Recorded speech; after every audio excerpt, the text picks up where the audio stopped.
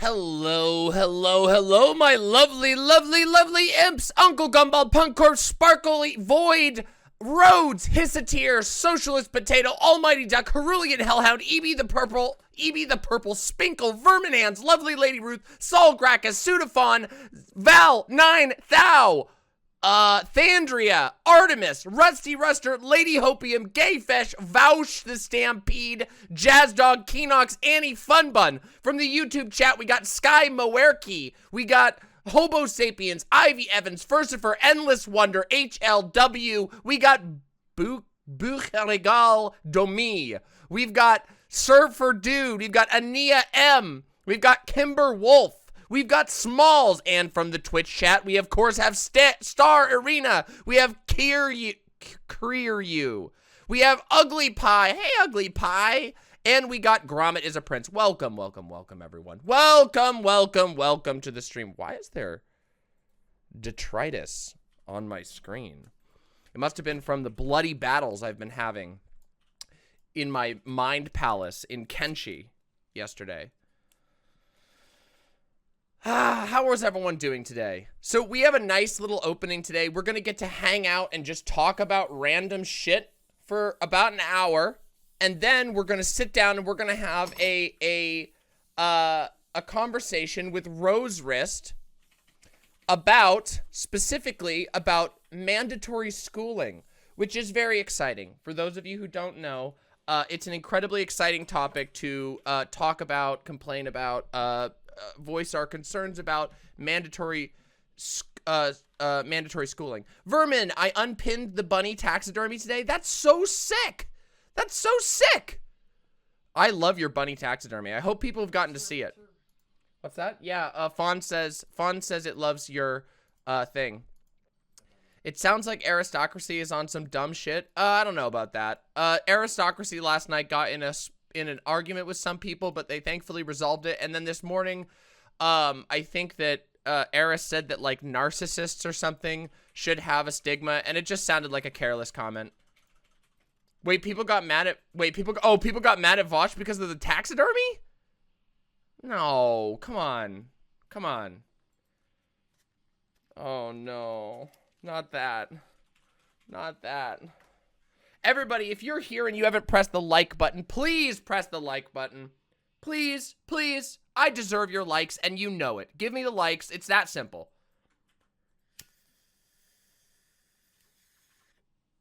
Yes, in my experience, Rose Wrist has been really cool, and I'm very interested in this conversation. Rose Wrist tends to be a very detailed researcher, so I'm interested to see what we talk about. I also did a lot of research for this. Multiple weeks of research. I have read a lot, okay? I did. And, interestingly, I feel very confident in my position. So, yeah. So this should be a very interesting conversation. It's not really going to be a debate. It's more going to be like a mildly contentious conversation about the nature of schooling and what we think about it. I'm really interested in it because I think it's going to be very good.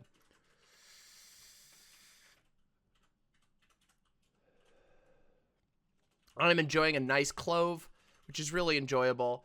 The weather is warmer today than usual, which is kind of cool because we had a couple of rainy and windy days, so I shouldn't have any internet issues today, hopefully. Oh yeah. Okay. So this weekend, everybody, I wanted to talk to you about this. How would you all feel about another stream like when we did? Does anybody remember who was here? Let's see. Let's take a quick poll. Do you remember, or were you here for the computer building stream?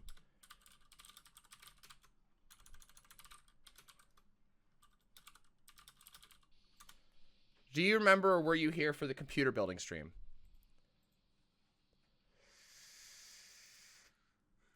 Oh, wow. A lot of people weren't here for that. Well, that's good. That's kind of good news, isn't it? That means there's a lot of new viewers.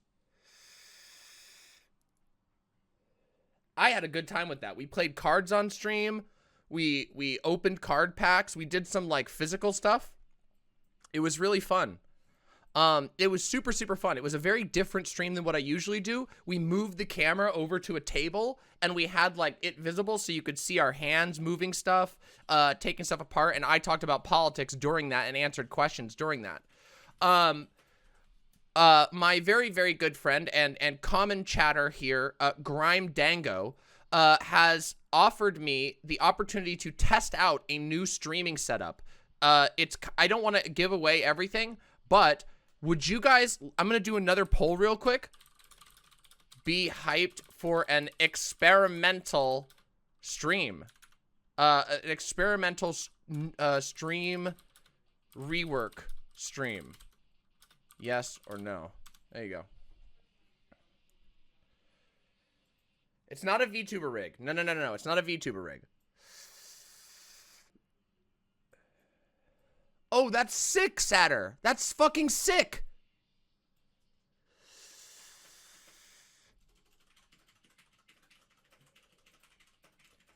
Neo Israfil says, yes, mandatory schooling is good. It has created the most intelligent generation we have ever been. Well, we're also an incredibly unhappy generation, which is very interesting. Intelligence is an interesting metric. We're going to get into that. You see, it's very easy to make bold statements using fancy words that people think sound good. But is that actually true? And the answer is, no, it isn't.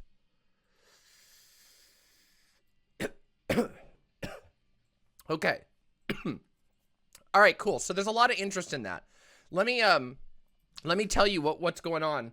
So, Apple computers, which I have a lot of problems with, but every computer company is pretty bad. I wasn't able to check the P.O. box today. Don't worry, I will. Okay. What I can't figure out is how we've managed to have Republicans with all this schooling. It's like they didn't pay attention. Boy, boy, are you going to learn a lot today, Neo Israfil. You are going to learn a lot today. Yes, so wait, hold on, listen. Apple's new Mac Minis are basically tiny processing machines. So my friend, Grime Dango, has attained a M1 Mac Mini. And we have an idea, which is Grime Dango primarily. Grime Dango was watching a stream by this like guy who's really good with tech. And he said basically, if you use a Mac Mini as your streaming computer and you just route everything into it, it has way more than enough power to stream at basically anything with almost no overhead, which would mean that we would have solved the issue that I've been streaming on one computer because of a fuckload of issues we ran into with my old busted ass computer, which is why I built this new computer, which you guys watch me build. So my friend Grime Dango is we might push the Friday stream onto a Saturday stream, and we are going to try and set up for you all to watch and test a 2-computer setup using a Mac Mini as doing nothing but streaming. And what that will do is that will allow my computer to have all of the computing power for all of the special effects, for GIFs, for videos, for games, for all of that. And this is important because I have promised at the end of this year, when Total War Warhammer 3 comes out, to do a giant Total War Warhammer 3 long stream where I just play through a campaign and talk with you all, and I explain what we're doing, and we try to do battles, and we see all the cool graphics. But I can't really do that as it currently stands. Does macOS have good streaming software? Has perfectly fine. I'm trying to remember what the channel is. I'd have to ask Grime Dango off the top of my head. But if that sounds like something that would be fun, it should be really cool. And we're going to also do some other stuff. Like, for example, I'll move the camera and I'll play a physical game of Wingspan on stream. Wouldn't that be fun? That sounds like it would be super fun. So we're going to try something a little different and see how it goes. And if people like it, then maybe we'll do it more in the future. I've said in the past, one of the things that I want to do is I want to do more like stream. I want to try out new camera angles. I want to try alternate setups, and I also want to practice for IRL streaming. Will it fix the soundboard? Yes. That will allow us to fix the soundboard. Honestly, I could probably get the soundboard working right now, but the problem is that it's very annoying. It's very annoying to get the soundboard set up in this current setup. Honestly, I really do miss the sound effects too. Maybe I might be able to get the sound effects going again, but it's been so frustrating. IRL Cooking Mama, when I get a new place. Right now, my apartment is way too small for me to do a cooking stream on. It would not be fun to watch. However, when I get a new place, we will be doing IRL cooking streams. That's one of the things. We'll do Cooking Mama episodes where I cook something and I have the chat up on a screen and I'll be cooking and reading chat and all that stuff, which will be really fun.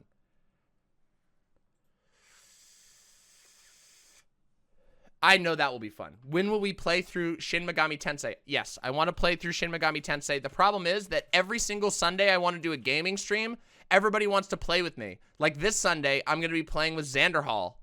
We're doing Sea of Thieves. You sent me it. Oh, sick. All right, everybody. I'm going to show off the taxidermy. So hold it in. Hold it in. All right, everybody. Here comes the taxidermy. Close your eyes if you don't like it. Close your eyes if you don't like it. Bun! Look at how cute it is! Oh my god! It's a jackalope! Oh my... Vermin, you did so good! Vermin, you did so freaking good! That looks so cute. I love it. You did such a good job.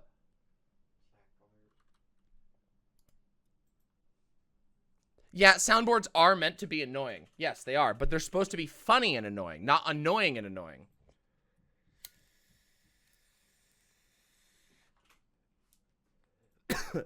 Oh, yeah. Oh, never mind. Never mind. Gynotype sleeping. So, yeah, today's going to be very interesting. Also, keep in mind, After. Oh, how do we find Sparkly Void? Please just DM me on Discord. If you DM me on Discord, I'll send you the fan mail box. I just don't leave it open for obvious reasons. Why didn't YouTube notify me the stream started? I don't know. YouTube is stupid that way. By the way, we have 136 viewers on YouTube and who knows how many on Twitch. So if you all have not pressed the like button, please press the like button. It is the #1 thing that guarantees us additional viewers. And I want to take some time. You know what we haven't done in a while? We haven't done a stream, like state of the stream micro update or anything like that. And we have an hour before we talk with Rose Wrist. So, you know, for those of you who always like to show up early, I like to take the time to, like, you know, talk about what's going on with the stream. You want to do that?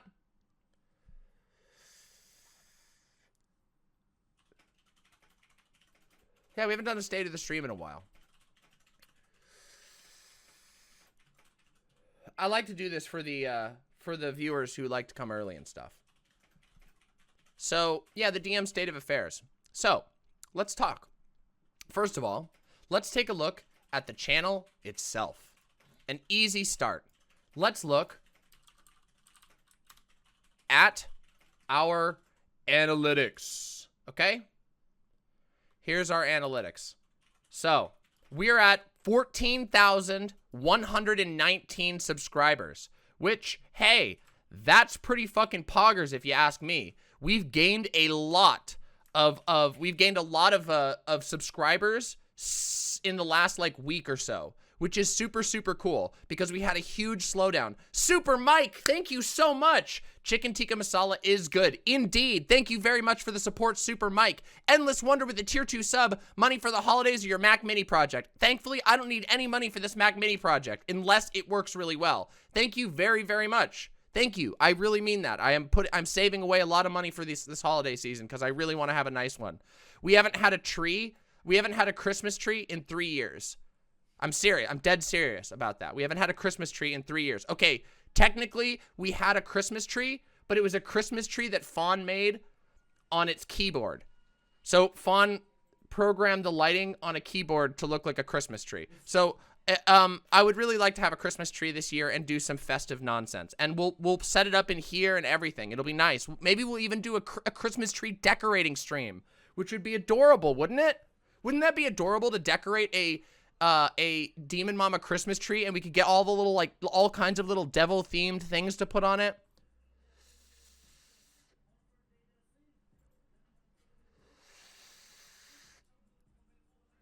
That would be so cute. I would love that. You can't get a real one because of the cats? Thankfully, I don't have a cat. I only have a dog, and my dog does not like Christmas trees to eat. So you can absolutely send baubles. I will accept any Christmas baubles, and I will put them on the tree. Well, unless I get like 1 million and then I don't have room. But yeah, any imp-themed ornaments would be gladly appreciated, and they'll go in our Christmas box. Because me and my little family of choice are finally building our own Christmas box. Isn't that like a rite of passage? Isn't that like a rite of passage into adulthood at age 31? Building your own little family Christmas box? Devil, demon, listen, only silly fantasy systems make a difference between devils and demons. In reality, devils and demons work together all the time. Yeah, you know, like a Christmas box, you know, like where you put all your ornaments in, and you, over the years, you gather more and more ornaments, so each year you just reach into the box of ornaments. Well, yeah, you do, but that's your family's ornament box. We have our own. How do you find your own found family? You go search for it. That's how you do it. You have to. The only way to find a found family is to go looking. I'm serious.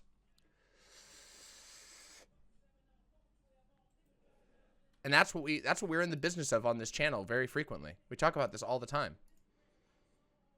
No, everybody has a most everybody has a Christmas box. It's just one of those things that just kind of, everybody gets one because you don't throw away ornaments, you keep them. So you end up with a Christmas box. Anyway, so as you can see, let's see, we can do the last 28 days. We've got 95.3 thousand views in the last 28 days. And that is starting October 13th when I had just come back from stream. You can just have fun anyway, Tungsten Wastrel. What Tungsten Wastrel asks, what can you do if you have no interest in winter holidays but feel left out? Just have fun anyway. Go hang out at your friends' winter holidays. The thing is, I like Christmas as a time of year because it's like people are generally kind of chill besides the present buying thing. And I don't know, people, there's still an effect of like people taking it kind of easy around Christmas. And that's nice. Allium with the tier 2 sub. I'm happy to contribute to your Christmas tree. Thank you very much. Seriously, again, this show and my entire living is entirely provided by you, lovely viewers. So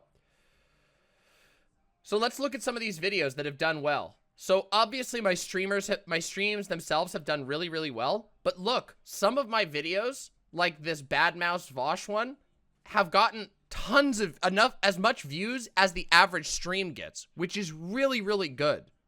So that's pretty sick. We also had this one, this irrelevant expose video did really, really well. The Lily Cade video ended up doing really, really, really well. 4,000 views, and it's only been up since the 6th. So this video did incredibly well, which makes me think maybe it was a good idea to talk about this after all. Maybe it was not such a bad idea to talk about this after all. So you can see that, like, you know, altogether in the last 28, 95,000 views. Yeah, the retention is really, really good. Look at this. Look at the watch percentage. This is a long video. And the watch percentage, the average watch percentage is 30%. People watch my videos. Now, some of these are a little shorter, but some of these are like literally just, these are streams. So obviously the stream ones are like less. If you exclude the live views, those ones don't really count. But like, look at this, 38%. Wow, this is 38% on a stream? Yeah, this is a 38% watch time on a stream. That's fucking good. So that's one of the things. This one has a 43% watch rate. Wow. That's wild. So some of these are doing really, really well. Let's look at our viewer age. Now, this isn't particularly accurate. Damn, we're hitting that Zoomer demographic. Look at this shit. Look at that. We got 36% of the audience is between 18 and 24. 48% of the YouTube's audience is between 25 and 34. That's pretty cool. We have 11% who are between 35 and 44. And then we still have 3.1% who are between 45 and 54. This is pretty sick.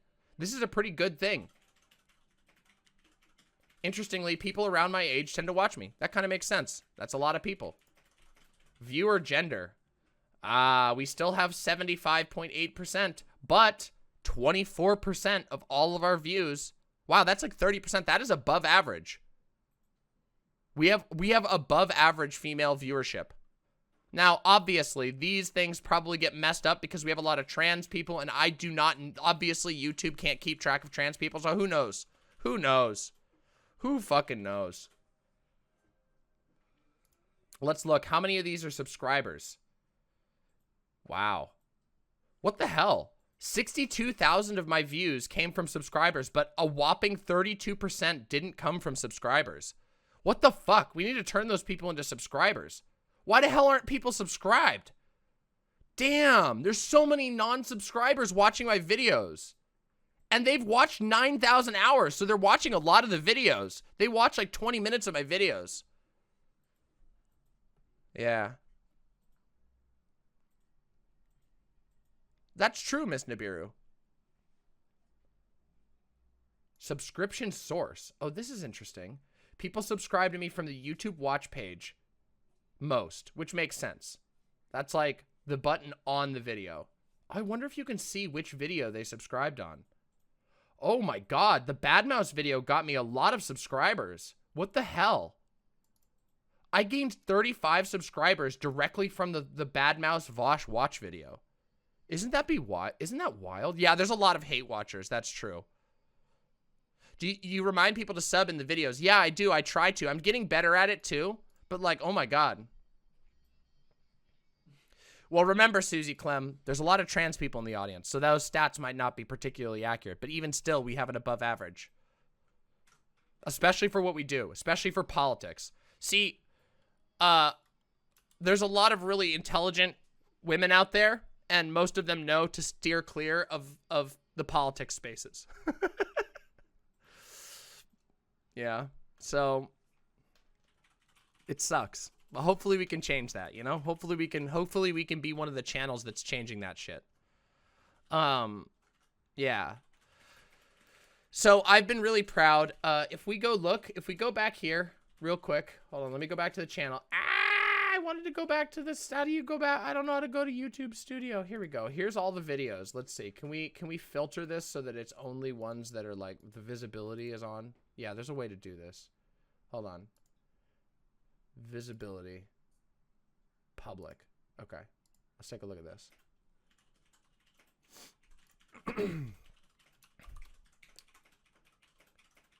Look at these beautiful thumbnails. Glooby and Danny have been absolutely kicking ass here. And look, a lot of our, thanks to Danny, like actually doing censoring, we actually are getting a lot of our videos monetized. Not that that really means anything. But yeah, Danny's been doing some censoring on the videos, and the edits and the thumbnails have been doing really, really good. Just like, damn. Yeah, Glooby, she's so good. She's so fucking good at this stuff. And Danny's a great editor, and I'm really, really thankful for Danny. And soon we're going to be back on TikTok again. We're taking a little bit of time to wind up the TikTok, but yeah. So, hey, Demon Mama, I got a physical copy of Wingspan the other day. What should I do with the 30% off coupon that came for the Steam version? You should get it for somebody for Christmas. The digital version of Wingspan is fucking good. Is the character in your thumbnails a persona or an OC? It's just supposed to be a cartoon version of Demon Mama. It's just a cartoon version of me. That's it. It's just my cartoon representation. That's all. Simple as that. My OC I don't really use in my branding or anything. I like to keep those things separate.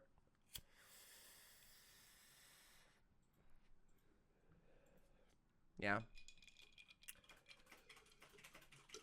I guess you could say it's a persona, yeah.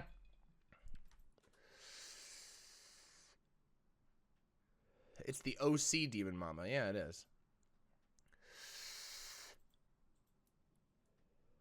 I found an editing style that allows me to keep as many curse words as possible that keeps us monetized, so you don't have to have a ton of bleeps or really harsh stimulus randomly inserted. Danny, that's fucking amazing. Thank you. Seriously. Unironically, it doesn't give us much ad revenue, okay? Because ad revenue sucks on the internet right now. However, it does mean that our videos get better treatment in the algorithm, which is obvious by the amount of views and likes that we've been getting on the videos. Guys, look at this shit. We got 335 likes on the Lily Cade video. That was a really hard video for me to make, so seeing 335 likes on there is really nice. The Bad Mouse one got 447 likes. According to Somnilux on YouTube chat, it defaults to male if you click prefer not to say. Wow. Wow. Interesting. That's really interesting. Wow, I didn't know that. That is so fucked. That is so fucked.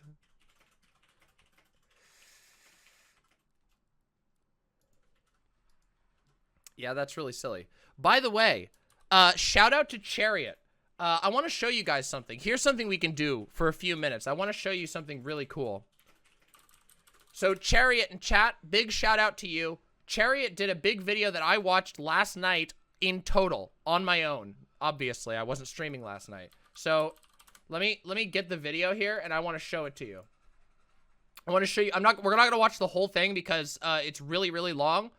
So I said last night, this is what I call, everybody, this is what we call a nerd nuke. Have you ever heard of like, okay guys, have you ever seen like two nerds go at it and like one nerd just completely blows the fuck out of the other nerd? That's what we call a nerd nuke. And that is what this video right here is. This is the video by Chariot. You should all hear. I'm going to link this video for all of you to watch on your own if you want to. If you were present for the RGR drama, this is like super, super good. But we're going to watch one segment of this in which we're going to talk about, look, we're going to watch like a little 10-minute stretch that talks about me because, you know, whatever.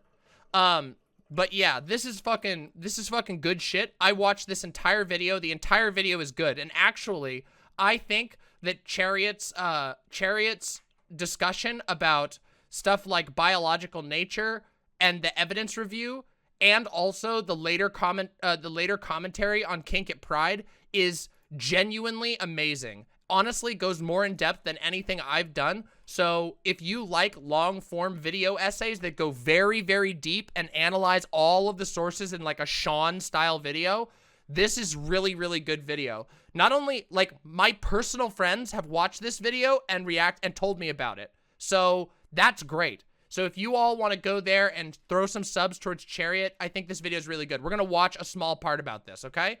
So let's watch this first little bit, and we're not going to watch any more after that. We're going to just watch the first bit because you know, this is the Demon Mama stream, so we watch the Demon Mama part. Let's do it.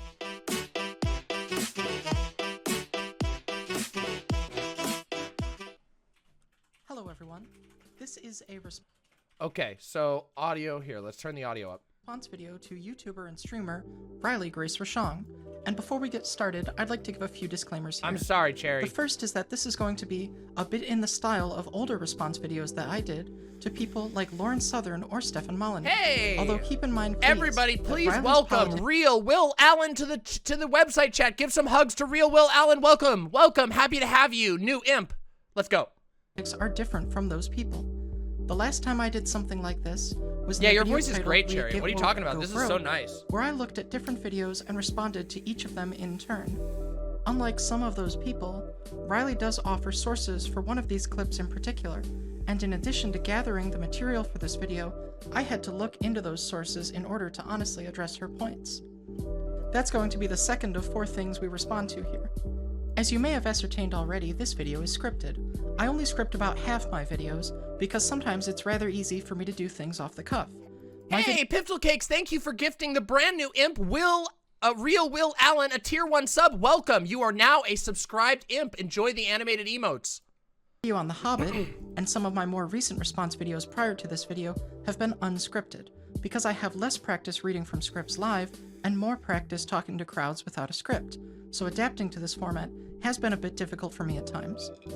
You can see that in my Blade video, among other difficulties I had in making that, but the Game of Thrones and Get Woke Go Broke videos had some scripted elements, and those turned out alright.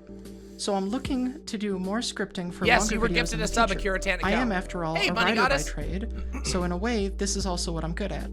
The last note I'd like to leave here is that I'm sort of known for going on what we can charitably call impassioned tirades, but I'm not going to do that. True, Chariot! This video is meant to be a more measured response to what Riley is actually saying. I noticed at the time of initially writing this script that the few critical responses to Riley's content mostly seem to show personal grievances rather than being substantive critiques of her statements. And I think that the only way I can justify doing this video is to stick primarily to the latter. Most responses at this point in time were from TERFs or transphobes. A few other responses that have since been made, in my opinion, which were of higher... I choked up my tongue. Oh. I know that feeling. Most responses at that point were from TERFs and transphobes. A few other responses since then have been, in my opinion, higher quality, but they still were unsatisfactory to me, either because they left a lot of material we'll be looking at on the table, or because they conceded some or most of Riley's points. There's been a lot of focus on Riley's behavior generally, and we'll get to that while I try to make things more interesting along the way. My concern with this essay that I've found over time is that I've had to update it so much to cover so much material. I originally was debating doing only... Okay, Chariot, you apologize for this, but honestly, that's one of my favorite parts. You were incredibly, incredibly thorough in this, and I appreciate the thoroughness, even if it took more time. As you know, I tend to value thoroughness a lot. So I really appreciate you being thorough on this one. And I'll give my reactions to the part that's about me and why I appreciate it. So let's go. The first 2 sections, but the longer I debated and the longer I took to do them, the more off the rails Riley went. At the time of this particular update to the script, she has unlisted most of her YouTube videos and deleted all of her tweets. For this reason, despite the fact that at one point she relisted the videos, I was unable to cite the tweets in the bibliography, which I hope you'll forgive me for. If you know a way around that, let me know and I'll update it. I remember. Without any further preamble, I'd like to jump right in with our first clip, which is from Riley's stream with Demon Mama. Now, Demon Mama herself has a video on this stream and some Damn, Chariot, that's high praise from Syllabic. Syllabic is like a hardcore good researcher. Treatment she got for it, which was really horrible. Yo, Husker Dude, great to see you. Heard about the travel show thing. Very exciting. Yeah, I want to do that. I really want to do that. No, well, I mean, not again. I mean, these are all of the previous ones. Syllabic, I think you are. I think you are. I think you're pretty well read. So I highly advise you to go and check that out. A link will be in the description, as well as links to the 2 videos we'll be including from Riley here, just so you can go and watch them for yourselves to see what you think. This is the intro, and then we're going to watch the part about me, and then we're going to go. Riley makes 2 important mistakes in her conversation with Demon Mama, which is something like the first half or 2/3 of the video. The first of these mistakes is really an error of omission. Yo, Almighty Duck, thank you so much for giving Bayorwin a tier 1 sub. Welcome aboard the Imp Boat. Enjoy a mimosa. Yes, a Dimimosa. Dimimosa. That's why your name. A Dimamimosa. There we go. That's why your names are yellow. That's why the names are yellow, because of lovely gifts. Thank you so much. I just need to make sure, like, define for me what a woman is. I know that TERFs do this all the time. I just need to hear, like, just to understand, like, what is a woman? Yeah, I think a woman is a person who identifies as a woman. Like, I literally think it's that simple. No, you can't do that. That gets you a infinite regress. Like, it's a logical fallacy. You cannot just say that. Well, yeah, but I think that identify like womanhood is a incoherent concept. No. I'm not hearing about incoherent. Like, you cannot just say that the definition of something is identifying as something. Like, hold on. Like, do we need to? I don't know. I think you can. Yes. Because the fact of the matter, yeah, I think you actually can. Like, it's frustrating, but this is it's a limitation of language. This is it is a no, it's literally a logical fallacy. I mean, you can say it's a logical fallacy all you want, but like it's. And I agree with you that the wording doesn't make sense. Anyway, happy to have you here, Husker Du. I didn't finish my sentence. It always comes back to Wittgenstein, doesn't it? No, I mean, like, fine. Like, you can bring like, yeah, we can talk about linguistics. Like, the fact of the matter is that, like, what makes you a human? Like, we don't have any coherent definition for what really makes a human. Sure, but you can whatever you define human as. Like, you can't just make human being a human. Like, you can't just say that X equals X, right? I mean, I think that a woman is a person who identifies as a woman. Somebody should gift Husker Du a sub. Husker Du deserves to have a fancy name in this chat. Let's be real. Husker Du is a pog lord, okay? Listen, you all don't know this, but I remember how much energy and generosity Husker Du gave to the charity that we did, and that is fucking cool. So somebody should be really kind and gift Husker Du a sub. I don't do this often, but you know. But you can't do that. I think that. Wait, yes, you literally can.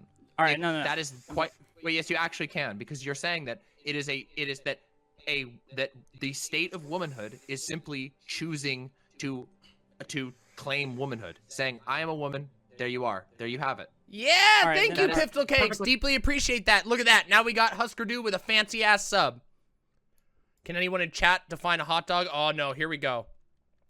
Don't worry, Alora. It's just a short segment. This is just. It's a very analytical segment. Let's continue. Fine. That's like saying it's an identifier. It's if you choose to take this title onto yourself, then you have that title. All right.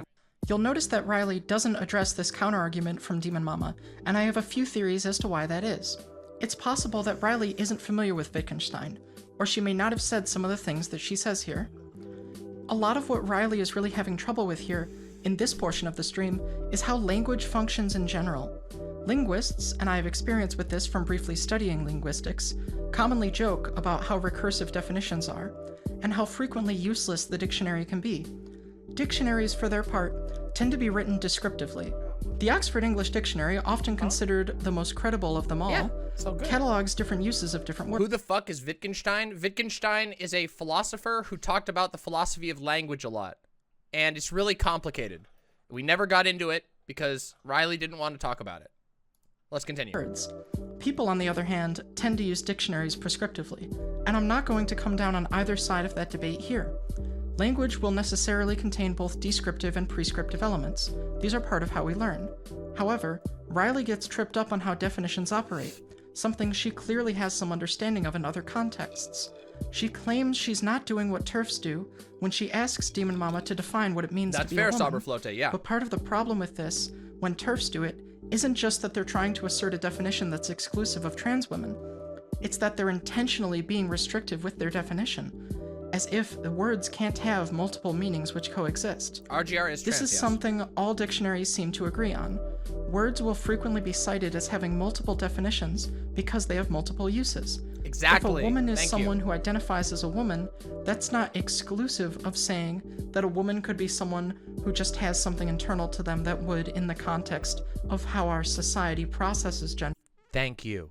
Thank you. This moment right here was incredible. Like, honestly, thank fucking God. Because in all of this drama, no one ever fucking paid attention to this point that I made. So I appreciate that a lot. Makes them a woman. Anecdotally, my experience is somewhere in the middle. I personally feel that there was always something about myself that made me a trans woman, as in there was always some underlying component to the way I related to gender. However, I also took a proactive role in identifying as a woman in particular. For a period of time before I started this channel, and over the course of about 5 years, I mostly identified as non-binary, and to an extent that still describes my experience, but I also feel free to choose how I identify myself to other people. I have this private working theory of gender where lots of women seem to have very different concepts of their womanhood, and we see in non-binary people that they can often conceive of themselves as having very different genders from other non-binary people. In practice, I am simply a woman. Emerald Queen, thank you very much for the tier 1 gifted sub. Thank you very, very much for gifting the tier 1 sub to Ephemerald. Thank you. But I also think of myself as being possibly a different kind of woman from other women, and maybe one day that will be a different gender altogether. The existence of non-binary people doesn't necessarily just imply that there are genders other than man and woman. It might also give us some insight into what it means for so many of us to be men or women. Any attempt to lump women in together while simultaneously parsing different non-binary genders as different things just feels a bit reductive to me. I might be just as different from another woman as a genderqueer person is from a gender-fluid person. There's really no reason why we couldn't develop an understanding that these are different things. Precisely. Yes, now, RGR is a if Christian. you're interested in Wittgenstein, I'd highly recommend you do some cursory investigation into him online, because he lived a really full and interesting life. One of his ideas about language was that its application to metaphysics was very problematic. Relating this way of thinking back to this discussion, you can see how Riley is trying to formulate a concept of how womanhood definitely functions by invoking how we define womanhood and how that could be problematic. I don't think we Other did. I just think the content bot creators is having have, issues. prior to my writing this, Hold on, let me check used the this bot. exact same example multiple of my professors used, that being the definition of a chair. There is no solid concept of what makes a chair, so informally, a chair is something we treat like a chair. It's often for sitting, sometimes it has maybe legs, we did get rid of it. Sometimes it doesn't. It often has a back, but sometimes We can just make not. a new one if you want to. It can be made of many I guess different we did. materials. We distinguish between chairs and stools or chairs and benches, but the lines between these are blurred. Trying to invoke language to give you a concept of how the world works becomes very problematic very quickly because there is no perfect language, yet we are trying to get a definitive understanding of reality. I'm heavily selecting and simplifying Wittgenstein Yeah, it looks like we here, did get rid of it at some but you point. can Weird. see why it would have been prudent of Demon Mama to bring him up, and what a misstep it was for Riley to leave this on the table. Thank you. Thank you. I genuinely appreciate somebody understanding what I was referencing with that and actually trying to understand it.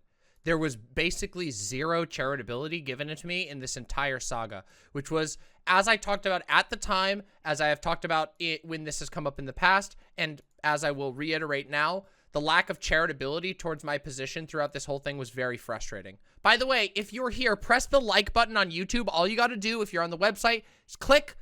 If you're in Twitch chat, you can click through to my YouTube. There's a YouTube command that's super sick. Please press the like here. We would love to get as many people in here for the schooling conversation and also to check out this cool shit. So please do. Thank you. Let's continue. Endless Wonder, do you have a P.O. box that we can send stuff to? I want to send you some homemade maple syrup. Holy shit, I would love that. Listen, I grew up in Maine. Thank you. I would love maple syrup from Maine. Endless Wonder, just DM me on Discord. That's how you can get the P.O. box. So thank you. It's a pretty strong counter to what she's trying to do. On the other hand, it also seems like Riley had some of her arguments for this section prepared in advance, and that she just kind of jumped to using them without really checking if they fit what Demon Mama was actually saying. Yep. And we can see this more in this section of the stream, especially here. All right. Do people not understand this concept? X equals Y plus X. All right. Do you see a problem with that? Do you see a problem with X equals Y plus X? X equals Y plus X? I don't see how this is coherent. Like, how does that tie back to anything at all? All right, no, because this is what you're doing. If you say that being a woman, X, equals identifying Y as a woman, X, this is what you're proposing logically. Riley's mistake here is a lot simpler than the one we previously looked at, and thankfully comes at the same point in the video. Yes, some people point out that Y could be 0, and that would still be a true statement, but this doesn't apply anyway. We're not talking about mathematics. We're talking about linguistics. You can't just apply mathematics onto linguistics like that. It doesn't work that way. Anyway, yes. There are situations where you can use certain types of mathematics in concordance with language, but you can't just you can't just take language and go X equals Y plus X when you're talking about a referencing, an object that's referencing. It's frustrating. Let's continue. Beginning primarily at around the 25-minute mark, Riley invokes infinite regression as a counter to Demon Mama, saying that a woman is someone who identifies as a woman. The formula Riley uses is X equals X plus Y, which, as I understand it, is a fine example of infinite regression, as you would continually instantiate X plus Y for every instance of X, all the way into infinity. It would get you nowhere closer to resolving the problem. However, as we've already alluded to previously, Riley makes a pretty big mistake here, and it mostly has to do with the fact that this formula doesn't map on to Demon Mama's argument. Riley's problem mostly seems to be a failure of analyzing the structure of this language, which can be very important when trying to construct a formal representation of a logical problem. This representation only makes sense if you think Demon Mama was saying that gender equals gender plus identity, and I'm sorry to say so, but it only takes a passing attentiveness to language to see that this isn't accurate. Thank you. This would be more accurate, for example, if Demon Mama had said that being a woman is when you're a woman and you have a gender identity, but that is not what Demon Mama said, and the English language is rarely that simple. If I were representing Demon Mama's language with formal logic, I'd try one of two representations depending on how charitable I was being. We're not going to get too into this, but later Riley argues with someone from her Discord and presents a problem of whether someone could be wrong about their gender. This would be a problem if Demon Mama was saying that you had to identify as a woman to be a woman, which would be something like this equation on screen. This equation on screen. Which would be something like this equation on screen, which we read as P if and only if Q, where P is you identify as a woman and Q is you are a woman. Grammatically, Q IFFP would also make more sense to say out loud, but because the statement is reflexive, this doesn't really change the meaning for our— It's okay, Chariot. It's in the text. Purposes. We're essentially evaluating a state of being and how it relates to identification. This immediately gets us into trouble because we also have to have a concept when interpreting what this would mean of what identifying actually means. Is it a state of passively being or a more active act? I think you can add a card here that puts it up. Like, I think you can go into YouTube and you can add a title card here that will pop up that equation on the screen. If you want to add it without having to re-upload the video, you can just put one of those little title cards on here, can't you? You simply need to have a passing sense of— As Silent says, please join us at demonmama.com if you want to be on the screen. Your own feelings or a more specific knowledge of a specific label. You can get different understandings of this problem from differing interpretations of even that word alone. However, I don't actually think this was what Demon Mama meant either. I think, given the same instantiations as the previous problem, she was saying something more akin to if P then Q. I think this is more accurate to what Demon Mama meant, because she states at one point that there might be underlying elements of what it means to be a certain gender, or what makes one a certain gender. But our understanding of gender operates on some observable indicators rather than walking around trying to scan people's brains, something we'll get into later. Thank you again. This leads me to believe that Demon Mama is simply saying that, while you may not need to identify as a woman in order to be a woman, identifying as a woman would, for the purposes of how we understand gender socially, functionally make you a woman. I could leave that there, but that wouldn't be entirely fair to Riley, so let's push back against this a bit. This all leaves us with the problem of how someone might be wrong about their actual gender, and they might identify as one gender at the time, but then later realize they're a different gender. For me, this experience was muddled by the fact that I socially was predisposed to think that trans women were gross, and that women couldn't have penises by societal bigotries and social concepts of gender. For this reason, I didn't outright identify as a woman, but only secretly wished that I could be one. It took a bit of coaxing to talk myself down from those beliefs, but this brings us back to the problem of identity. I identified with the idea of being a woman, and would even openly tell people this, but I didn't necessarily think that I was one in reality.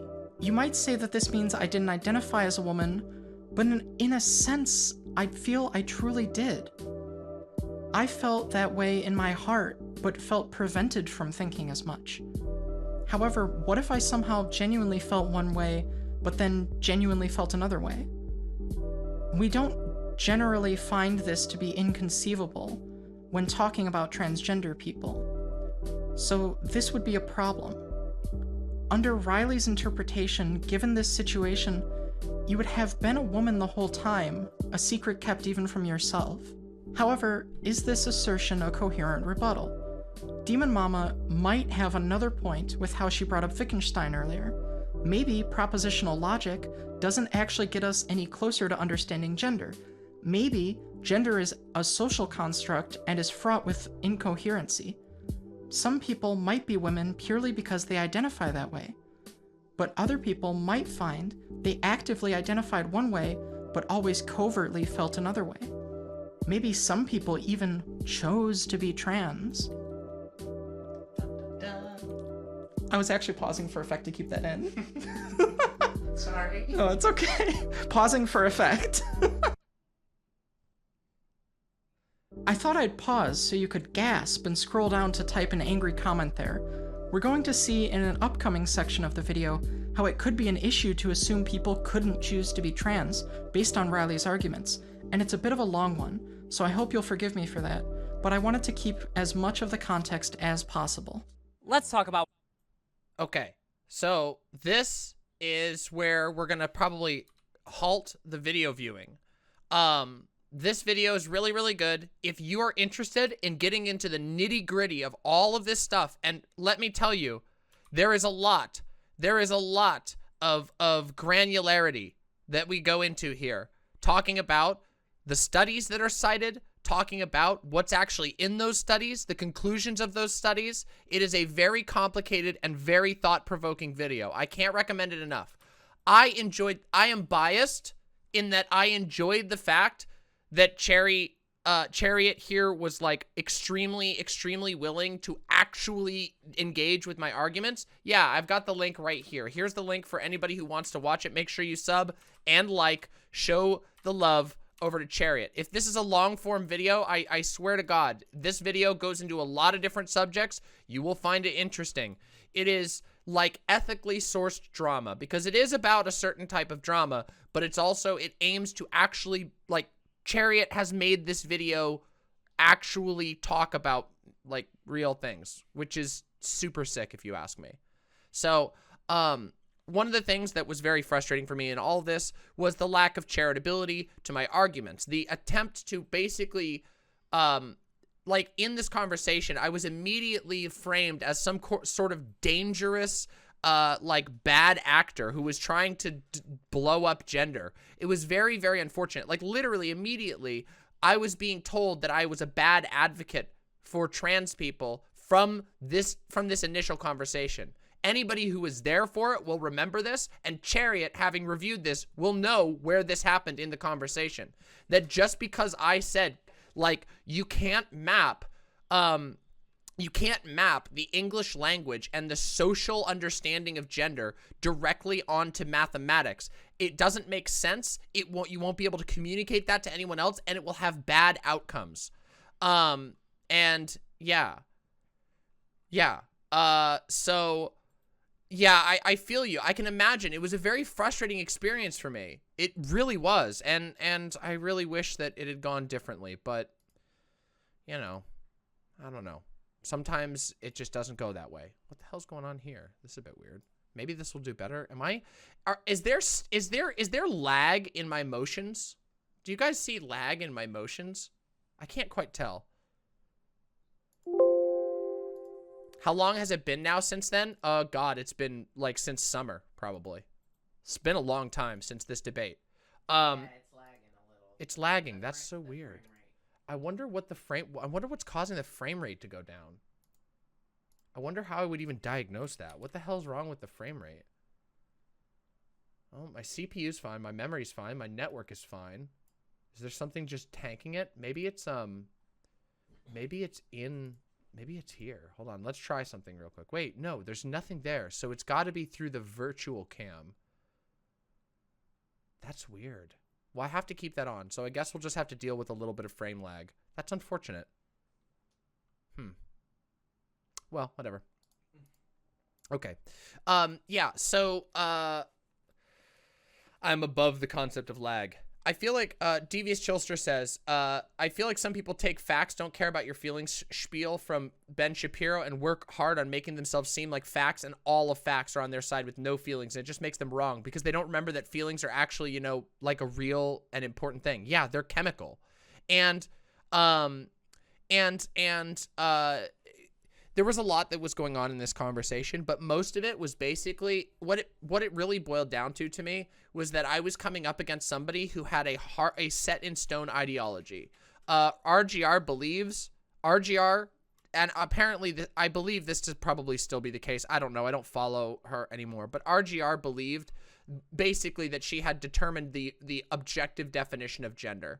And anybody who disagreed with that particular framing, not even the definitions, but like literally if you disagree with that framing at all, then you're wrong and bad for trans people. And I think this is an incredibly toxic way of going about things. It's basically a my way or the highway approach to everything. And I think it not only that, but like I didn't watch the original stream. Seeing this clip of RGR's argument has me confused on how people jump down Demon Mama's throat. Oh, the reason is because of hostility. This immediately after this stream happened, fucking Drama Frogs jumped on it. Specifically, a Drama Frog you all know who used to be a streamer and who's now an NFT salesman.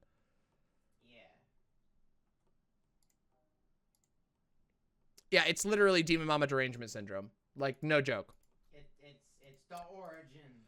And there's a lot that goes into this because also in this video, Chariot goes over the Kink It Pride takes, which, my God, those are quite a doozy. So I was very, very happy to see Chariot be willing to go through and like take apart the Kink It Pride arguments, which was also really, really nice to see. We're gonna watch that right now because we're about to start the conversation here in about 4 minutes. But yeah. Let's see here. Let me just reach out. Let me just make sure we're all good to go. Hold on a second.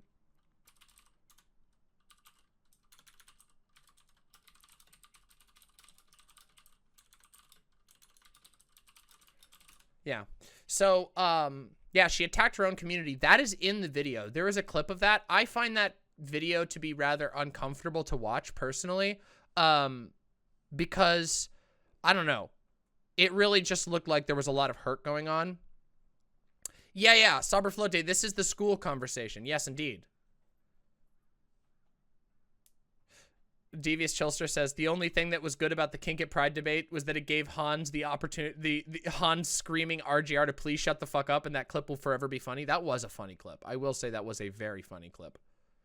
But yeah, the RGR like community pyre that occurred afterwards, where like RGR like freaked out and was screaming at people in her community and crying that they betrayed her and shit, was very uncomfortable.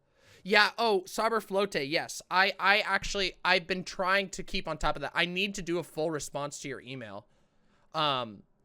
Yeah, there's a lot to talk about, and I've put together a pretty solid document, and I'm pretty proud of that.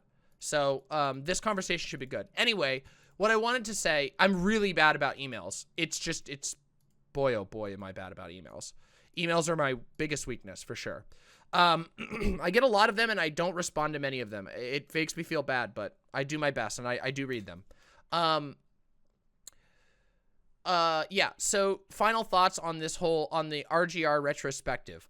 Chariot's video is fantastic. It felt very nice to have somebody actually engage with what I was saying and not just try to portray me as a danger to the trans community instead of ever actually talking about my ideas. I didn't even advocate for something particularly shocking or radical. That was part of the reason why I was taken aback.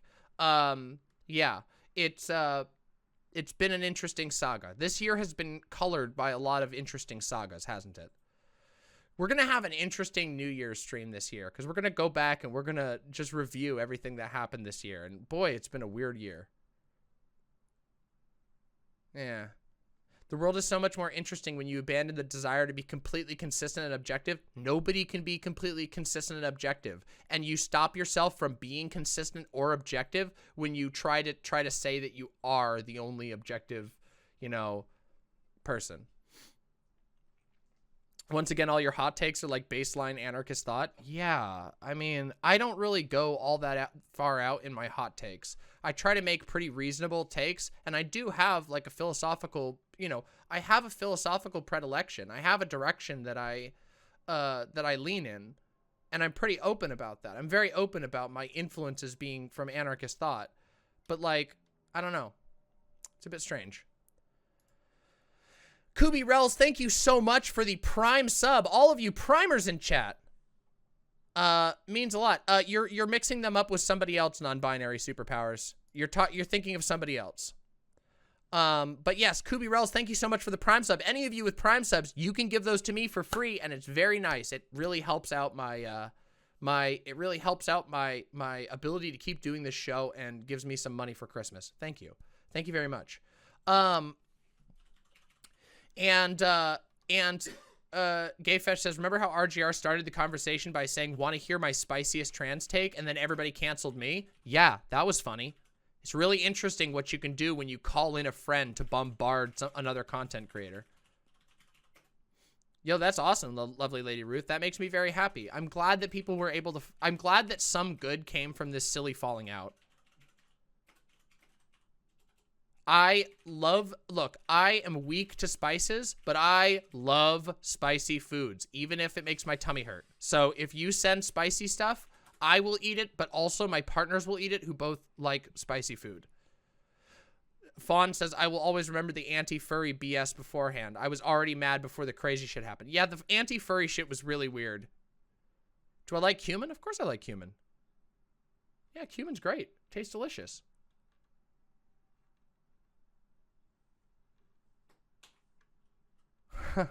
I don't know anything about that, Ashmar. I don't know anything about Pokemon in that way.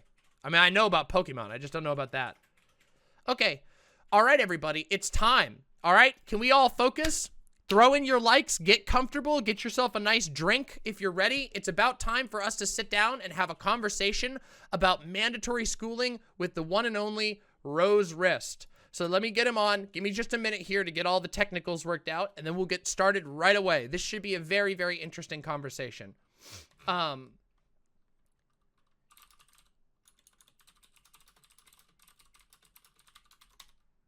second. Just checking on one thing real quick.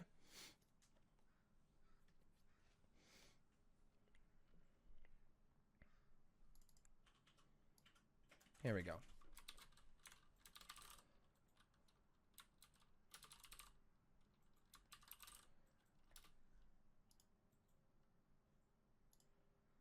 All right.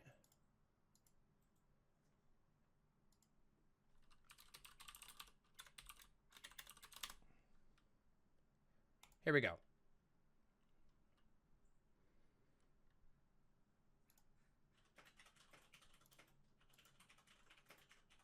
Hello, can you hear me? Hello. Hi, how's it going? It's good. I finally recovered from whatever sickness thing I had that took me out for like 2 weeks, but now I'm good. Well, I'm very happy to hear that you're feeling better. I also had a minor sickness in the meantime of us trying to get this this whole thing together. Real quick, what are your pronouns? He, they. Alrighty, perfect. Oops, I just realized I made a small misspelling. Okay, topic, mandatory schooling. All right. Okay, sick. All right, so let me get this up on the screen. Let me get your video up on the screen. We'll get this all going. It'll be very, very awesome. Welcome to the show. Very happy to have you on. Been excited to have this conversation with you.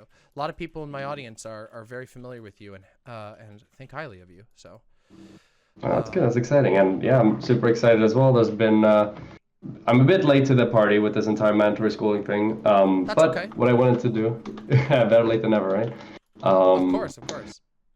But what I did want to do is I wanted to make sure that, like when I would like hop on this and kind of have this conversation, that I want to have the like full context with as much as possible. So I've been going through both of your videos on mandatory schooling, so that I had those as well. So I had the full take, so that we could go on the entire picture basically. But yeah. That makes me really happy to hear. I'm glad you were willing to go through my sort of on-stream rants, which are probably significantly less structured than what I will mostly be, mostly what we're going to be talking about here, because those are kind of like, stream rants and stuff like that. But I still think that there's a lot to be talked about there. Yeah, absolutely. So, excellent. So, well, so first of all, before we get into like the heat of the conversation, why don't you introduce yourself to the people in the audience who may not know who you are, and then I'll introduce myself to the people in your audience who may not know who I am, and then we'll get started. Yep, that's perfect. All right. Hello, everybody. My name is Roserist. I'm a Swedish progressive social democrat. I do a bunch of research-oriented stuff. A lot of people call me a data male, so I guess that's a pretty good title to throw up there as well if you want a general idea of what I do. And yeah, I'm excited to talk about mandatory schooling and education stuff. And keep in mind, okay, for all the Americans here, all right, I come from a European educational perspective, so maybe that could be part of the reason why I think about the ways and the things in the way that I do. But yeah, that's me in a nutshell. Excellent. Well, sorry, 1 second there. I just messed something up slightly. Oh, let me get rid of that. There we go. Okay. Oh, why is it? There we go. Okay, now it's fixed. No, wait. Why is it doing it again? It's got the chat. Oh, no. Stop it. Hide the chat. There we go. Okay, and my name is Demon Mama. I use she, her pronouns, and I talk about a lot of different political issues. Generally, my philosophy I tend to pull a lot from like anarchist political philosophy. Yeah, that's what to know about me. I'm a political edutainer. I try to, start my stream and make people laugh and make people learn something new and get them interested and thinking about new things, because I think that's very valuable in our current time and also fun to do. So yeah, I'm Demon Mama. You can find me at demonmama.com and yeah. No, I don't think your audio is bad. It might just be it's a little loud, and it might be partially the Discord settings. So don't worry about it too much. I'll try to get it balanced. Yeah, there might be a little bit of feedback if you're using like Discord, like audio detecting, and you have like a mic that's further away from your voice, but it's not like horrible or anything like that. I could just continually talk for like 10 seconds so you can make sure that the audio is balanced, if that would help. So yeah, I think that's fine, honestly. Yeah, okay, it's good now. Yeah, you're looking pretty good right now. Yeah, so that's fine. Yeah, you're good. Okay, excellent. All right.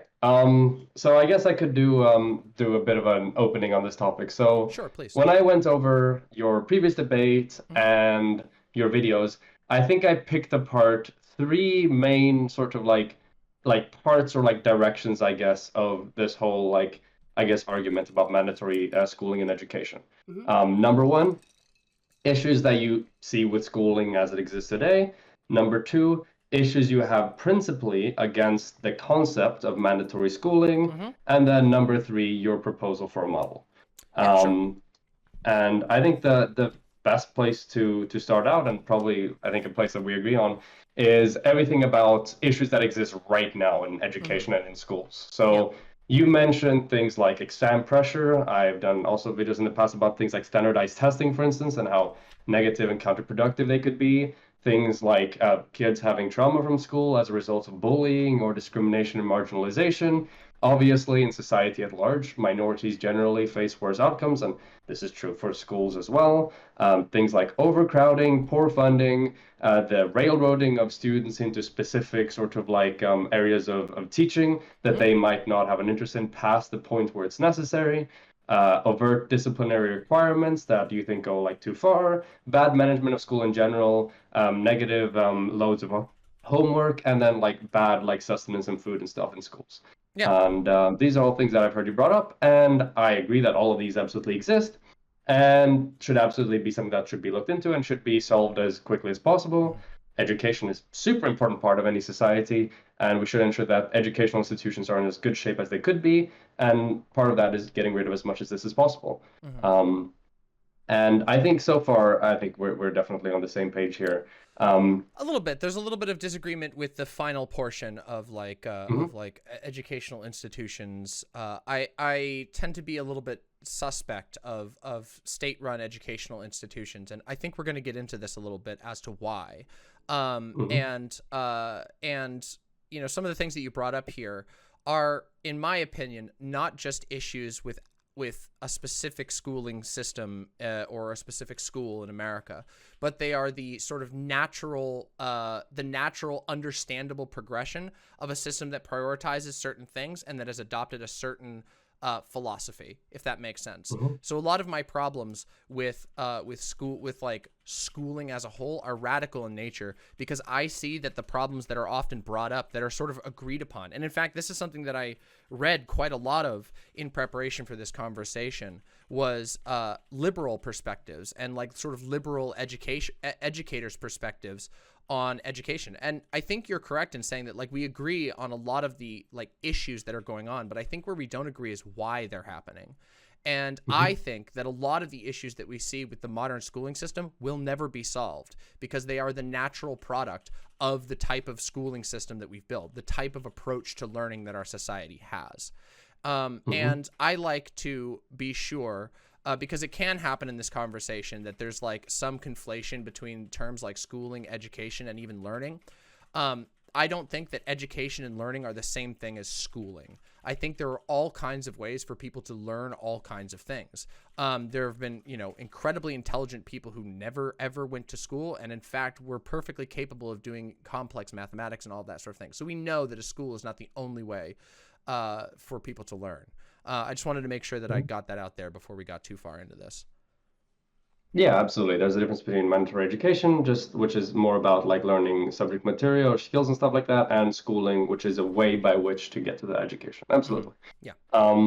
Now, I'm going to cover a bit about the second part and outline that and see, because I think that the thing you talked about, how some of these issues are inherent to education, might be similar to one of the arguments I've identified of yours in regards to why you believe mandatory schooling is bad. Sure. So what we can do is I can go through them, and then you can say if that argument envelops the thing you were talking about previously, or if that's still a separate thing. Sure.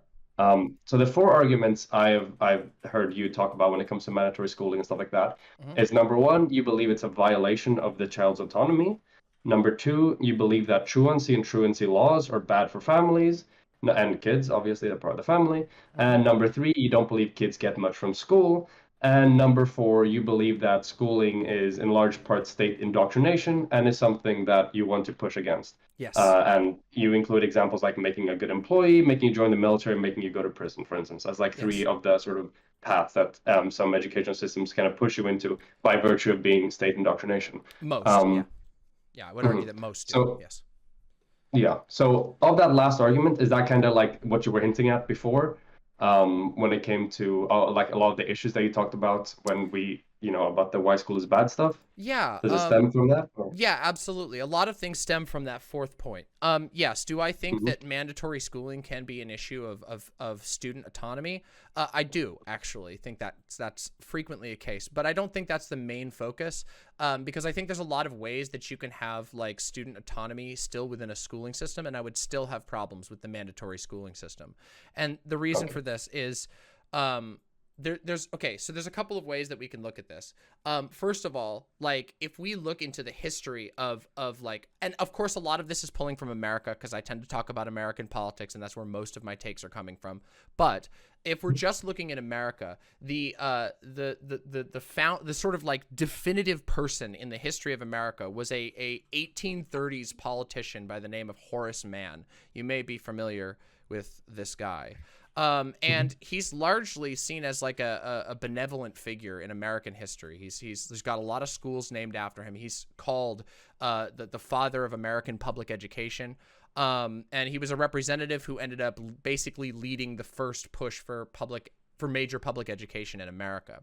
Now, his principles, he studied the Prussian school model, which the Prussian school model was sort of world famous for being a very imperial school model. It was very much about producing useful Prussian citizens who could uphold the honor of their nation and whatnot. And he was very inspired by this.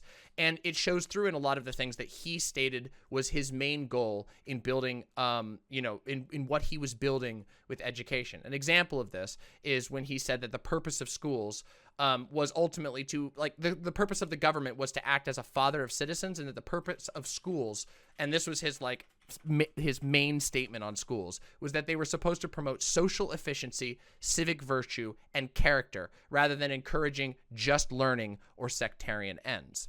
Now, I don't really know what he means by sectarian ends. Like, I don't know. Maybe there were some like lefties or something at that time that he didn't like, or maybe there were some righties that he didn't like at that end. But I think that it's interesting that the focus of the entire core, the basis for the American educational system was not on learning, was not about making the most, capable and happy and fulfilled individuals, or even the most knowledgeable or intelligent or critical thinking individuals, but was instead to focus on social efficiency, civic virtue, and character. And this is something that is seen again and again as you sort of dig into critiques of education, as you dig into conversations about public education, is that there is an inseparable economic element that's a part of public education. And this economic element, this you could say elephant in the room, but the economic element of schooling, the economic underpinning of schooling, means that schools don't actually really serve the purpose that they say they do.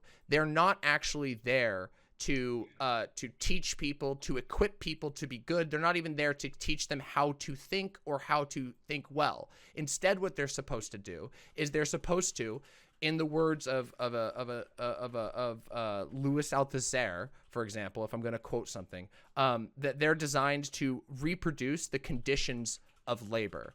Which, what that means is, if you have an economy and you have a state that is built on top of that economy, and that state puts into place an education system, well, they need a way to have workers to fill that economy. And if the state is not interested or is devoted to that particular type of economic system, then their school system is going to seek to reproduce the conditions of the economy. This economic factor is very hard to separate from schooling, and that in and of itself colors how the schooling unfolds and how the schooling has been built, how the laws have been built around schooling, and also our general philosophy towards what the purpose of school is.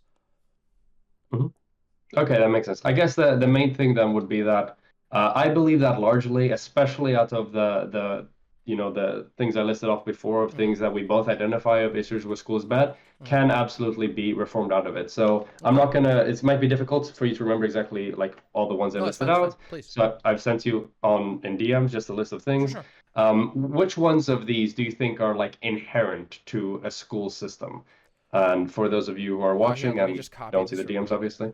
Yeah, let me just. Those are the ones I listed out previously: exam pressure, trauma, discrimination, marginalization, overcrowding, yada yada yada.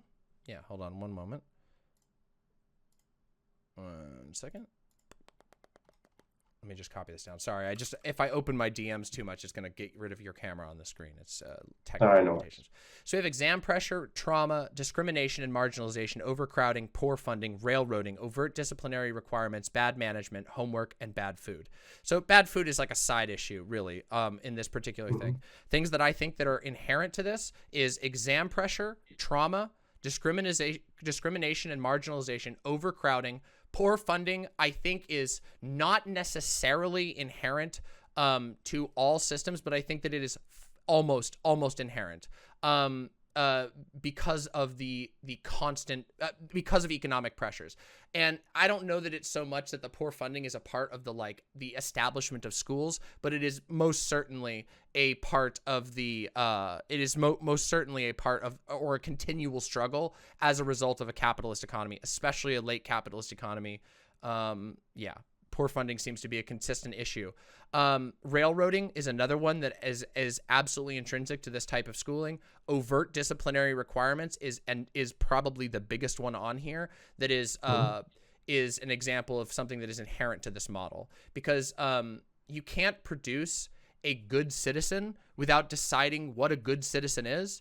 And if there are people who, for one reason or another, whether it's racial, whether it's gender, whether it's neurotypicality, who don't fit that definition of what a good civic citizen is, those people are going to be harmed and disciplined. It is a natural progress of a system that seeks to produce a certain type of citizen. Even if you broaden those categories, there is always going to be people who don't fit that and who are going to be punished and forced into those positions.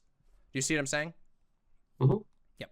So those are the ones that I would say there. Homework, I don't know that homework is intrinsic to this, but I do tend to think that homework is certainly influenced by this. Homework is something that allows for the school system to sort of reach into the private life to teach kids that, basically your obedience to the school system extends even into your private life. And the reality is that everything that I've seen doesn't seem to support homework as a particularly effective method of learning anyway. And it also the homework loads, which I believe in many cases do serve a ideological or an economic function. These things can be incredibly complicated and make things worse for students who are impoverished, who have rough family backgrounds, who might be dealing with things at home. I think these are sort of ways that those students are identified and pushed aside. So yeah, and then bad food again. I don't think that the bad food one is necessarily. I feel like that was more of a side point. And the bad management aspect, bad management. Yeah, I mean, I think it depends on what you mean by bad management. What I would say is bad management is that the way that we design curricula leads to bad management of schools. It leads to, because of the prioritization that's put in there. The prioritization is not on individual children. It is not on promoting the growth of that children. And instead it's about, okay, how do we get the most number of children to check this number of boxes, to hit these number of standards and these standardized tests. And then we go from there. So yeah. Okay. Yeah. Okay. So basically, you think that almost all of these homework borderline, except for bad food, are all inherent issues with schooling. I think most of these are inherent to the capitalist model of schooling. Yes.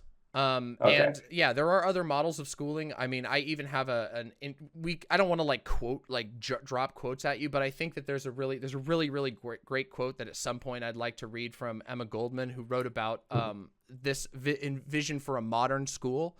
And this was even a, more, state-focused solution, one which I tend to have some disagreements with.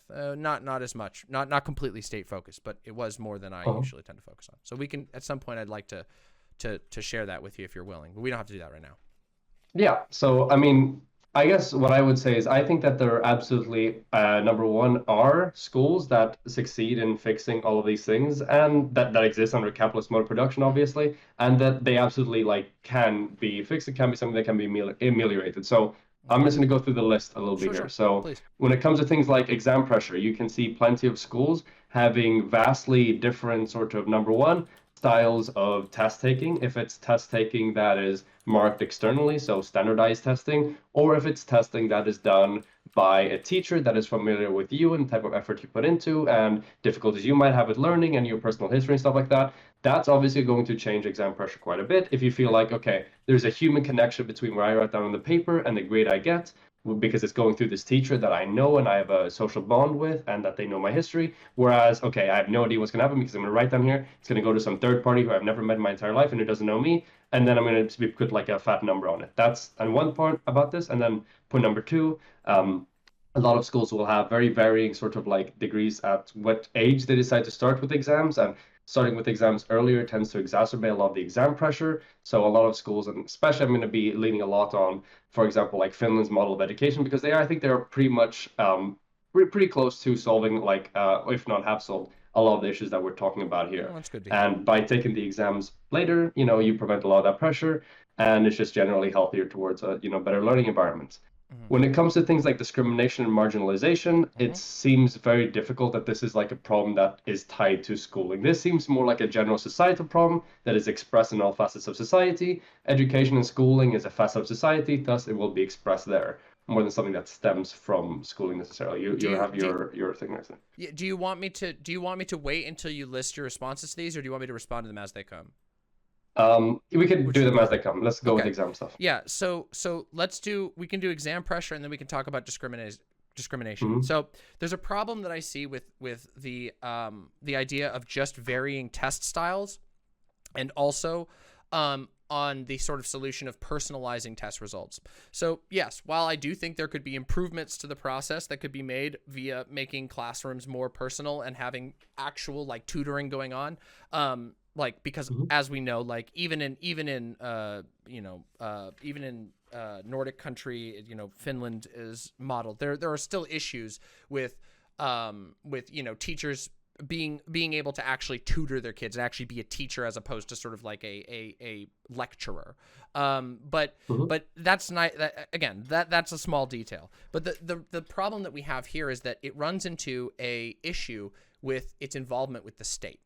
And this is where, again, there's some of the philosophical issues that I have with it. So with exam pressure, I, at the current time, am unfamiliar with any models that can communicate the success level of education to legislators on a level of on the state level. The reason why SATs and standardized testing have become so deeply ingrained in society is because they are very helpful to the state. It's incredibly helpful to have.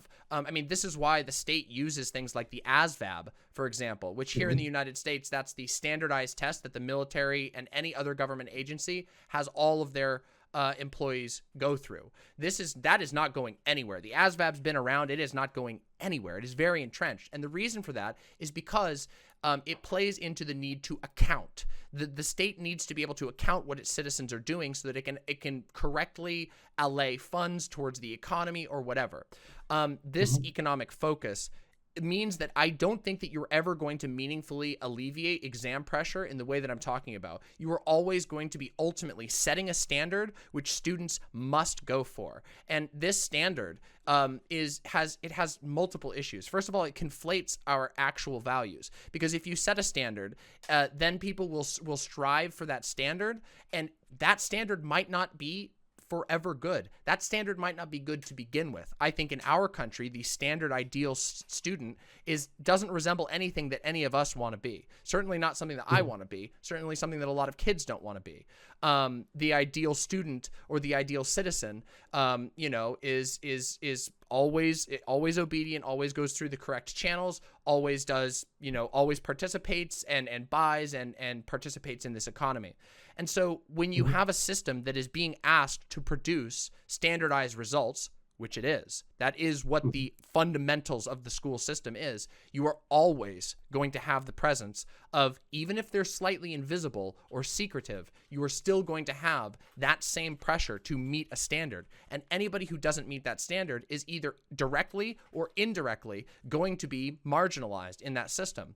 And now you might say, like, oh, there's some things that we want to discourage or whatever, but that's where things get really questionable, because What does it say when we want to discourage this type of behavior? There isn't an agreement on what type of behavior is good. And this leads to an issue where you have a single body, which could have all kinds of reasons. We can acknowledge that that state bodies regularly abuse their power, and that they state what is most valuable to them. When the state is setting that standard, of course they are going to set as the standard what is most valuable to the state itself. And it's a guess as to whether that state is actually going to be serving the interests of the people who are forced to be a part of it.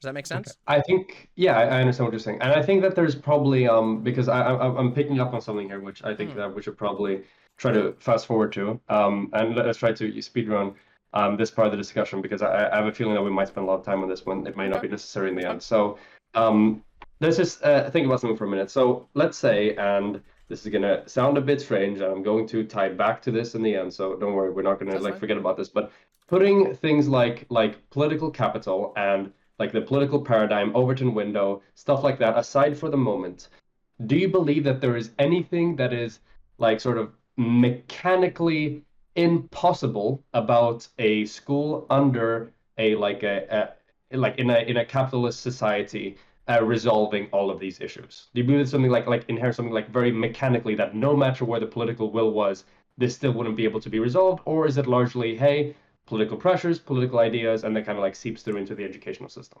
Oh, well, but I don't think you can divorce those things. Like, I don't think that you can. I don't think that's a valid hypothetical. I don't think. Yeah, that you and can just... that's why I'm gonna bring it back to that in just a little bit. But so you were kind of like implicit in that is the notion that you believe it's like the political thing that's the main thing that's kind of like holding it back there, right? There's nothing like mechanically, intrinsically broken. I think that those mechanics are the mechanics are a part of the politics, right? The politics influence the mechanics.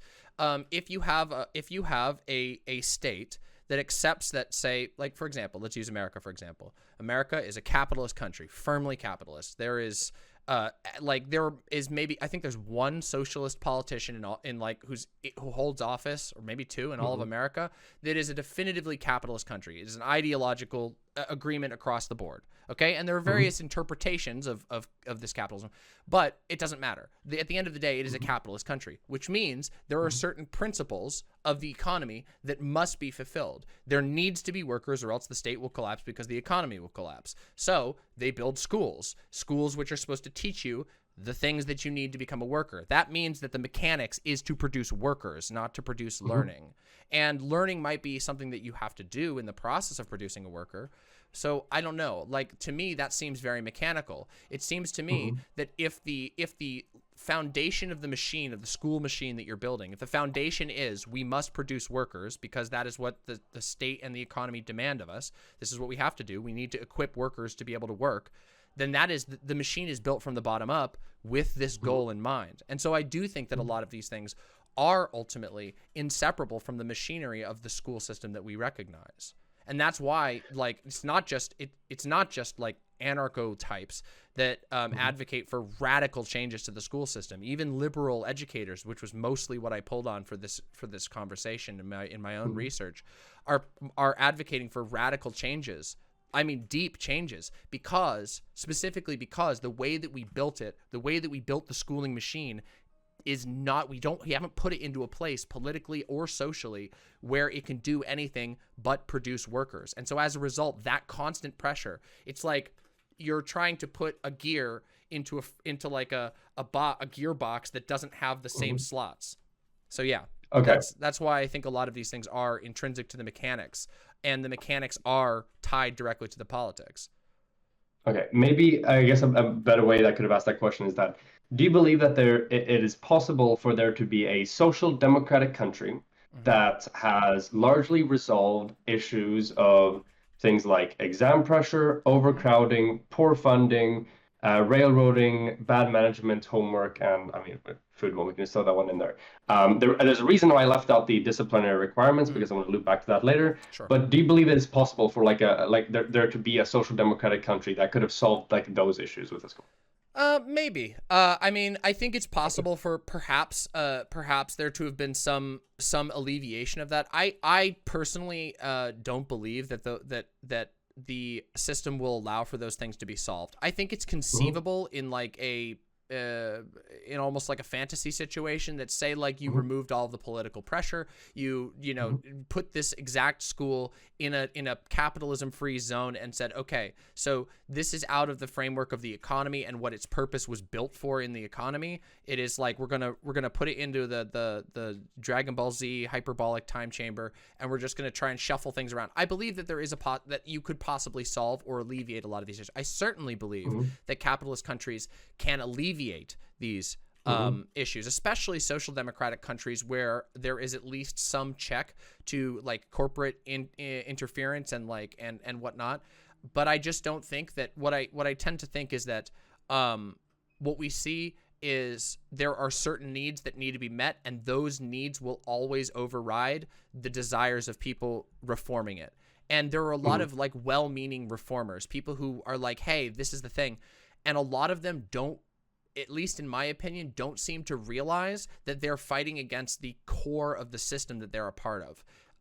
And that I think can be very frustrating and also sad, because I think there's a lot of people who mean very well, who really do care about the kids, but who have not acknowledged the fact that this institution serves a very specific purpose, and that purpose is not what they're advocating, that they like want to change it to. Does that make sense? Okay.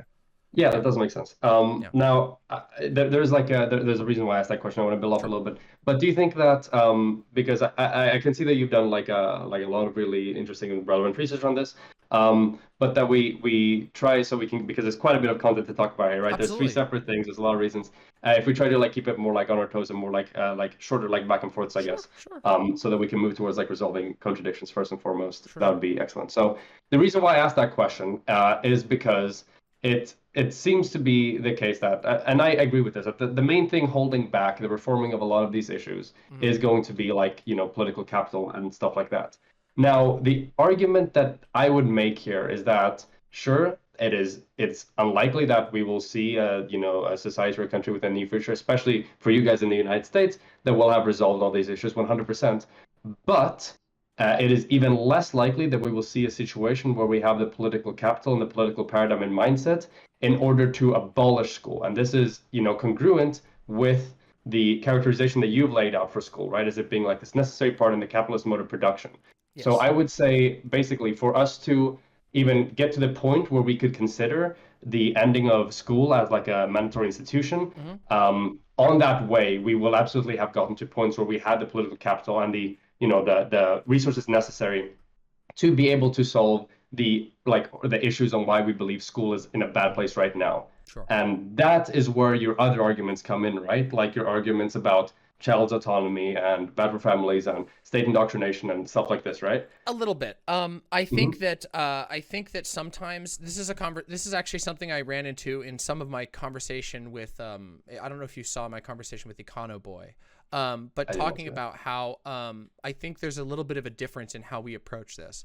I don't believe that in fact, I'm quite sure there will never be a state that ever abolishes an education system.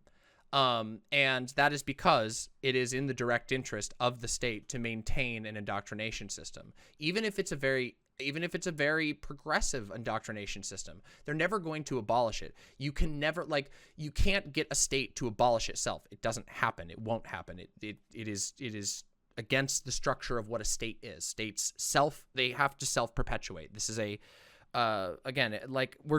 without going into like the depths of theory, there is structural issues within the formation of a state that states perpetuate themselves. They do. That is what they do. They will never destroy themselves. It's out of its own self-interest. And so as a result, I don't think that we're ever going to that we would abolish schools as we abolish schools, like that the Joe Biden is going to sign a school abolishment thing. I think what we have to do as people who live in a world that is constantly moving, and people who are living as we live in like a real world that isn't just the machinations of politics. There are people with needs. There are students that need to be taught. And the way that we effectively abolish school is by functionally making it not necessary. So there's a lot of ways that you can go that I think that can be like that we can push towards this. But I don't think that there's ever going to be a political faction that successfully abolishes like schooling as we understand it, because that would require you to have, I mean, maybe if the state gets weak enough, if like the American state gets weak enough, then you could push it and just say nobody's going to, you know, people are going to ignore these orders or whatever. But I don't even think that would be the case. I think what's more likely is that the state would just stop funding education entirely as it becomes weaker, if in that sort of circumstance. So from my position, I'm not really interested in like whether or not people think that like it's politically pragmatic to try and abolish schools. I am interested in pointing out the structural issues with schools, and then using those critiques to illustrate us or to guide us to what we actually want to accomplish and what we can do in spite of or with no regard to the state to fix the problems that are going on, such that eventually, hopefully, we won't ever need these sorts of institutions that I think do a lot of harm to a lot of people. So, yeah. Okay, I get it. So then we kind of work through the first bit I wanted to work through here, I guess, which is that the arguments you made principally don't really have anything to do with the quality of the educational institutions as they exist today, because your main arguments have to do with the child's autonomy, the truancy, kids not getting enough from school, and state indoctrination, more than why school is bad in itself.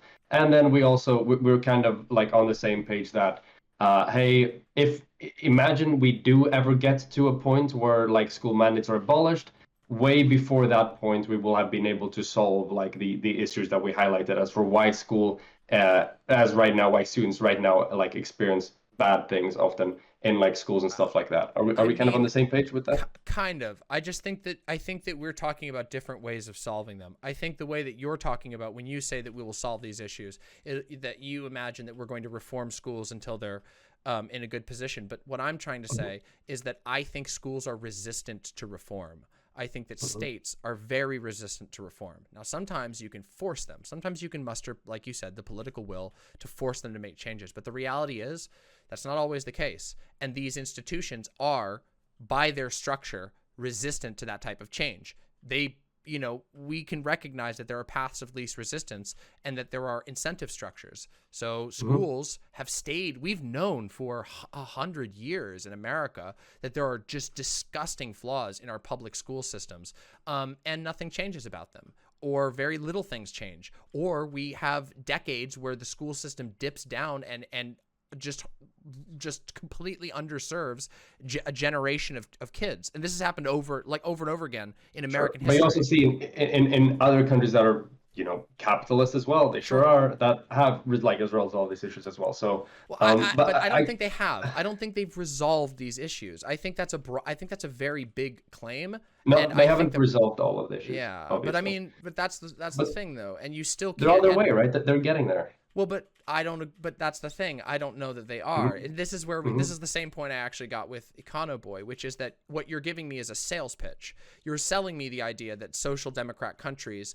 are doing good enough that I should be able to have faith in the fact that they will come up against these harder areas of education and proceed over them. And I don't think they will. I think what we will see is that we'll see, and I think that this is true with Nordic schooling models as well, that you will see certain points of extreme outrage and frustration that will lead to a minor reform or a political change that makes things slightly better, but the fundamental problems with the system still remain. It's still ultimately, even if it's nicer, even if there's better seats or if there's better tools or even if there's more learning going on, the fundamental problem is that you still have a factory that is designed to produce workers for an economy. You have a factory that's designed to instill civic values, which many people don't necessarily agree with, and we know those civic values can change from leader to leader as the democratic process unfolds, and that there's a disconnect between the democratic product, between the democratic process of like electing leaders and blah, blah, blah, and what the actual values of the people who have to actually go through the education are. So Okay. I don't buy the sales pitch that like a couple of reforms indicate that they're going to solve the fundamental problems. And interestingly, like a lot of teachers don't seem to agree either. Like most of the people that I read here, I mean, hell, I even have like I've even read through like an email from an educator who emailed me at the beginning of this drama, who was talking about how a lot of the issues are beyond even the teachers, beyond even those who want to reform, because they've been systematized into curriculums which are set by legislators, which means that instead of a teacher, if they want to change the system, they don't have any way to actually change it themselves. They don't have any way to meaningfully give that feedback. They have to go through this democratic process. But the democratic process is not reliable for that type of change. And in the meantime, these schools are producing everything from, mildly liberal American patriots to Christian fundamentalist American patriots and beyond. And even in social democratic countries, you still have that ultimate purpose of producing a good citizen to maintain stability. And I don't think that's necessarily the right answer. Okay. Then I guess I have a really simple question for you, which is going to like determine the rest of this discussion. So, Sure. Two-part question. And number one, what are you trying to accomplish with this mandatory school discourse? And number two, why are you trying to accomplish it? Okay. Go. Okay, absolutely. So this is cool. This is like the good faith, bad faith conversation. Okay, so what am I trying to accomplish? I want people to think very, very critically about the system that we have. I want people to begin to question what our systems actually do, what the structure of that system accomplishes, and whether or not that's what we actually want with our lives, with our society, with our school systems. So my goal is to challenge people with what I believe to be very salient critiques, point out how these are structural, how these can be deeply ingrained, and point out that we need radical thinking, we need a radical approach to make a system that is better. Because the system that we have right now, I think is very detrimental. I think that it accomplishes certain things that some people think are good. Like, for example, I'm sure many people will be like, well, yeah, but like, our education system gets lots of people to get good grades on their standardized tests. Well, I don't necessarily value those standardized tests, because those standardized tests we have separate values. I don't care whether somebody's good at a standardized test. I care whether somebody is a fully expressed human being who can learn, who feels, who is liberated, who is able to pursue and build and innovate and live the full human experience. That's what I'm aiming to do. So I want people to think about these things. And when this whole thing initially started, I was just giving sort of my thoughts on people who take the position of school abolition and why I think there's validity to that position. So yeah, that's my main goal. I think you said, what am I trying to accomplish and why? I don't know if I answered both of those in one. That's kind of like included, yeah. So yeah. Is there anything like policy oriented or anything like policy type part of this, or is it just? Well, I mean, I don't know what you mean by that. Like, what do you mean by policy? Like, see, this is another thing. Like maybe, like for example, like maybe taking a look at like truancy laws or stuff like that, or trying to pass some of like reforms within education that like prohibit certain of the like. Is there anything in the policy realm in regards to this? Well, I mean, I don't know what you're asking. Like, do I think that there are, like, when you say policy, are you using that to mean like things that we can vote on, or do you think like, are you talking about like, are you using that as a word for things that we can do? Because like when people say policy, what I think of is, well, what would you look for in a political candidate? Well, I don't really care about that. Like, political candidates say all kinds of things, and we have to analyze. It's a totally different conversation what policies, quote unquote, are advocated for by politicians. I don't think any of the like policy prescriptions of any major politician right now come even close to addressing any of the problems. I mean, fuck, like I've done an entire stream recently talking about how Joe Biden doesn't even keep up to his own promises and hasn't even come close. So like, I think that's almost like an irrelevant question. Of course I support positive reforms. Of course I'm going to support anything if there is a politician like say AOC or something who comes up and says, oh yeah, we should we should get this funding for this school, and we should take away this funding from this part of the military, and we should redirect it to building up like special ed and stuff. Of course I'm going to do that, because there are people currently going through that system who I want to have a better time, obviously. Okay. But I don't support the system at all. And I think that we should aim, especially in a time like now, where I will say that I think we live in a particularly fraught political environment right now. And I think that like we need to look at how we can address things outside of just like sort of very, very, very I don't want to be mean, but like mind palace policy questions. When people talk about policy, a lot of times what they're talking about is like, what is this proposal that like a politician will write up on a table? And that may or may not ever happen. It probably may not ever be passed. There's a whole bunch of like steps that go to that. I don't really care that much about that particular policy. Policy is something that I talk about when I'm talking about Joe Biden versus Donald Trump. It's not something I talk about when I'm thinking about my philosophical and social and advocacy approach to schools. Does that make sense? Yeah. So I guess it's fine for the purposes of this discussion if there aren't any distinct policies, because there's still arguments that I want to work through. But yeah, I mean, I think that probably having some form of some form of policy, or maybe like proposal, or maybe some form of legislation or regulation or anything in direction is probably like a good part to like center a political discussion or piece of discourse around, so that you don't just like. But that's not how I look at politics. And you're a social democrat, right? Like that's how you identify. And, I'm not a social democrat. I don't think that I think that policy is it's an almost useless term. People say policy when they want to give credence to their opinion. They say, "Oh, this is my policy," and it's just their opinion with no actual ties to what it will actually do or how it will be done.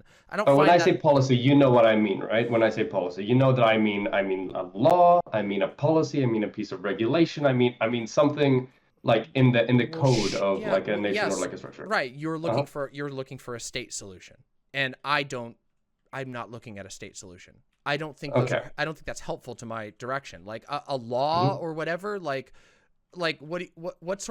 first of all, there's no way that like I said before, the idea that that the education system will pass a law that will abolish itself is absurd. We know this is absurd, like every that's why we're at, like, okay, if we want to strive towards abolishment or not, and it seems like you are not like really interested in striving towards abolishment. It's more like you're interested in the argument and the thought process behind it, and getting people to understand that, right?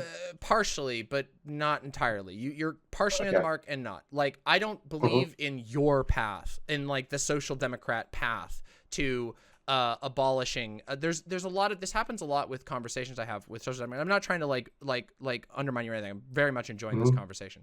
But something that happens a lot is that there's this attempt of like, there's a use of terms like, like we will do this, and what they mean is the state will do this. And the reality to me, I mean, that's what the state is supposed to be, right? It's supposed to be like an expression. See, this is where the disconnect is. It's not just about like I am opposed. I think states are very, very troublesome in like structures. I think that states have deep problems. So when we're talking about things like when you're saying like, oh, well, you're not pushing for a politician to try and pass legislature to abolish the state. Obviously, that's never going to happen. That's not even in the realm of reality. We're talking about different political theories here. And what I'm saying is that I think there are ways to accomplish abolishment that don't have anything to do with policy. So an example of this, I've talked about how I think that this is like a micro example of this. So I think food stamps are a really, really, really flawed system. Okay. And I don't think that first of all, I don't think there's any way that we would or should necessarily abolish food stamps. However, what we can acknowledge is that food stamps in many cases, and again, this is an example, this isn't meant to map perfectly, but food stamps is an example of something where a lot of people are failed by the food stamp system. There are hungry people who cannot, for one reason or another, get food stamps. They're hungry now. We need to figure out how to stop them and their children and their family members from struggling in this. And if we were saying, well, this food stamp system is clogged up and it doesn't seem to do anything, then what you do, my political approach to that is not to forever throw millions of dollars into electoral campaigns necessarily that may or may not have any success, but instead to say, okay, let's take this money, let's take this political effort, let's take this political power, and let's build something that will. And what I'm asking is what is that something in the realm of this discussion? Oh, okay. So wait a second. So what is this something with regard to schooling? Yeah. Okay. What are you trying to like accomplish? Like something. What am I trying to like accomplish? Material or yeah, something. Yeah. My goal is to primarily, and this is where we're gonna see that this comes back to and connects to what you were saying just a few seconds ago. My goal is to change the way that people look at learning and education, because I think that is the vital thing that is preventing us from moving to any sort of better system, because because the general populace associates learning and schooling as the exact same thing, that going to school is the only way that you really learn. And that's not entirely true, but as far as what people will say publicly and what people will engage in, they more or less think that they're the same thing. And even though there's lots of people who recognize that we learn things all throughout our life, every single day of our lives, and increasingly people can't afford to go to college, and yet they still manage to learn college level skills on their own. I want us to push for types of learning, for an approach to learning, for an approach to education that doesn't involve tying our learning and our education directly to our economy or to a state. And I think the first step of that is that people have to actually start to learn what is going on. They have to understand what systems exist, and they have to understand what systems could exist. They have to understand what is this school sitting on that is valuable to us and that has been built around it, and what is not. And that, I think, is like the first step. Beyond that, there's a lot of things that I would say that I would advocate for.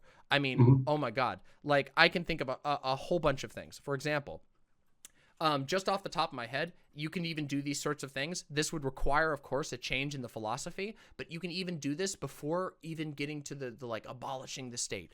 You can even change the focus of education from schools to free-form learning. So, for example, let's say that these schooling systems, we're gonna try and we can't really get rid of the schooling system because there's too much political upheaval. Well, what happens if we get a lot of people to either independently or in cooperation with politicians buff the hell out of libraries, okay? They stock them up with cool tech. They make sure they have like all kinds of space for people to do stuff. You maybe even hire and train or have volunteers. Doesn't even matter. There's 100 different ways you can do this.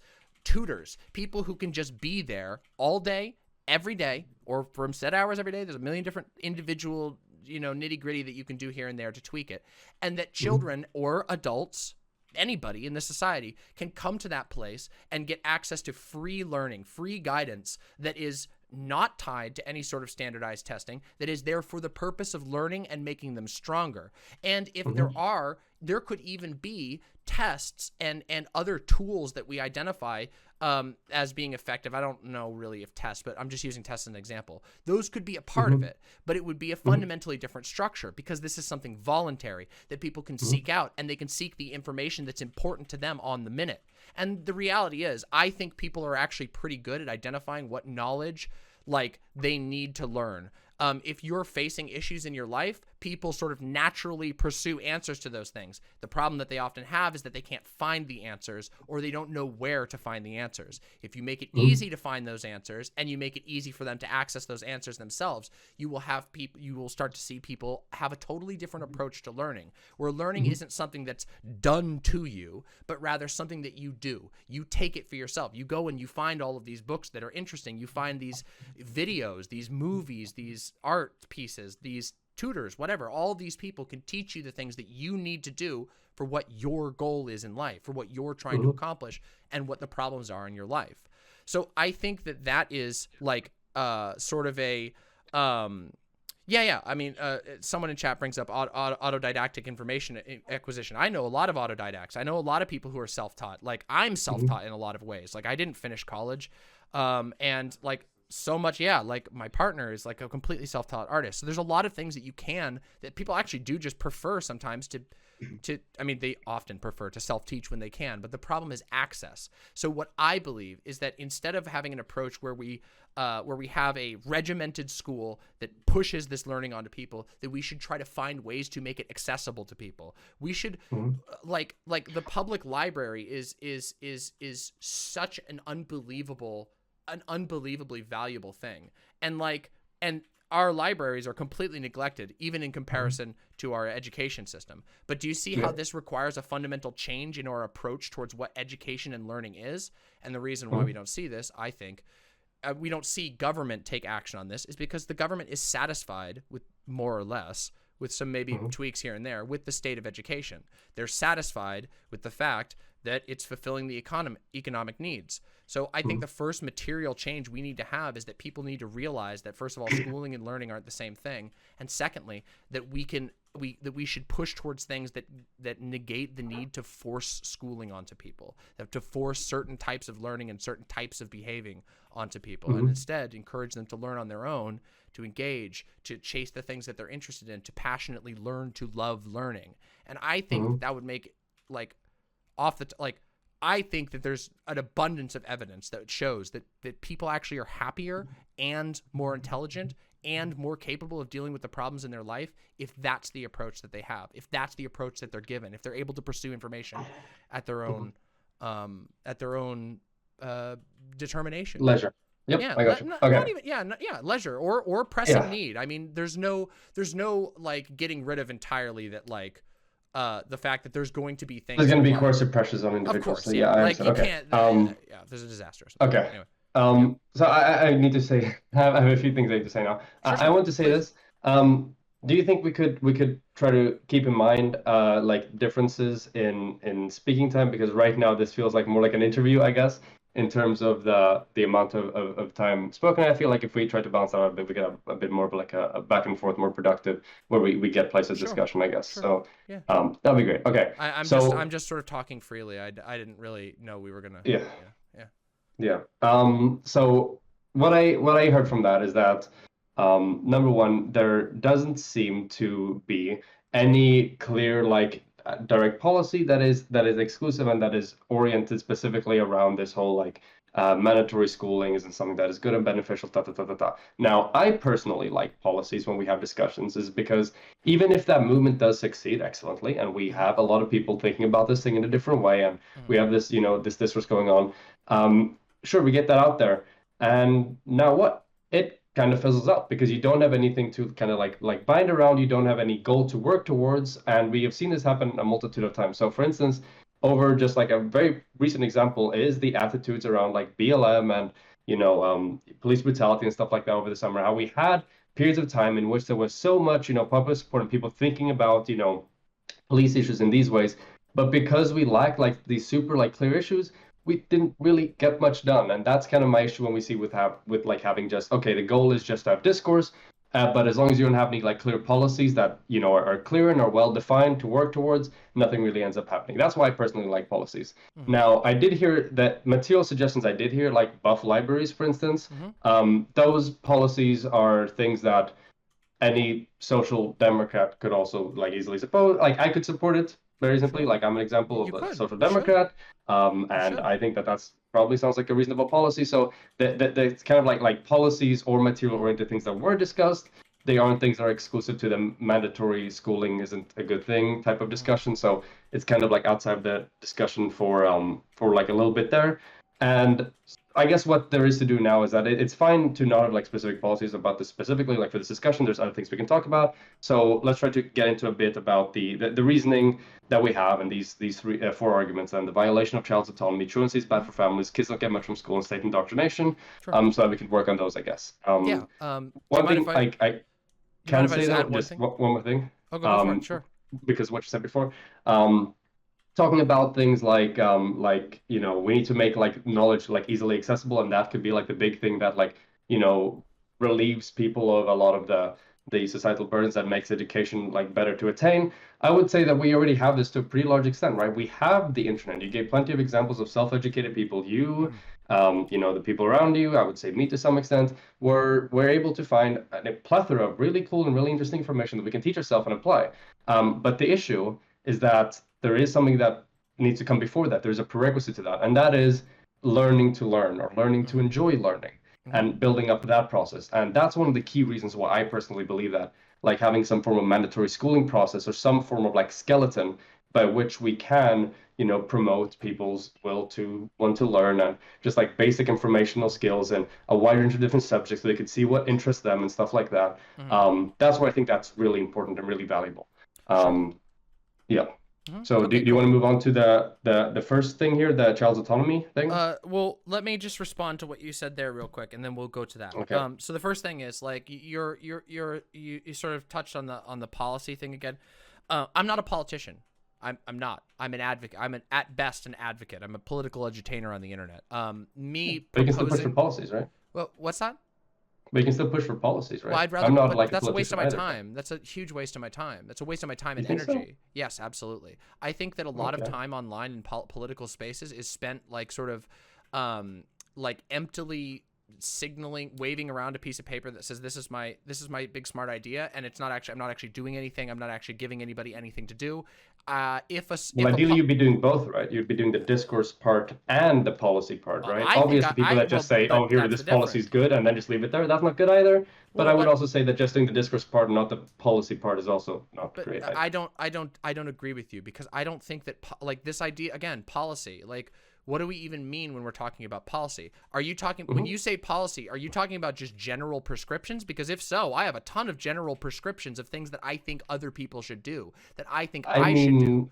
But what you're asking, I mean laws and regulations. Yes, that's the reason, and so that's why it's important, because and here's why I'm oriented around it. Okay, and even though I think even if you like are an anarchist, you should be able to recognize this at least, that whether we like it or not, the state is the most powerful conglomeration of power, political power that exists in our society. Yes, sure. And therefore, people who want to, practice politics and want to see things moving in a direction, once again, whether or not they like the device or not, they need to learn how to use it, and they need to try to work within it in order to get things done and get as much as possible done. Okay. That's where I strongly disagree with you. Okay. Yeah, so I disagree with you on that, because first of all, I don't think that I think that there can be sort of opportunistic examples of somebody using the going through the system and making a change, or obviously there's all kinds of reforms that are fine, and that's great if somebody can do that. But I don't think that is a efficient use of anybody's time. I think that if you find yourself in a unique position where you can influence policy in some way, like, I don't know, maybe you were super passionate about politics, you became a politician, and now you see, okay, wait, there's huge political issues. I'm going to try and use this opportunity that I have. But the reality is that that's not most people. Obviously, the vast majority of people are not actually a part of the policy process outside of occasional votes. So, of course, it's interesting to be... But the votes are very important, right? Yes, but there's only so much time that you can spend watching the marble machine. You can only life goes on, things happen. Yes, there's an election every 4 years. There's an election at the end of every year. Talk about the things that are on there, figure out where you stand on them, cast your votes for it. But for the rest of the time, there is a fuckload of really important issues that are currently affecting a lot of people's lives that I think we have to talk about, and I don't think policy has anything to do with that. When we say policy, like, again, if you want to talk about prescriptions, this is something I do on my channel all day, every single day. I talk very, very openly about what I think that is valuable, where opportunities for people to make changes, direct and immediate changes in their world that I think have I outline have a political direction.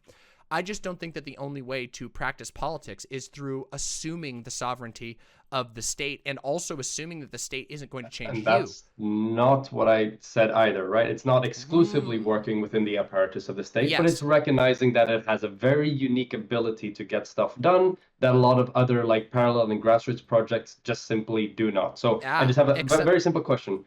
Can I Okay, go for it. Respond to that? Sorry, I just want to respond to what you're saying. So I did too. So. What's that? Yeah, it's fine. So with regard to this, with regard to how the state works, like I don't know, like I think we have a different view on the state. Like I don't think that like an individual can use the state. Like I think there might be opportunistic examples where you might be able to pull something off, but by and large, the state uses people. It is a firm structure that has existed for a very long time. It's incredibly rigid. You play by its rules, not the other way around. And what that means is that there is a process by which, and we can see this even with people like Bernie, where people who are particularly radical continually have to make changes for what they actually believe in order to ultimately suit the system. And what this means is that all effort that's poured into changing things through the position of the state are very, very expensive and are constantly being taxed by the fact that you're attempting, if it's even possible in certain aspects, to fight against the fundamental structures of the state. And so this is a huge issue among, anarchist philosophers as to what methods are best to avoid that problem. But I think this is one of the areas where we disagree very largely. I think that I don't buy the sales pitch of being able to work through the state or being able to play nice with the state. I don't think the state plays nice with most people. I think that it just basically, it plays nice for as long as it has to, and then it breaks out the batons, as we saw with the BLM things that you brought up. And also, that's another, it was surprised. I don't want to go off on a tangent, but And do you know what else that was kind of like happened at a similar time that, the batons started breaking out? You started losing, at the same time, popular support for BLM started, as a movement, just started like dropping off. And that, I think, is also in large part because of the fact that, sure, a lot of people were like, hey, BLM, we have all this going, but what do we have? The best thing you had was defund the police. And that is a number one. Is it like, it's incredibly vague. Everybody has like 10 different definitions of like what that could possibly mean. The political will for that, or the political paradigm where that would be appropriate, is very, very far away. There's a bunch of stuff in between that should have been, argued for and should be done before then. And now what ended up happening, we're back, and we kind of, we didn't really get as much as we should have gotten. So now, I want to say a few things before. So. I feel like, well, but you just brought up something that's pretty big. Like, I mean, like, I get it. Like, we have a couple things that are on the table, but like, I feel like that's a pretty major difference in our viewpoints on things. Like if you're saying that like that the popular support for BLM going down once the protesters got it like wrongfully beaten by the cops, not that, more like that. Hey, the reason why, in large part people are more okay with that happening is, because popular support for it also trailed off. Do you and a large part by popular you're support trailed off. Argument for me right now. You're making my argument for me right now. Those radicals. Okay, well then, do we agree? No, Okay. I don't think so. I think you're making my argument, but you're not realizing you're making it. I don't mean to be rude, but you've just argued those pesky radicals lost popular support once the cops started breaking down on them because people were afraid because the cops broke out the batons to stop them from advocating against a wrong. What you're considering this almost like out of its context. The reality is that those protests, those radical movements, those people who were angry about material things. They were angry about deaths. They were angry about the deaths of their own family members, of the oppression of their own communities. So like the idea that like, oh, like once the cops start beating them, people are gonna abandon the cause because they're literally getting beaten or arrested. Again, I said it was more like the other way around, right? Okay. How in the beginning, because there's a lot of very popular support for it, number one, you will see more like, even though, and to some degree it absolutely is like very, like surface level performative gestures of police officers like joining into the protest and joining and doing stuff like that. Whereas, hey, and if there was some violence against like protesters, there was more media and more popular support for people calling them out. However, as the movement kind of like trailed off a bit, you saw that those, less police officers started like joining in. When there had been violence against protesters, which was obviously like very bad, you had less, people calling it out and getting outraged about it, and the movement kind of trailed off. And that's that's the only part of the analysis.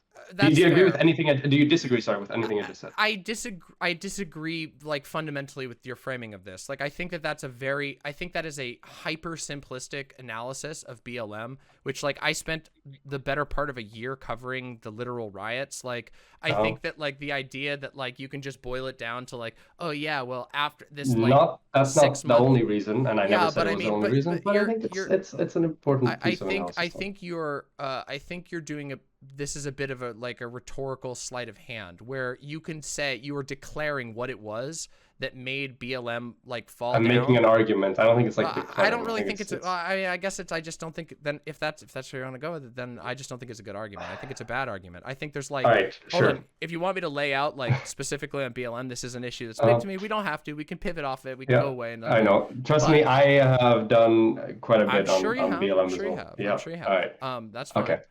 Now it's just... let's yeah. I need to try to even out the speaking part. I'm sorry. I'm being a lot more listen, hey, hold on. Let me wait. Let me put something. You're on my show right now. If you have a problem with me talking too much when you're asking me a whole bunch of questions about my views, you can keep that. You can box that up, because that actually really annoys me. I understand that you're frustrated about the speaking time or whatever, but you've been mostly asking me questions. So that's the natural progression of when you ask me big, deep questions about my views, that's going to happen. Yeah. So I'd appreciate if you box that up. And if you want to talk, just use your spine, use your chest, and speak up and say you want to say something. Okay, cool. All right, great. Let's do that then. Okay, so I completely disagree with a lot of the stuff you said previously when it comes to your characterizing of the role of an individual. So for instance, one individual can absolutely make a huge difference in the local political scene if it comes to them actually deciding to get engaged and getting involved there. Very, very few people do in the first place. So if you actually do there and you get involved, you can do a lot on a personal level. Now, that's one thing. Now, you brought up the argument as if I was saying that an individual having an idea or whatever is going to bring about large political change. Absolutely, that is not the case. So for example, when I talk about pushing for policies and stuff like that, and on top of the discourse thing is that sure, you have this discourse and you have a policy to be centered around it. Now, bang, you have a voter block, you have a popular will for this, that politicians should respond to demand, and they should try to tap into that, and then you could try to get something elected. And that's the other part of it. It's not just an individual, okay, as long as one individual can't do anything with a policy preference and therefore policy preferences aren't good. No, policy preferences amongst a big group of people can have very strong effects on politics as a whole and actually getting stuff passed. So I reject this characterization as electoral politics or just politics in general or policy discussions mainly not having a big significant effect. And I want to ask a simple question then. Sure, what do you believe has the best political impact? Is it number one? In Sweden, we have terrible drug policy. We have really, really bad drug policy, almost borderline US when it comes to our legal code and how it functions. Okay. And coupled that with a bunch of other issues we have about crime, it is definitely contributing to that in a really, really large way and in a really, really bad way when it comes to the fact that marijuana, for instance, is illegal. Now, I want to ask you a simple question. What do you think is more productive political advocacy? Is it number one, me sitting here discussing the issues that exist around marijuana laws in Sweden, for instance, and saying hey, we need to push towards legalization, we need to push towards decriminalization, we need to do this X, Y, and Z thing, and also here are the reasons for it, here are the ideological backings for it, here are the arguments for it, here is the discourse about it? Or is it more useful to be hey, I think mandatory schooling is bad, but there's not really any policy about it, and it's kind of just there to create an overall broad discourse thing, and I don't really know exactly what this is going to be funneled into, and the place that I want it to be funneled into is also things that are social democratic as well. So do you think that's do you really think that was a good question? I'm asking. Are you getting okay? Can I be honest? Can I ask you an honest question? Are you getting flustered with this conversation? Because it feels I'm asking you a question. Okay. Well, I wanted to ask you one, okay? Because it's starting to feel a little bit I feel like that was a pretty unfair comparison there. That felt a little bit like you're trying to look for something. What's unfair about it? Well, you're saying what would you rather do, this thing or let me talk about this thing about advocating for marijuana legalization, or a policy versus a discourse. And then you went off on a huge tear about a completely different issue. That is not a clear question. That's a false dichotomy. It's policy plus discourse versus just discourse. Which one do you think is more productive? Well, interestingly, I mean, I don't think, again, I'm gonna just restate what I said before. I don't think the word policy here means anything. I think you're just using it as a magic word that you think is gonna that I think okay. But we both understand what I mean by policy. I don't understand which. Okay, yes, if you're gonna be honest about policy, I mean law, I mean legal code, I mean regulation. If you mean legal code and whatever, I think that there are times in which it is valuable to advocate for changes to the legal code, and I think there are times in which there are not. I don't think it's a dichotomy the way that you framed it. I think your framing was super gotcha-y, which is fine. I get it. But I just don't think I don't think that dichotomy exists. I think that for some things there are times absolutely. I mean, I've literally done it on my channel. I do it all the time. There are times when talking about a specific policy can be very useful. For example, on this very stream back in the last year's election, I talked about how a sex ed policy that was on the docket here in Washington, the state that I live in, was super good, and I advocated for people to go vote for it. Thankfully, it passed. That's sick as fuck. That's great. I think there are opportunities where advocating for policy is perfectly fine, and I think there are other areas where advocating for policy is not going to work. For example, a great example of this, I don't think that like war, like if you're talking about protesting a war that your state is engaging in, like for example, the Iraq war, I don't think that a conversation about policy would do anything at all. It would be a giant waste of everyone's time, and you would be much better off strategizing protests, strategizing messaging, strategizing, you could call it propaganda if you want to, anti-war propaganda. Getting this into people, changing public sentiment is a much better value on affecting the law than ever trying, than affecting a war, than trying to go through some policy route. Sure, you can say you have an And why are you trying to change public perception in the war? Because you want to change the way that people behave? Like, I don't know what... You want to stop the war, right? Yeah. Which means a change in foreign policy. No, it does we're not. back at the... No, it does not. Because a war... How do you change... How do you end a war without foreign policy? Hold on a second. It doesn't mean a change in foreign policy. All current wars have been justified under existing policy. Like the laws that we do, our policy allows for them to happen. It's just whether or not the discretion is used to start the war or not. Like how does changing our foreign policy doesn't change anything about the Iraq war. Wait, that was choosing to go to war or not go to war, or to pull out of a war or not pull out of a war. That's all of those are policies. And how do you do? And let me ask you something. When you have a president who has the right to send troops, when you have a legislation that perhaps is, let's say, a Republican majority that decides to go to war, what does talking about policy do? Anything. Those people are already in office. They're making the decision right now. The only thing that can stop them from that is troop protests, giant protests that block up their thing until they see that people will not accept them being in their office. But nothing is going to be done until somebody with the promise of doing these anti-war policies gets into political power, or you change the people in political power from pushing those policies because they think it's politically ineffective. Yes. How else do you stop a war? Like, do you have protests like storm the Pentagon and like get on the intercoms and tell everyone to like pull out, or like how else do you stop the war? Well, I think there's a number of ways you can do this, but let's talk about a couple. So first of all, let's talk about another example, an example of probably the perfect corollary to this, which is the Civil Rights Act. Do you think that the Civil Rights Act was a gift that was given by the legislation to black people in America? Or do you think it was a hard-won demand by literally an unprecedented uprising of people who did not vote? This was not a vote. They went and demanded it in Washington. Pushed for a policy, right? They pushed for the Civil Rights Bill. But you're talking about a different thing. There was no policy there was no policy that was pushed for. I think you're conflating my support for policy with an exclusive support for just voting and saying that politics like starts and ends at voting. Those are I don't believe both enveloped here. I don't believe that the fact that politicians' hands were forced into signing a law is an example of a success of the state. That is an example of people. I'm not talking about it being a success of a state. You are, because you're saying. No. Wait, hold on. Let me explain myself. You are it's a success of the people successfully utilizing the state towards their ends. They didn't utilize the state. They held the state hostage.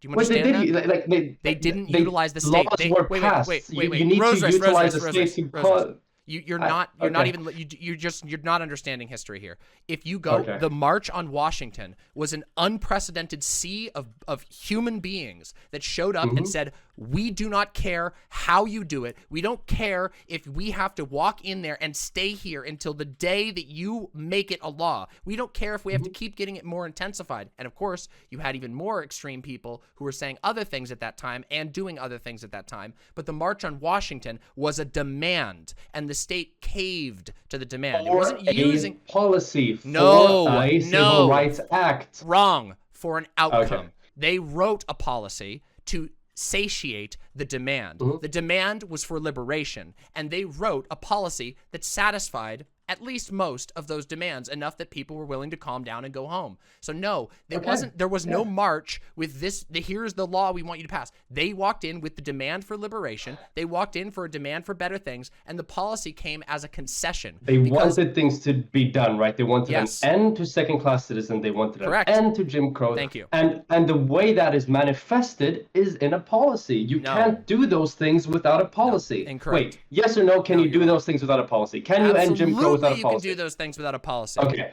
I don't know how you can end a legal clause or a bill without using a counter bill or a legal policy or the same institution that put those there in the first place. I don't know how that does. Maybe you guys do it different in the US, but no, I recognize why you call yourself a data male now. Because you literally can't see outside of the system itself. The demand was, we are going to be liberated. We have shown up in great numbers. We refuse to be second-class citizens. You either make room for us. That's a policy. That's a policy. No, wrong. Yes. Wait. That is a policy. That is a policy that the state has forced on other people. Something can be a policy and a political goal at the same time. And now you are showing me why the word policy doesn't mean anything. All you're talking about is people resisting against an unjust law of secondhand citizenship that was put on them, a law they didn't write, a law that they, despite living in a democratic system, did not have any choice in putting over them.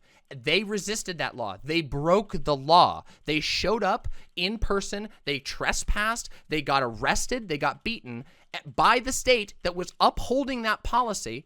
And they said, this policy, we are resisting it until you give up. It was a point. It's a battle of attrition. Until you give us a new policy. No. Well, perhaps that's enough. The Civil Rights Act. Wait. But perhaps that's enough. Sometimes a new policy can be in the case of the Civil Rights Act, a very hastily, they found a way to make the Civil Rights Act happen, didn't they? Okay.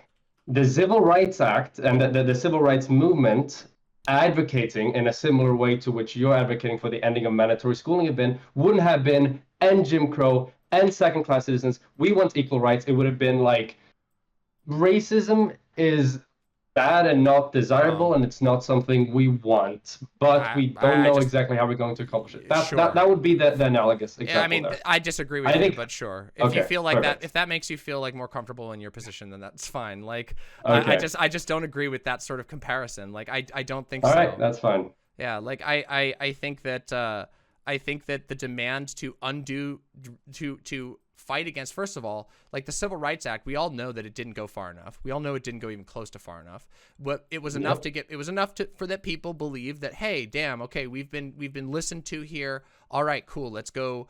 This is good enough. But there were a lot of people in those groups who, and many of them still exist now, who still kept advocating afterwards because that policy wasn't enough. The demand was not met by the policy. This discussion now doesn't necessarily have anything to do with the conflict. It's just adding more information about. I don't think that this extra thing. Okay, I mean, maybe. I think it's important to recognize that the way that you're framing it, as though like the policy is the thing that stands between the outcome. No, the outcome is what people fight for. The outcome is the policy. No, it isn't. See, that's where we're different. That's where we differ completely. The outcome is what you want to accomplish through policy. Is that better? No, that's not true. Like, see, this is where we just differ. Like, for example, let me just make a really simple like hypothetical here. Let's say that you're the state and I'm a radical insurrectionary, okay? And you say, I'm not giving you. Are we talking January 6th or are we talking Malcolm X time? I don't know. You decide. I mean, we'll see. We'll see which way you want to go. Okay. So I'm a radical insurrectionary. Behind you have a cabinet of my HRT, and I want my HRT. Okay.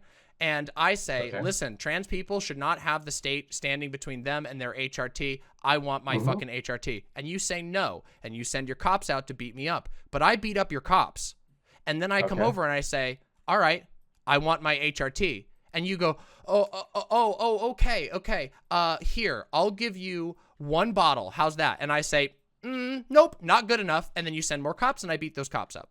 And then I say, okay, so you're going to give me the HRT? And finally you go, fine, we'll give you the HRT. That is a concession. Yep. You understand? That is not Sure, that is not a the policy goal. can I be a did not, concession. but no, I didn't go there with the goal of writing You got a there policy. with the goal of attaining the HRT. I got there with the goal of stopping you from standing in the way of what is rightfully mine. Of getting the HRT, right? Yes, that is the where you goal. went. Okay, See where perfect. you that is not a policy. And That is not a and policy. it That's a ended goal. up.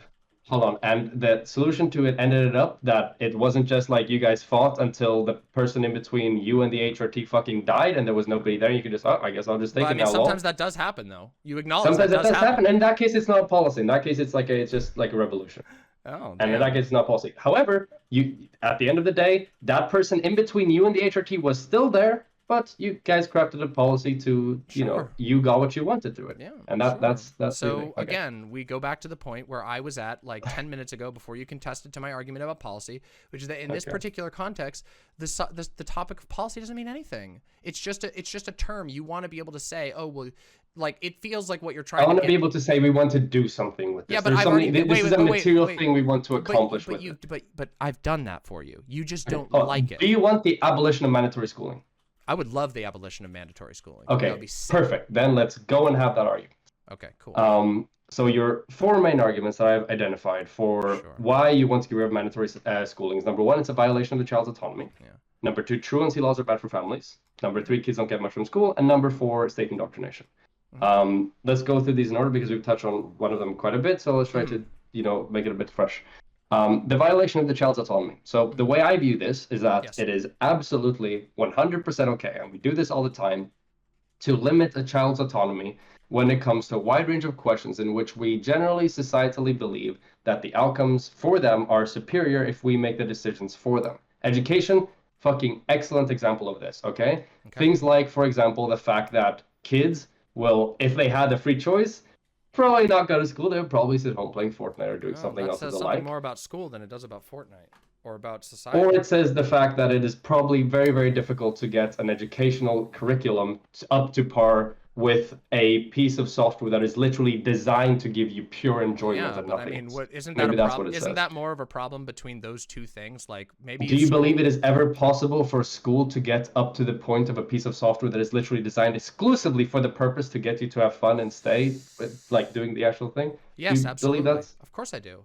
And the reason, and I know this is funny because we're now, it's weird. I expected that we were going to have a much more like productive and interesting conversation, but you're going back to basically the Hans memes, which is this Fortnite thing. No one here is arguing that like children should be. I mean, first of all, I talk about, like, one of the things I talk about on my Media Wednesday and Sunday streams is how fucking manipulative and bad a lot of these games are. I think some of them are very dangerous because they literally build in gambling things. But that's not what we're talking about here. There's, like, I don't even, like, if I'm an adult, I can do whatever the fuck I want, whenever the fuck I want, and I'm a super anarchist. I don't play video games all the time. I could if I wanted to, but I don't. There's a reason but you're why, not a kid. But that's the thing. Kids don't have the ability to evaluate and make the rational decisions you're making right now. You realize that, hey, what is best for me is not to sit on my ass and play video games all day. I have to do X, Y, and Z productive thing in order to be able to have a standard of living, or to be able to do other thing I want in the future. Well, kids don't have that skill. You want to know what's funny? When I was a kid, I didn't play video games all the time either. I would go outside and play. I would build things in my backyard. In fact, excuse me, hold on. In fact, some of my greatest memories of childhood were not about video gaming, but rather the things that I sought and did, the projects that I did. I used to make all kinds of projects. In fact, everybody I know talks about when they were younger that they used to work on their hobbies and the fun shit that they used to like to do with their friends. As it turns out, it's like this idea that kids are just stupid idiot, like drooling idiots who just want to play Fortnite all the time. I find that an offensive thing. Like I think this is a perfect example. It reveals your excuse me, I wasn't finished. It reveals the position of the, like, I don't know, maybe I should say the Sockdem faction now because you're towing that line. Like, it reveals the position of the Sockdem line, which is basically that children are property that that you should be able to decide everything with, and I don't think that's true. I never said everything. Come on, okay, let's be wait real. a minute, hold on, So wait a second. You can get offended by that, you... but you made an example between choosing between school and Fortnite. You think that's any more of a good faith example than what I just gave to you? And you kind of, I don't know if you meant to do this, but you kind of like conceded to that in just the example that you gave previously. Okay, so the example you gave is that, hey, the key things that you remember is, wow, this is an excellent time I'm having, was you doing like personal projects or like hanging out with friends or going and building like sandcastles or whatever. Perfect. So I ask you then, if kids are capable of having such experiences, why would they ever go to school instead of just sitting home and like sitting in the sandpit all day and like building shit in the They sandpit? wouldn't, because schools Perfect. suck. No, they wouldn't, because schools are bad. Because schools, listen, let me just quote, I'm going to quote something right now. I just want You to... will never get school to be at the same level of entertainment as something that is it's not about exclusively done for entertainment. entertainment. It's not about entertainment. Let me just read you. I'm going to just break out a little bit of Louis Althusser here. The modern school is a place where everything is being used to break the will of the child, and then to pound, knead, and shape the child into a being utterly foreign to itself. This is what schools are. If you sit here and you guys tell on yourselves. What schools are today has nothing to do with the argument I just made. Do you understand that? You tell on yourselves when you say kids hate school so much that they would sit in a sandpit all day. Maybe you should make school more fun. Maybe you should make school more entertaining. There are fuckloads of kids who have fun at school in the current paradigm, and that's with it being imperfect. There are kids who do that. There are definitely ways to do that. And if a kid is finding himself wanting to sit in the sandpit all day, maybe it's the teachers and the adults, even in your own model where kids are just drooling idiots who only want to play Fortnite. Even in that particular model, maybe the teachers should be going, what are we doing that's not engaging this kid? How come we're not communicating to them that this stuff is important? You know that you can communicate that something's important to a child without forcing them to do something, right? Like it happens literally daily. Children are literally naturally inclined to listen to their parents. This is like a scientific fact. Children listen to their parental figures. I have parents on the list later, and we're going to get to parents. But what I'm saying here is that it's not that, okay, I understand obviously why kids today prefer to play Fortnite than to go to school. And obviously this speaks to the quality of education today. But here's the thing, okay, the quality of education today has nothing to do with this argument. Yes. The argument fundamentally stems about whether or not is it even conceptually possible to make something that is basically built to give people information and knowledge about things that they may not necessarily have a passion for, in a way that is as entertaining or equally rewarding towards the brain of a child as something that is explicitly designed with that as its sole purpose and intent. And the good news is, this is where I would tell you and basically every single SOCDEM who has this opinion on kids to please take 1 minute and listen to any even liberal educator, because they will tell you, yes, it's absolutely important. In fact, there's one of the best examples are... Is it possible? Do you think it's possible? It's absolutely possible. Of course it's possible. Not even possible. It's already being done. You know what? You want to know? You want to know? Here's an interesting story. This is an anecdote, but I'm not the only one. There's an entire massively successful and also, I think, relatively respectable as far as firms go, as far as capitalist firms go, a company called The Learning Company. They make things like Jumpstart Third Grade. They make things like Math Blaster. When I was a kid, I was given those games, and I played them, and I literally got placed in Gifted and Talented for both reading and math at that time because of what I did at home. Because I would go home and I would play these games and learn at the same time. We recognize that this is already possible. And in fact, that in a lot of cases, these softwares have been brought into schools, which is kind of silly because they make you go to the school building that you don't like and then you do the thing that you would have done at home anyway. But you go and then they use these. These are used. There's giant $1 million government contracts that buy the games that are fun and that kids actually love playing and learning. And then instead of experiencing a place where everything is used to break the will of a child and pound and knead them into something that they don't even recognize, like a factory worker or whatever. Instead, you have children who learn that learning is fun. If you teach a kid with a game first, then they go, wow, learning is fun. This might have been hard, but look at the rewards I got from it. Look at the things that I gained from this. It's actually very easy.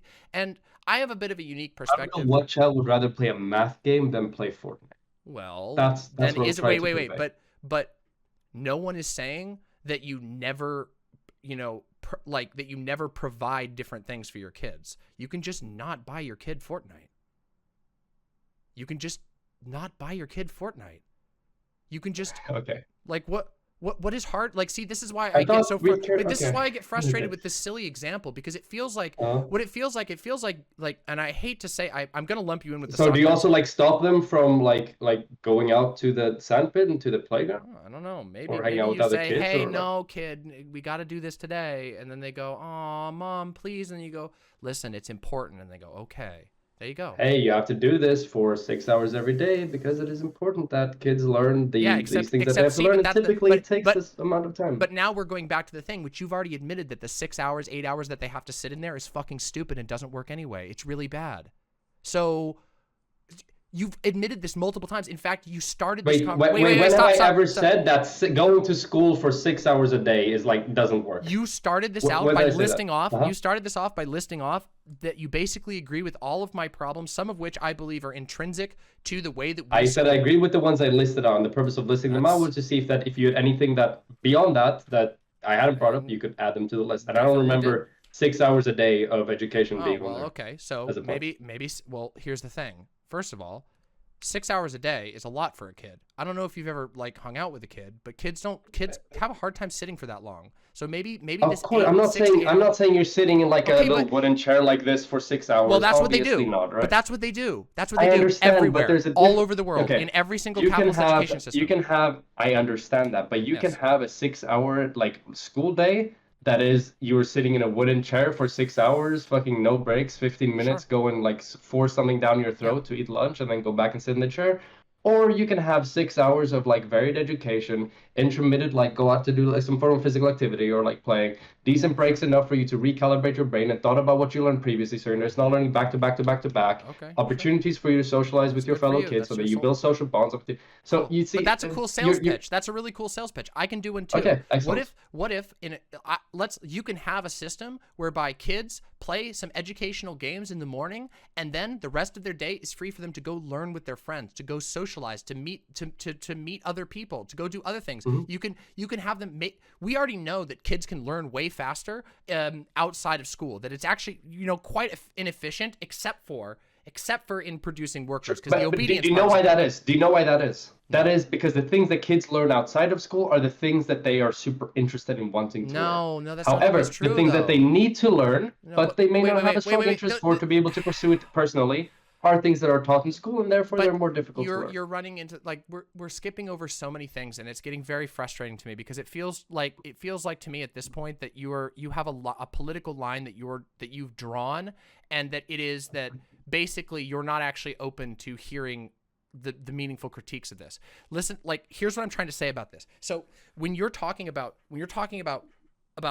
schooling, when you're talking about sending kids in there and the things they have to learn, first of all, somebody determines what they have to learn.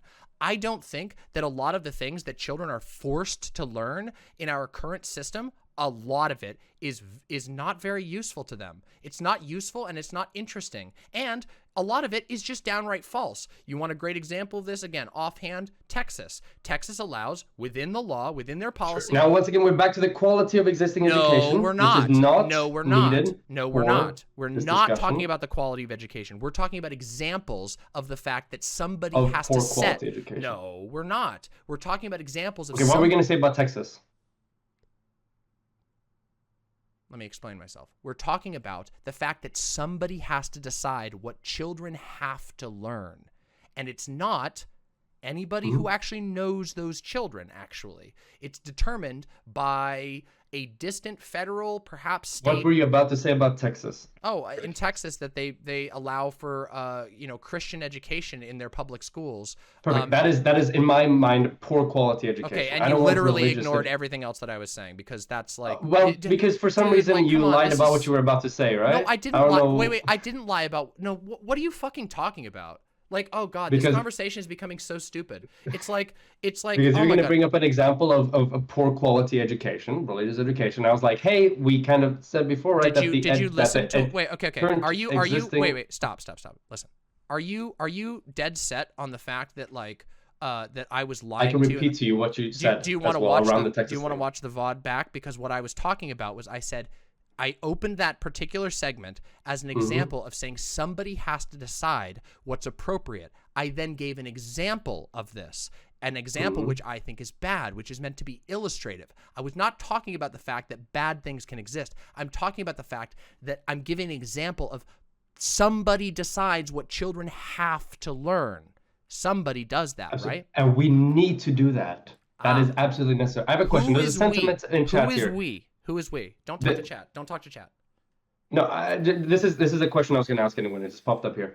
Dimama, do you believe that children should not need to learn anything that they're not interested in? Or do you believe that there is a core thing that... No, I think that's silly. I think that children I think that there's all kinds of things that children aren't immediately interested in that that we need to teach them, right? Sure, of course. Like, for example, that fires burn them. But guess what? Guess what? Those determinations are not universal. Not everyone agrees on exactly what those things are. We don't even have a semblance of agreement. What we have right now is a state that has decided what they think is important, which in this case is the basic arithmetic, civic history, which is incredibly biased, and a bunch of other things that make that person into an efficient and, in the words of the literal founder of the American public school movement, socially efficient. You know what I mean? Making people into socially efficient, civic-minded individuals. And many other people don't think that's necessarily important. Now, maybe you do. Maybe you think that's super important. That's a different conversation. But what let's I'm go to that then, because this is going to be brought up like over and over. So what do you mean by these like civic values that you have like an issue with being taught in schools? What are these? All kinds these of them. are... Yeah, there's all kinds of like civic values that are taught in school. For example, that like one of the civic values that's very commonly taught in American schools is the idea of like a Puritan work ethic. Now, they don't call it that, but what they'll say is you always work hard, you always stay late, you always come early.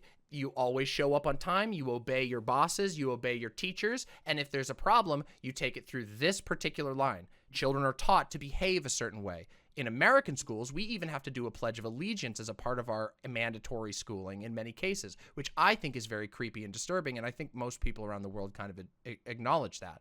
But there's all kinds of other things too, like you're taught certain political opinions. Like, for example, we're taught very, very specific interpretations of the past, that America was founded on these values, whether or not that's actually true or not, that a good American does these things. There's like so many examples of these so-called civic values of what you're supposed to be as a good person. It's a moral education.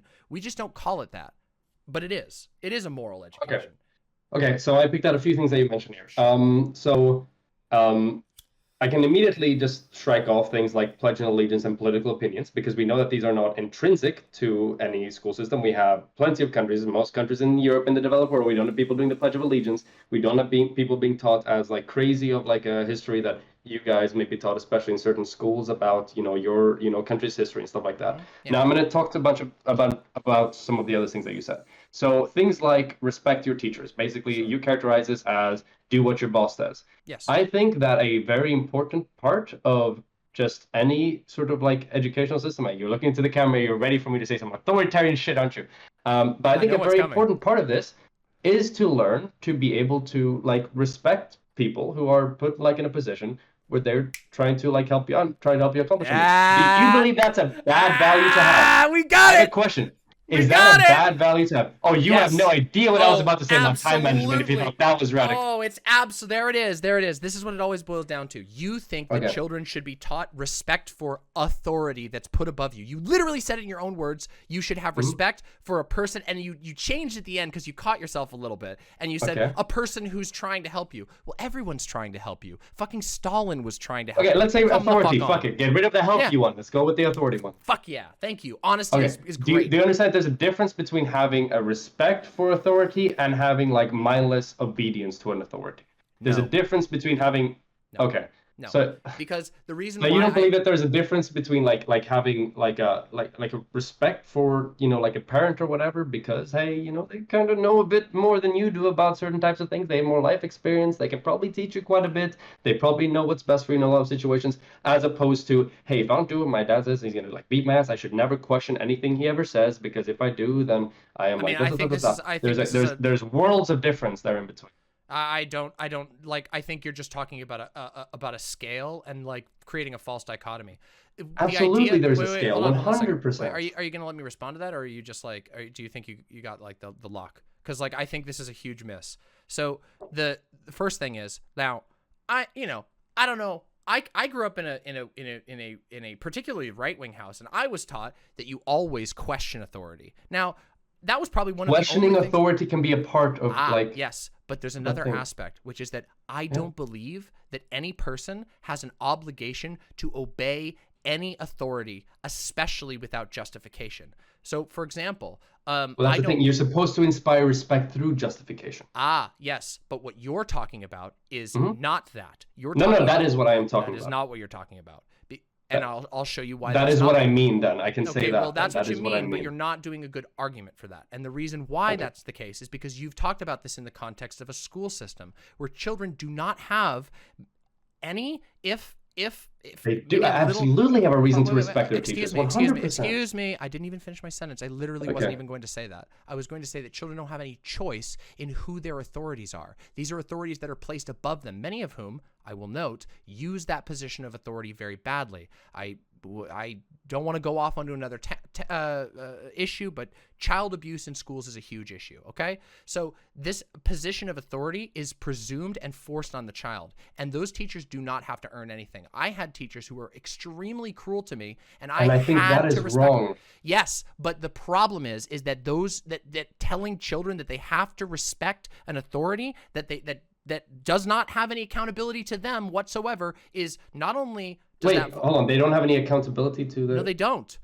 Teachers notoriously. We have the American moment here, I guess. I don't know. But like typically, like in schools, at least functioning schools and well-managed schools, which once again, here we stand back to the quality thing. Let's not talk about the quality of school right now, but the quality of school as it can be. Okay, you absolutely have an interest in the fact that the kids are fine with the teacher, that they aren't receiving a fuck ton of complaints, that they're learning in a productive environment, that their like class performance and stuff shows that they're having a good time in the classroom and the rest of it. That's absolutely like an important part of who's going to be that teacher. None of that was all just that's very nice, because none of that actually holds up. If you have spoken here that part of the purpose of school is to teach them to respect an authority.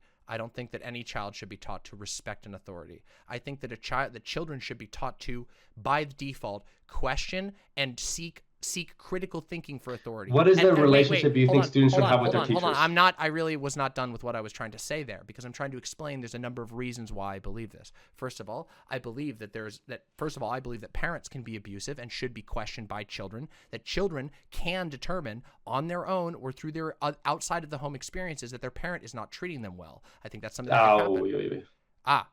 Then additionally, there are other things. For example, priests, religious people. I believe that one of the things that comes up in this conversation is, well, what do we do with religious enclaves? Religious enclaves are best challenged not by putting kids into a system that tells them to respect authority, and then they immediately go home and have their pastor tell them that Donald Trump is a savior or whatever. And I grew up in a cult, so I went from school telling me to respect authority at all times to home telling me to respect authority at all times. And the only real person in my life who didn't really tell me that was my dad, but he was kind of a hypocrite on that. So, but whatever, that's neither here nor there. The fact of the matter is that kids are being taught to obey authority, and it has all kinds of bad outcomes. But it has one outcome for the state that's very beneficial, which is that if you're told by the state that somebody's an authority over you, well, you better show respect to them, because otherwise you're doing something wrong. But I don't think there's anything wrong. No, so you should understand why you should have respect for those people in positions of authority. But that requires them actually having a good reason, and the reality is that they don't. Did I ever say that people should have unwavering respect for authorities? Yes, you did. You argued. Yes, you did. You argued that children should go to school to learn respect for authority that is placed over them. That doesn't mean that has no calculation. They should understand why they have respect for people for them and how a respectful interaction with an authority is supposed to be handled. If a lot of kids are going to school and a lot of kids are feeling like their teachers don't treat them well and like those environments don't treat them well and that they have to follow a bell and all of this shit and it's very dehumanizing, maybe those children are completely and utterly, by your own argument, justified in saying, fuck this. This authority has not led up to my standards.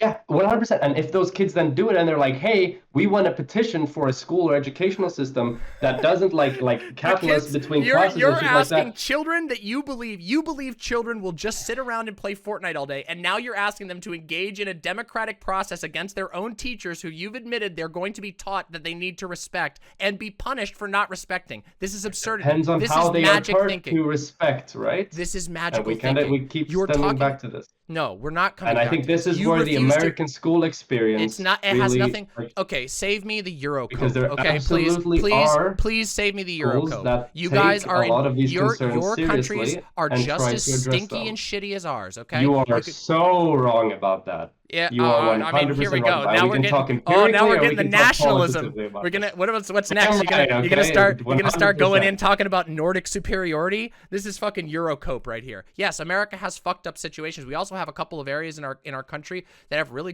really good Education schools and sure whatever. as That's fuck fine. isn't one of them. Now, to Yeah, get back sure. to what was Yeah, being said yeah, there, okay? yeah, you know what So else? obviously, it is a very Parsing important arguments isn't skill. clearly the Nordic specialty either. So. Maybe not according to you, I guess. But I think like part of what absolutely should be taught is to be taught number one, like why people have positions of authority in society, understand that process, and also taught how those interactions are handled. I have a question for you. What do you believe should be like the interaction between teacher and student? Between a teacher and a student, mutual. Do you respect. believe it should be kind of clearly defined that hey, the Oh teacher yeah, kind I of think knows that what's going on? if there's going to be a teacher and there's going to be a student, that it should be a, Yep. a relationship of mutual respect and mutual growth.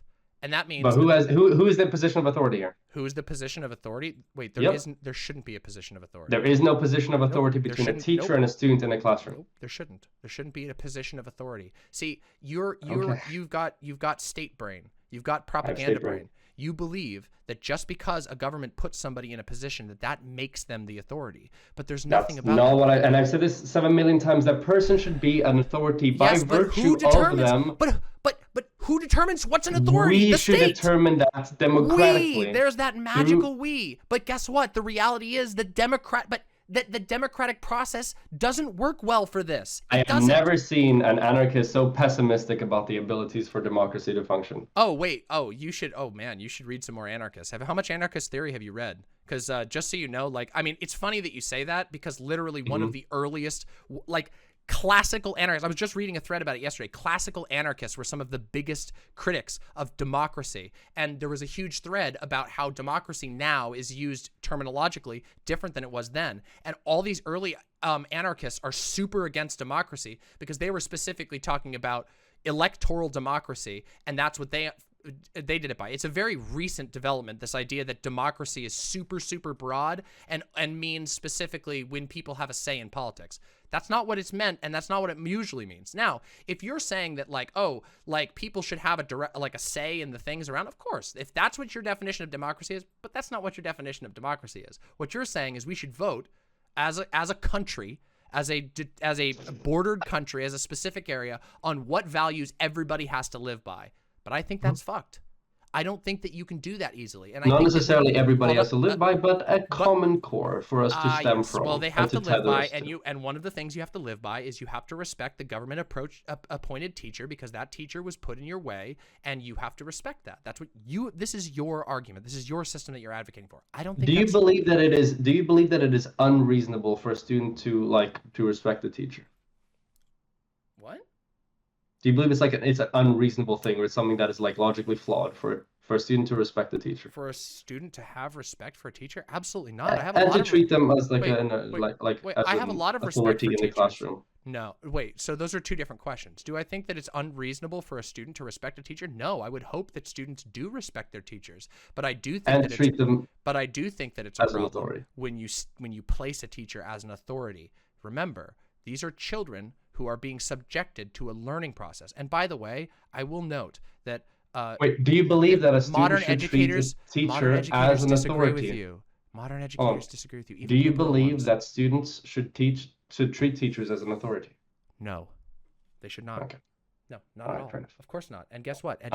Once again, I challenge you to go read any of the books by even liberal educators. They do not advocate for hierarchicalized student relationships. They want teachers to be on even footing with the students so that they see themselves as partners in learning. And kids do not feel that.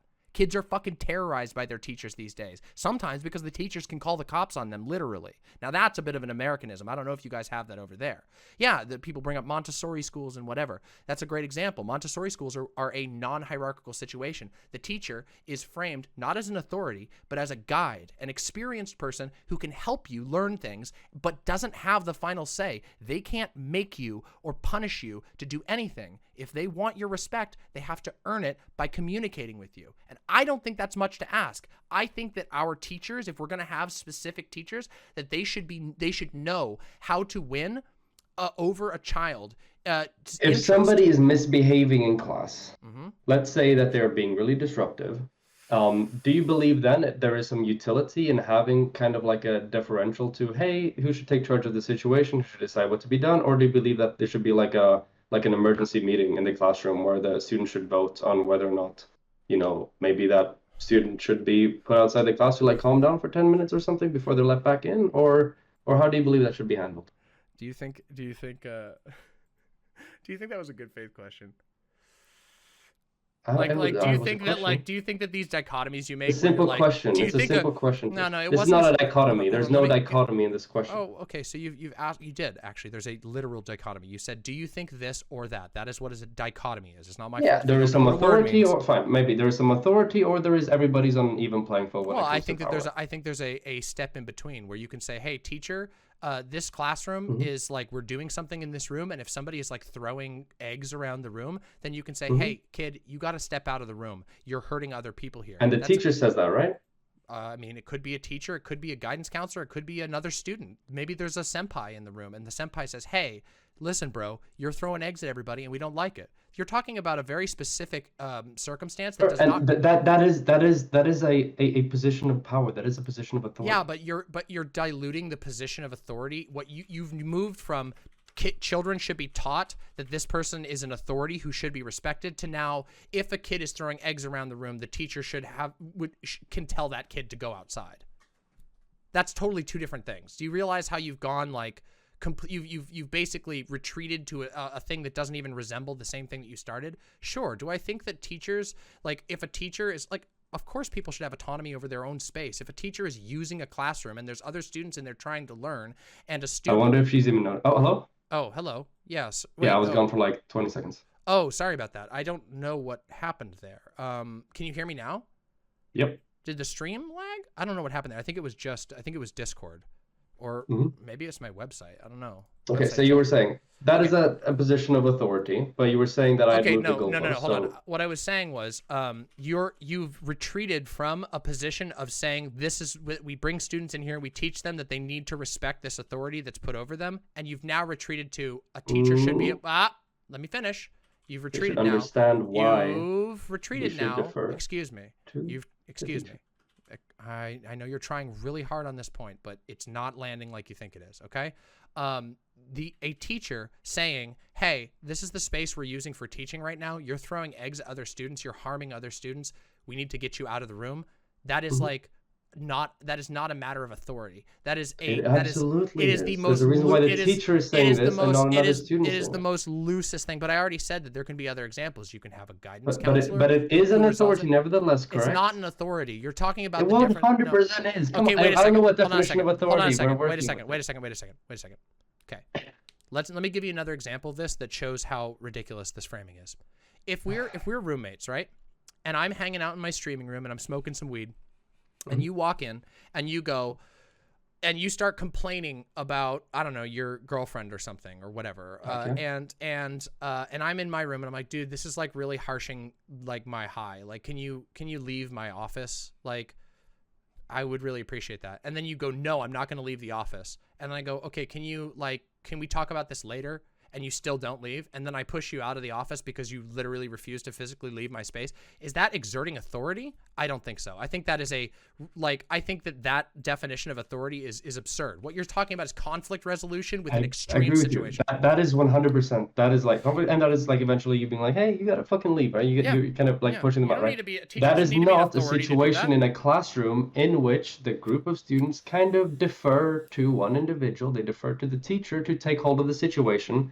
And to take But in essence, deferring to a matters, right? teacher on certain decisions is not the same thing as placing someone in a position of You authority. It's defer not to the same somebody thing. on the basis of authority. That's No, you why you don't. defer to No, somebody. you Yes. don't. No. See, this is where I it's don't weird. think you Really? understand what Wait, authority means if we're getting stuck So here. hold on a second then. Then that means that if They I defer that if, to an adult, and the adult, no. yeah, an adult. Okay, so wait a second. Mhm. If what you're saying is true, then that means that in order for me to get you out of my room that I'm currently using, I'm deferring to an authority?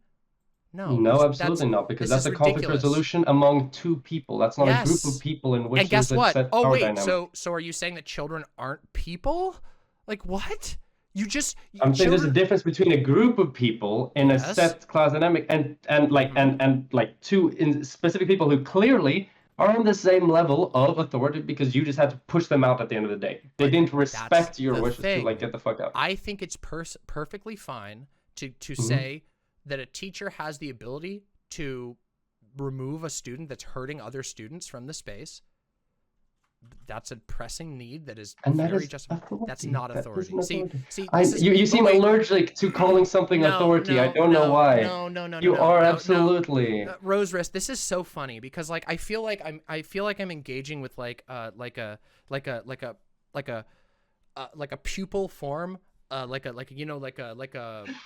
a what's it called? Yeah, not a larval, because it's better than you're doing better than a larva. You're liking a cocoon right now, and it's a cocoon debate, bro, where you think you've got something because you're saying that like someone being able to assert that like you can't do this in this space is like because this is a space that I'm in and that we're using. That's not any meaningful definition of authority. You've watered down the definition of authority to be meaningless. You started this The conversation. reason why I had to get to that point I is wasn't because done with you are my sentence. allergic to the term. It's not. No, it's you're allergic to addressing the actual concerns that are going on here. The allergy is not from me. I can acknowledge that there is like there's a power exchange going on when you're removing someone on a space without saying that that is teaching somebody to respect authority. This is the teacher's space with other students who are using that space. That is an eminent Exactly. usage. So she has authority, or they have authority in that space. No. Okay, then you could. Okay, if you Because it's their space. Hold You on a said it second. Hold on a yourself. second. Hold on a second.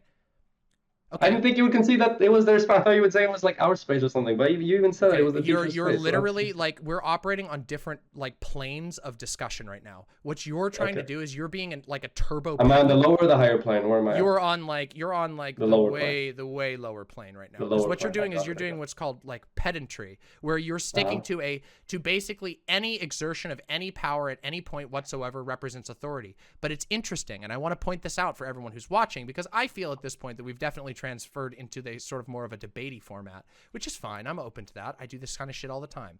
But you've changed. We've done a little Mott and Bailey. You started by saying, I think that students should be taught to respect authority. And now you've retreated to saying, well, you know, if a teacher that is being taught to respect authority. No, it is not. Being 100%. You are taught that, hey, this is a teacher. Okay, I'm sorry, I'll let you finish. But the reason why I like interrupting is because I feel that, hey, once I get this out, what was about to be said probably gonna lose relevance, and that's why I like interrupting. Do you want to keep going and finish that? No, or do it's you want fine. me to... Go ahead and say what you want to say there. All right, perfect. So that's part of teaching the authority, right? It is the teacher. The teacher is there. The reason there is a teacher working the space is because they hopefully possess qualifications when it comes to having gone through an educational program, when it comes to dealing with kids in these situations. They probably have some proficiency when it comes to whatever is being taught, at least a proficiency that is to a higher degree than what the student possesses. They're operating within the teacher's space, like you said yourself. It's like their classroom or whatever. And it is because of these reasons that you should be able to like respect and understand the authority that a teacher obtains and uses in those interactions between you and them there. It is not to say that you need to mindlessly obey them because we have arbitrarily placed them here. And no matter who we place here, you should be respecting them on those grounds. It is, hey, here are the reasons why you should respect them. Here's where that power begins and ends. Bang. There you go. And that is teaching respect for authority, but it's not this characterization of like a mindless sort of like orbiting of we place somebody here, now you must respect them and bend over backwards. But nobody, you invented that dichotomy. Like I did not invent that dichotomy. You did that. This was a dichotomy that you are now having. You're fighting. Do you agree or do you disagree? You're fighting with your own dichotomy. Okay. I think there is a huge difference between teaching someone to respect authority, which is a process by which they identify there are authorities and I must respect them. I think that is a very different process than saying, okay, I'm in a classroom, there are other people here, and I have to respect the space that we have together, and this space is facilitated by this teacher, so in this one particular avenue, they can tell me to go out of the room because I'm hurting everybody else who's in the room. That's not the same thing. These are not even close to the same thing. I have a very I don't simple think, question for you, I okay? think, no, I have a very simple question for you. I have a very simple question for I need to you. finish this. I need to finish this because we're gonna forget. No, you don't actually. No, Please. you don't. It's Nope, very you simple. don't. Please, No, very you don't. simple. I have a It's question. two yes or no questions. You've It's asked two me yes a or no lot of. questions. You've asked me a lot of questions, and now it's my turn to ask you a question. I know because I did a lot of Let's preparation for this, see and I feel really bad about it. Okay? Let's see if you respect. Please. Let's see if Two you yes or have no. any respect for authority, okay? Let's see if you Yeah, have any respect for authority, okay? So here's the question I have for you.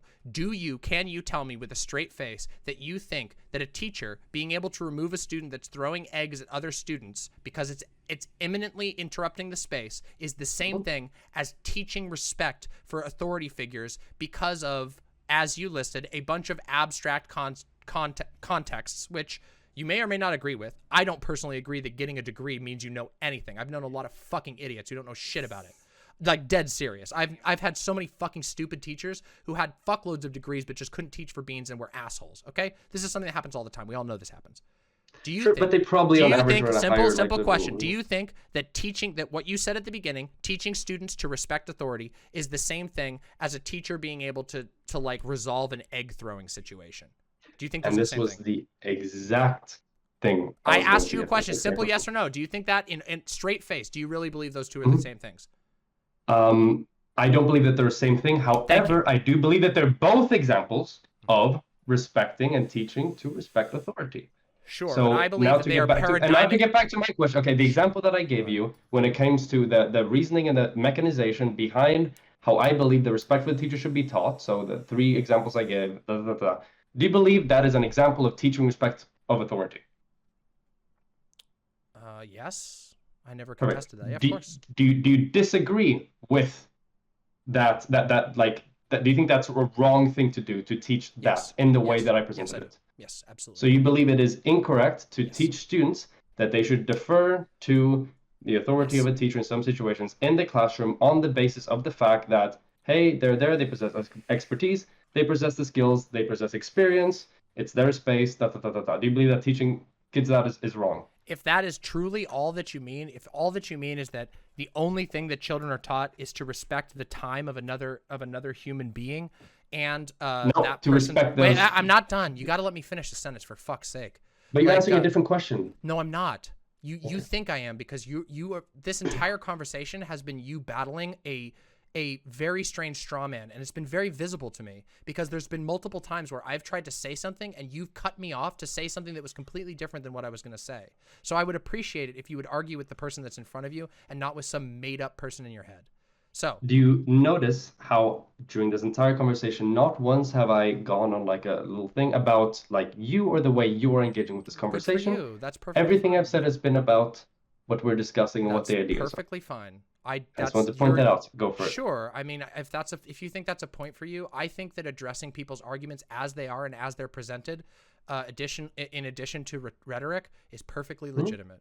I have no Alright, shame. sure. I don't feel like there's anything wrong with that whatsoever. So maybe that was a gotcha or something, but, yeah. So the question can you repeat the question that you asked again? Cause we ended up getting off, and then I was going to answer it and then you cut me off.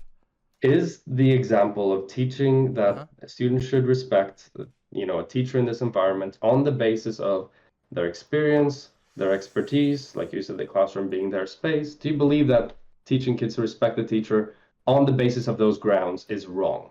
Can they leave? If the student feels that that is not that their side of things is not being held up, can the student leave without being punished? Yes or no? But that depends on what you mean by like punish. If there's a reason why the kids don't want to be there, if they believe that this teacher is treating them poorly or whatever, and they choose to leave for that, and they want to have a different teacher, then of course they should be able to leave and go with a different teacher. Yeah, then I think that is a reasonable type of respect to Okay. ask. But that is not what we started with. But that's not what we started So with. then we do not disagree on the fact that it is good to some extent teach kids about the need to respect people and respect people with authority. But that's different. Teaching people to respect other But humans. we agree that this was an example of teaching people to respect authority, and then we went through it, and we agreed that it wasn't wrong. No, we didn't. You said. Wait, I asked you yes or no if this was an example of This teaching kids to respect authority, most, and you said yes. Dude, I'm sorry, but like, again, I'm gonna do it again. I'm just gonna own it right here. Like, this argumentation tactic, in my opinion, is remarkably weak. Okay. You're fixated. You're refusing. Yeah, I am going to talk about your rhetoric because we're engaging in a rhetorical exchange right now. You're literally not engaging with the question at hand. So when you say, is it teaching an authority to teach students to be respectful of, like, in general, of experience and be respectful of spaces that they're in? That is not respecting authority. Now, if you want to define that very broadly as a form of respect to authority, you're welcome to do that. But I don't think that's the same. I would categorize that as teaching a kid like how to socialize with other people, how to respect other human beings, which and I think specifically with people with different power levels than you, right?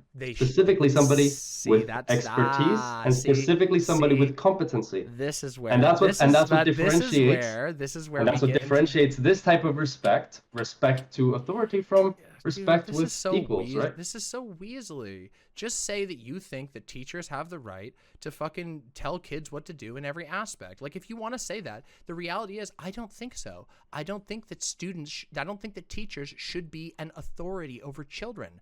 I don't think that a degree, even 2 degrees, even 3 degrees, gives you the pass to be an authority over children. I think that if you can say, here's what I've learned, here's what I can teach you, you want to come in, you can come into my classroom and I'll teach you. Here are, like, don't yell, don't make it so that other students can't learn. Sure, that's perfectly fine. But the reality is that's not what we were talking about at the beginning at all. I'm going to restate the question. Go ahead and restate it again. We'll go to something else. Okay, maybe eventually you'll get the answer you're looking for. Maybe eventually, or maybe you'll get that perfect straw man, or exactly. Maybe I'll get a perfect straw man when I'm asking questions and following a logical strain. After you keep going fishing. Do you want to change your channel to Gone Fishing? All right, let's go. Good one. Come on, okay, so I'm gonna check if the answers change on this, and if not, then we'll move on, and if yes, then I have a cool clip. So, was the example of teaching kids respectful authority of teachers on the basis of their expertise, their experience, that being their learning space, that being the classroom, do you believe this is an example of teaching respect for authority? Do I think that asking, like, that? Wait, okay, sorry, can you word that again? Like, we're getting to do you believe that teaching students to respect a teacher in a classroom environment on the basis of competency, experience, expertise, and the fact that it's their space, it is their classroom, do you believe that teaching kids that is an example of teaching people respect for authority, and therefore they should defer to them? Provided that the student actually has a say in that equation, that they can leave if their conclusion is that this person is not actually competent to teach me, then no, I would not consider that a conversation of authority, because authority comes in. Because you directly answered yes to that question like 5 minutes ago. Because you worded it differently. Nope, I worded it very similar, and I'll go and look through it later. Well, I really hope that, like, I hope you accomplished whatever it was that you. Maybe I should ask you, what are you hoping to accomplish? I mean, I could send you my notes before this debate, and I don't really care about your notes. They didn't seem to help very much.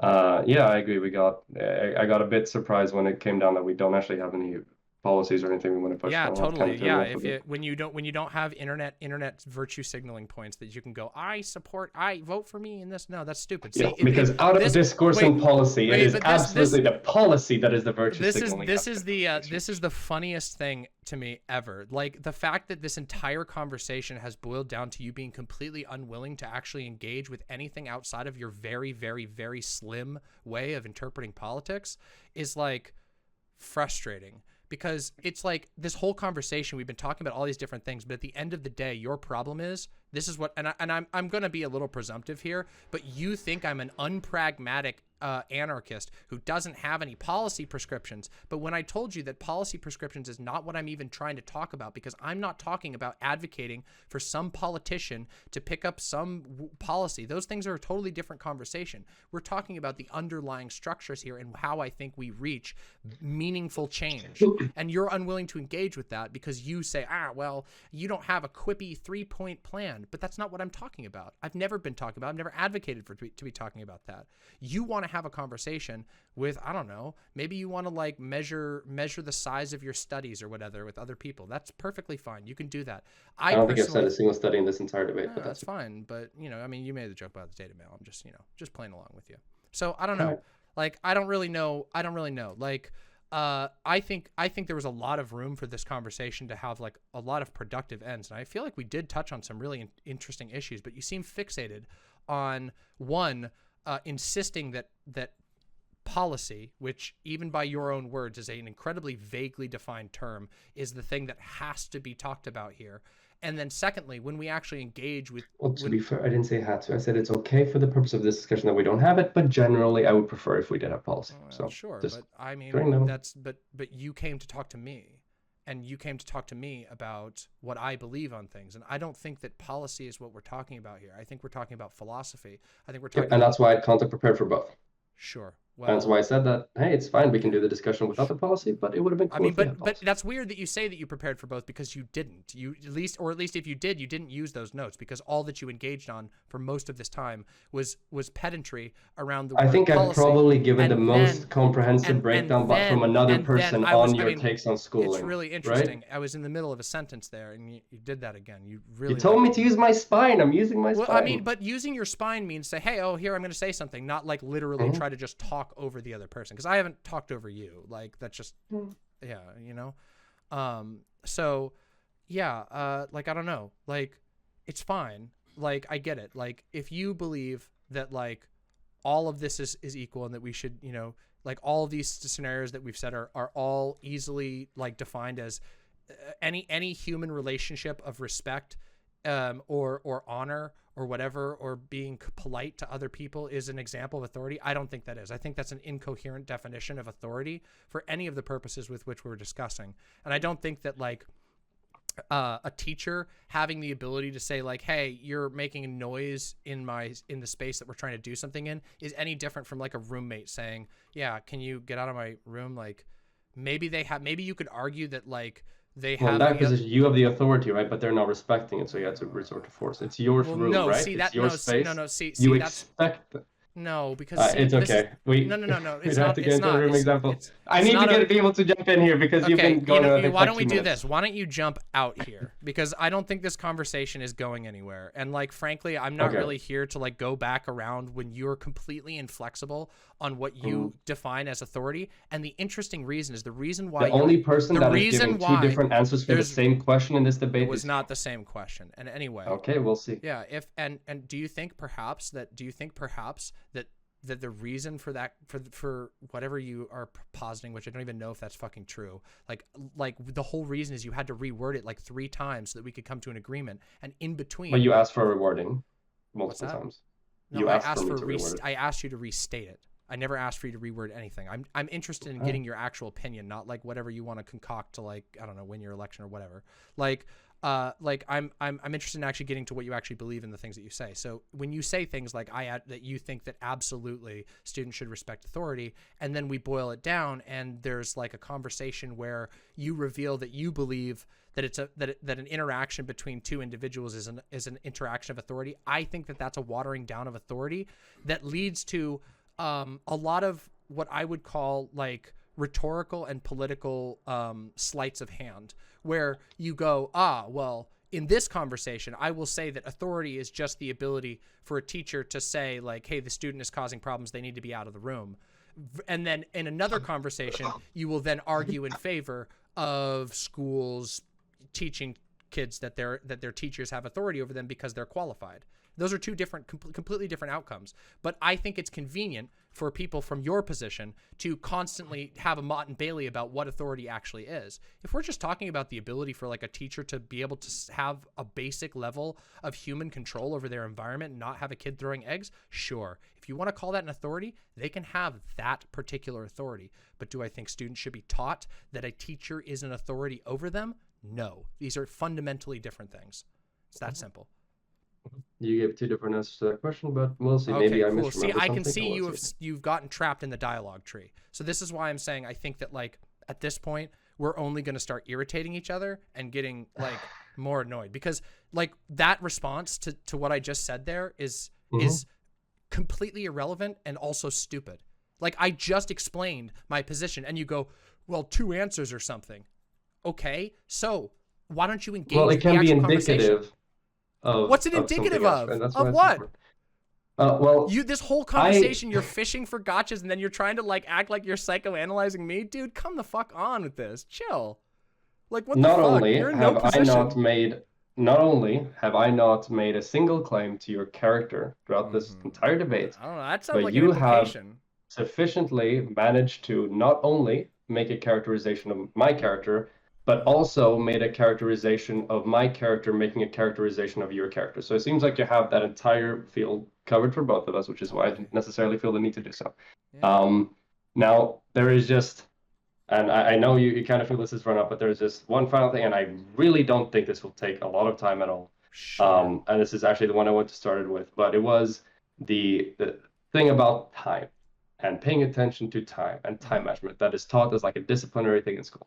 Yeah. I believe that is absolutely a good disciplinary skill that should absolutely be taught in school, because time management, being punctual, is a vital step in demonstrating respect, in demonstrating competency, and being able to do the things that you do in a civil society. And for that, I think that a school place is a very good place for you to be able to know and learn those good time management skills without them having the significant consequences that they might have in an adult life, where being late could be the difference between being employed, in your case, in the US, having health insurance and not having health insurance, versus in school being, marked down as late or not being marked down as late. And that's why I think that the time management skills are pretty important. I'm very happy that you chose this to be the thing that you ended on, because in this you've demonstrated that like I don't think you've actually like thought through the time management portion. First of all, schools are notoriously bad at teaching kids time management. Kids learn nothing from school about time management. They learn nothing. In fact, time management learning is like the main thing. Like I literally read a study on stream about how in America especially, but this is based on America, it was by an American institution, the time management portion of school is one of the things that most traumatizes people. For most of their life, they spend the rest of their life feeling anxious about the way that they were treated in schools. Schools all across the board. Any fucking educator that you go and try to listen to about this will tell you that schools absolutely fucking suck at teaching any sort of skill of time management. And that's because the only thing they teach is listening to the bell, to showing up on time when an authority tells you on time. They don't actually teach you how to schedule things. They don't actually teach you how to schedule your homework, how to maintain a work-life balance, because they don't care. They just teach you to show up when the bell rings or else you get detention. And that, as it turns out, really traumatizes people, because it's basically like putting kids in a fucking prison where they're told they have to go from here to here to here. They have to ask for permission for everything. They can't have any independence whatsoever. So this idea that schools teach time management is, first of all, doesn't happen at all, probably won't happen, and third of all, reveals that you're projecting your particular economic value onto a skill that's being taught. Notice that the first thing that you said when talking about why they need to learn time management was because they could get fired from a job. That is the very last thing I said. Was it the last thing? I'm sorry, what did you say first? It was the last thing I said. It was the example I gave at the very end. What was the first thing that you said then? The first thing I said as like respect for your peers and the people around you. So you think that, first of all, I'll address that. It wasn't the first thing you said. It was one that stuck out to me. I didn't hear that first one. The first thing that you said teaching people respect, I strongly disagree. I don't think that any of the skills that are taught in schools Don't you think time management is good to show respect, to show up on time when you have a meeting with somebody? Time management is a little different than like punctuality. Those are two different things. However, Yeah, sure. I do think that generally punctuality can be respectful. If you show up late for somebody, that can be bad. But schools don't teach you that. Schools don't teach you that at all. In fact, this is like, I literally watched a video specifically about this particular issue where they talk about the thing that is taught by having bells and strict start times and strict end times is regimentation, not punctuality, not time management. It's regimentation. It's obey the rules, show up before the bell rings, or you get hurt for it. That's what it teaches. So no, I don't think that is useful. If there's all kinds of ways that you can teach punctuality, and I do agree punctuality is a very valuable skill. There's all kinds of valuable schools that some people pick up in the school system, but that I don't think the school system does a really good job. I don't think the school system, either in its foundations or in its current form, or even in many of the reforms that people have offered, actually teaches anyone time management, especially for the purpose of respect.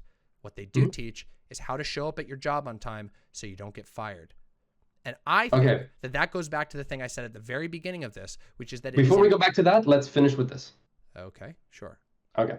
So now we're kind of getting back to, and there's a reason why I wanted to start at the end of why school is bad at the moment, is so that we would hopefully be able to avoid things like this popping up. So I do 100% recognize, and we both did this. We both did this at the very beginning because I kind of thought that this is the direction we would go. That there are absolutely issues in how all these skills are taught and how everything basically in school is done today, especially in the U.S.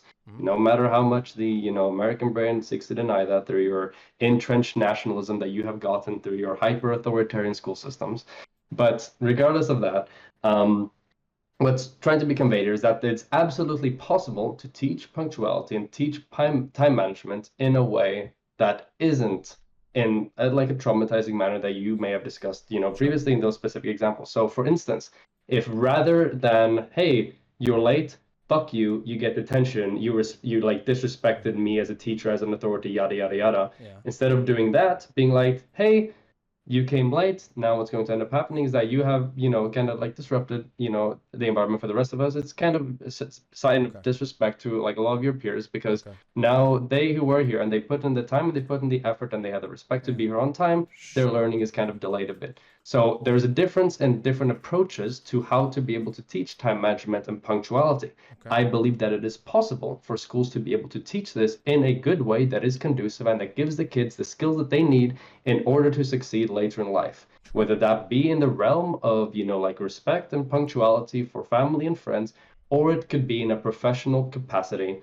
That's still an important skill to have, and it can absolutely be taught in a good and productive way in schools. I mean, that's nice. And do you disagree with that? I mean, I think it's possible. I think it's conceivable of a school system that teaches some time management skills, but I also think that there's all kinds of other ways to teach time management skills, like tons. I mean, are any of them the one that I suggested just now? No. I mean, wait, what? I mean, sure. Wait, but definitionally, yes. Like, obviously, I said I think that you could teach that. So then there is no disagreement. You just want to add to like what I proposed. Yeah, right? I mean, of course I do. Of course I want to add, but but you're just making up a thing. Like, yeah, it's possible for a school to do that, but they're not. And they don't. And we should strive towards teaching them to do that, That's right? And great. making sure I the school agree can with do you. that. I don't disagree with striving. All right, perfect. So then, to be very if you want clear, to do that, that's sure. If that's what your calling is, I think it would be better if schools did teach some level of respect, of time management, like with regard to that. Sure, that'd be great. I think it would be way better if they got rid of like bell systems and did this. I mean, teachers have talked about this. Do you for want to a know long something time. crazy? What? In at least in Sweden, I haven't been to a single school except for when I went to an American school that had a bell in it. Oh, that's great. There's absolutely that's existing fantastic. models for how this could. Yeah, good job, Sweden. It's not me. Don't say good job to me. It's not me. But and the reason why I wanted to point this out and the reason why we got into this initially is because these were all listed as sort of like inherent flaws to the. Sorry. This is which part of this is the one? This was way before when I asked you. Yeah, what but which of the values... points that you drew up out of mine was this one going to? Which one did this associate with? You said exam pressure, trauma, discrimination, overcrowding, poor funding, railroading, overt disciplinary requirements, bad How we got management. into this and how we got into the thing about, for instance, the respecting your teachers bit was that it kept getting brought up that you talked about these civic values that kids are being indoctrinated into. Yes, and I asked you for examples of those, and you gave those examples, and the time management aspect was one of them. Sure, but that's one. Yeah, and the time management was one of those examples. Right. And the point of my argumentation was to demonstrate that that's not an inherent part of something that is wrong with schools. That is something that schools can absolutely be doing correct. That is not a symptom of schools inherently and something that they can never resolve. It is a symptom of schools right now doing it poorly. It's not an argument for throwing out schools. It's an argument for reforming schools. Okay, but I will note that that was a subtopic of another major topic. And I would say that this would be filed if we're going to stick to with what you drew up for me at the beginning to work on, to talk about. The overt disciplinary requirements. This is one of those overt disciplinary requirements. It's not the only one. And so, sure, do I think that one of those sub-features of the overt disciplinary requirements could potentially, conceivably be done? Yeah. I never disagreed with you on that. That's like, this is not you did. No, I didn't. Because this was listed as like this was so frustrating. Like, I feel like I tell you exactly what I think about these things, and then you try and act like I said something different or something when I really didn't. You just admitted now this was a subtopic of one of the major ones that you asked me, whether I thought these were intrinsic or not. I do think this is one of the major arguments that you have regardless of the quality of school. It was one of the 4 arguments of violation of child's autonomy, truancy is bad for families, kids don't get much from school, and state indoctrination. That is the 4th point there. State indoctrination? No, this is a piece. No, hold on. We're talking specifically about. Wait, this was given as an example of state No, it's my turn now. indoctrination. It's my turn now. Hold on. Number 4, state indoctrination. You asked me for examples of state indoctrination. This was one of them, correct? Among many others. So that was not one of the 4 points. It was a sub-point to the 4 points. The 4 points which you drew up, which so it's included in the 4 points. Sure, but wait, but wait a minute. Wait.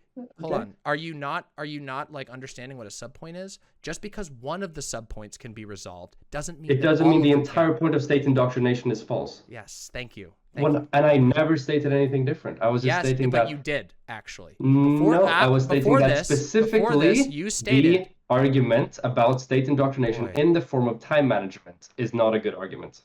You stated that, and you went on a little bit of a tirade here just a second ago, talking about how I went on a tirade. Okay. Excuse me. You went on an example on a tear about how this is not solved by abolishing the system, but instead by reform for a sub point of a larger point.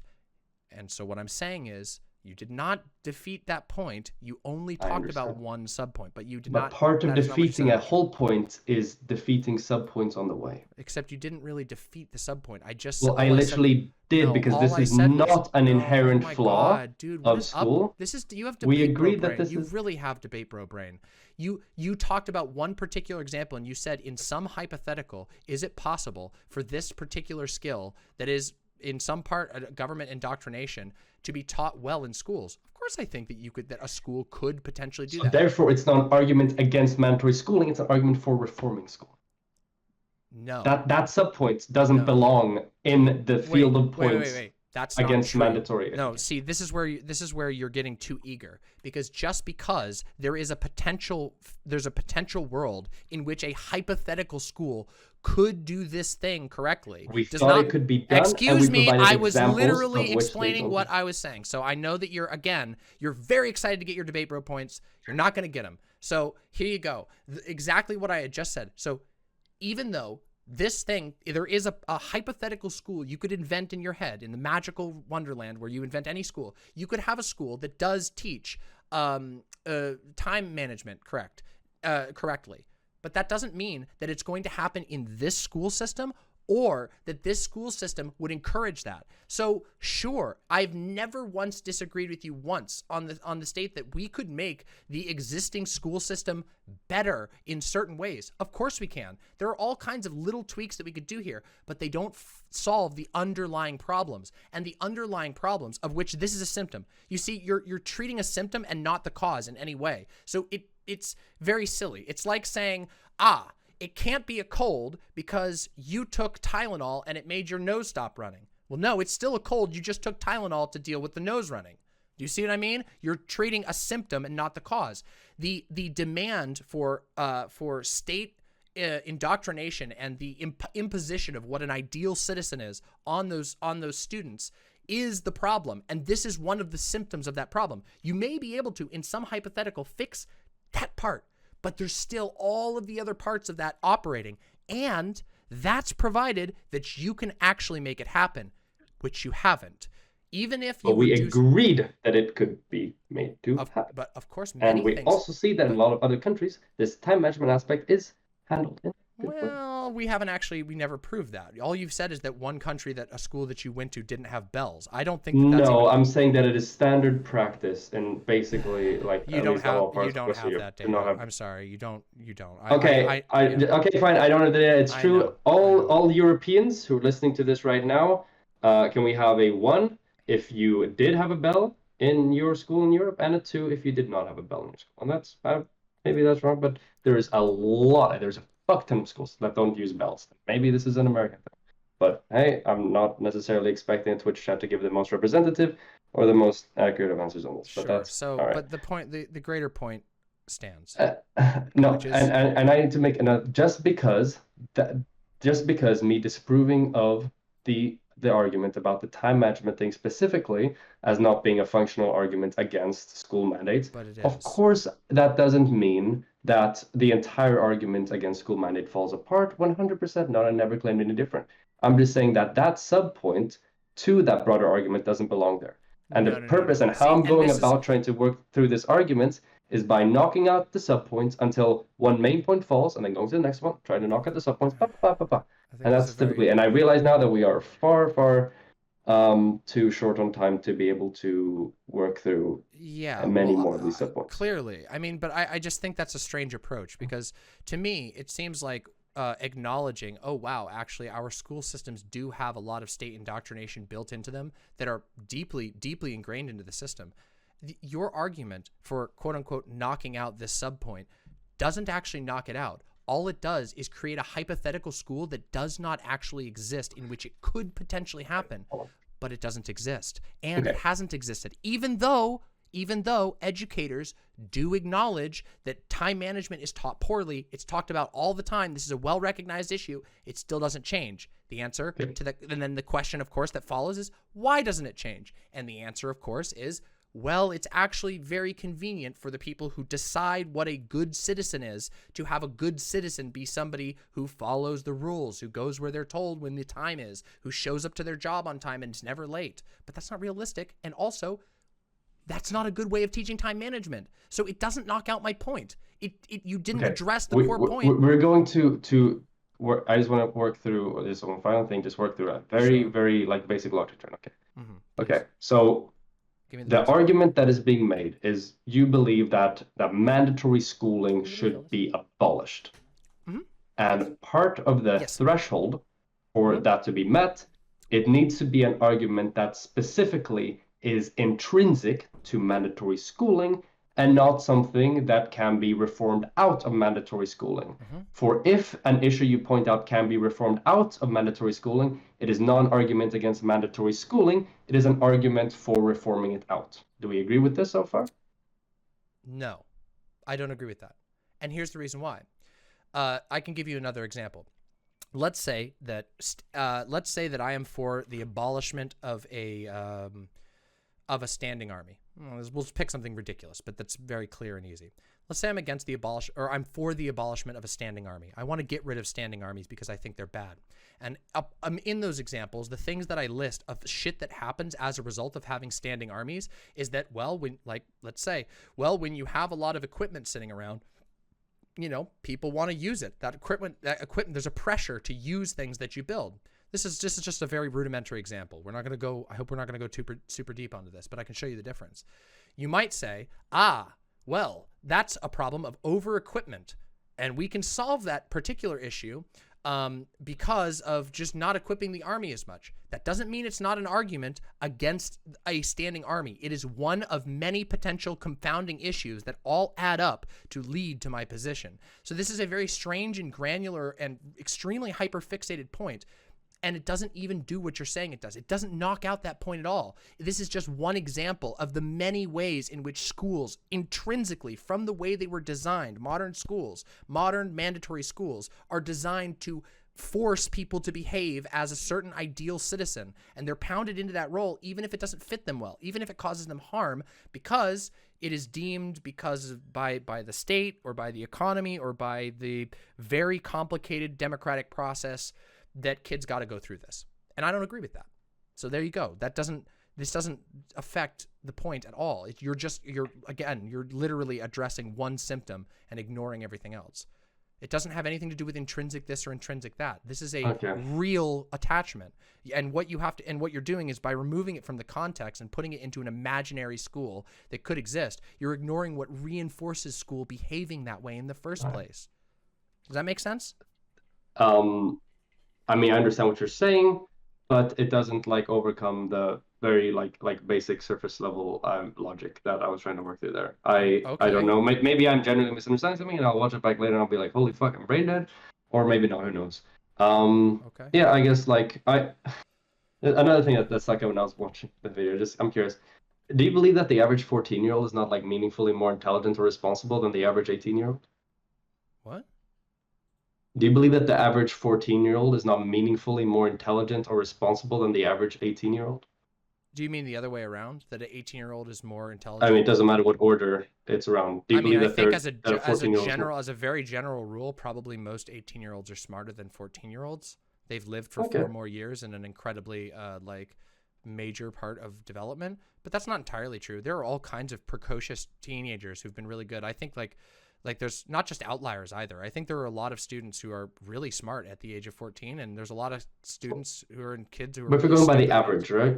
Yeah. For those of you saying this is a weird question, this is taken verbatim from. I mean, sure. I mean, sure. Okay.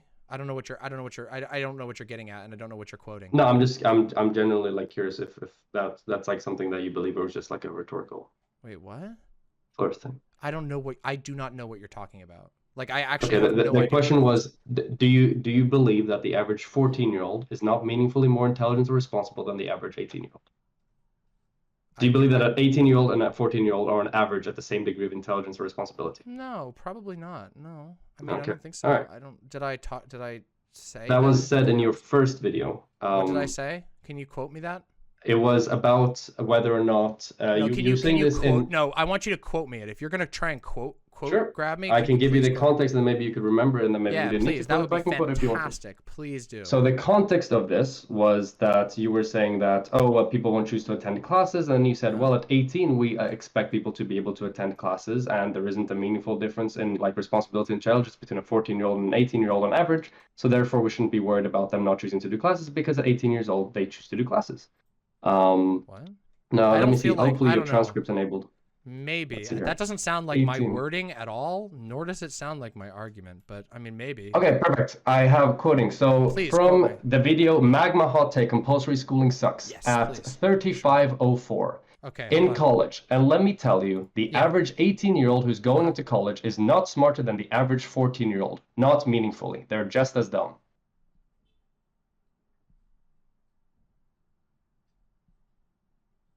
I don't know. Yeah, I guess let's watch it. Let's see. Okay, I read out the transcript, but you can watch it as well if you want. I don't know. Is there context there or something? I don't know. That doesn't even. It's you talking about whether or not they're gonna. Sounds like maybe I misspoke. Maybe I meant it the other way around. I don't know. Let's see. You said this was Magma Hot Take. Okay, let's see. 3504. 3504. Let's bring it up here. I'll put it on the screen and everything. Yep. 3504. Let's see. Let's do it. Like they are going to get in trouble without having to jump through hoops and get a to attend each class. It would be considered standard to publish lesson notes from each day so that if students needed to take a day off because they were sick or exhausted or mentally unwell, that they could do so without feeling like they are going to get in trouble.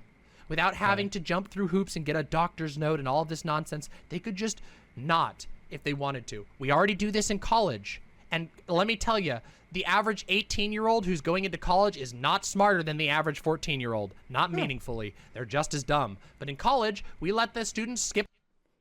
All right. Yeah, it was probably a little bit hyperbolic.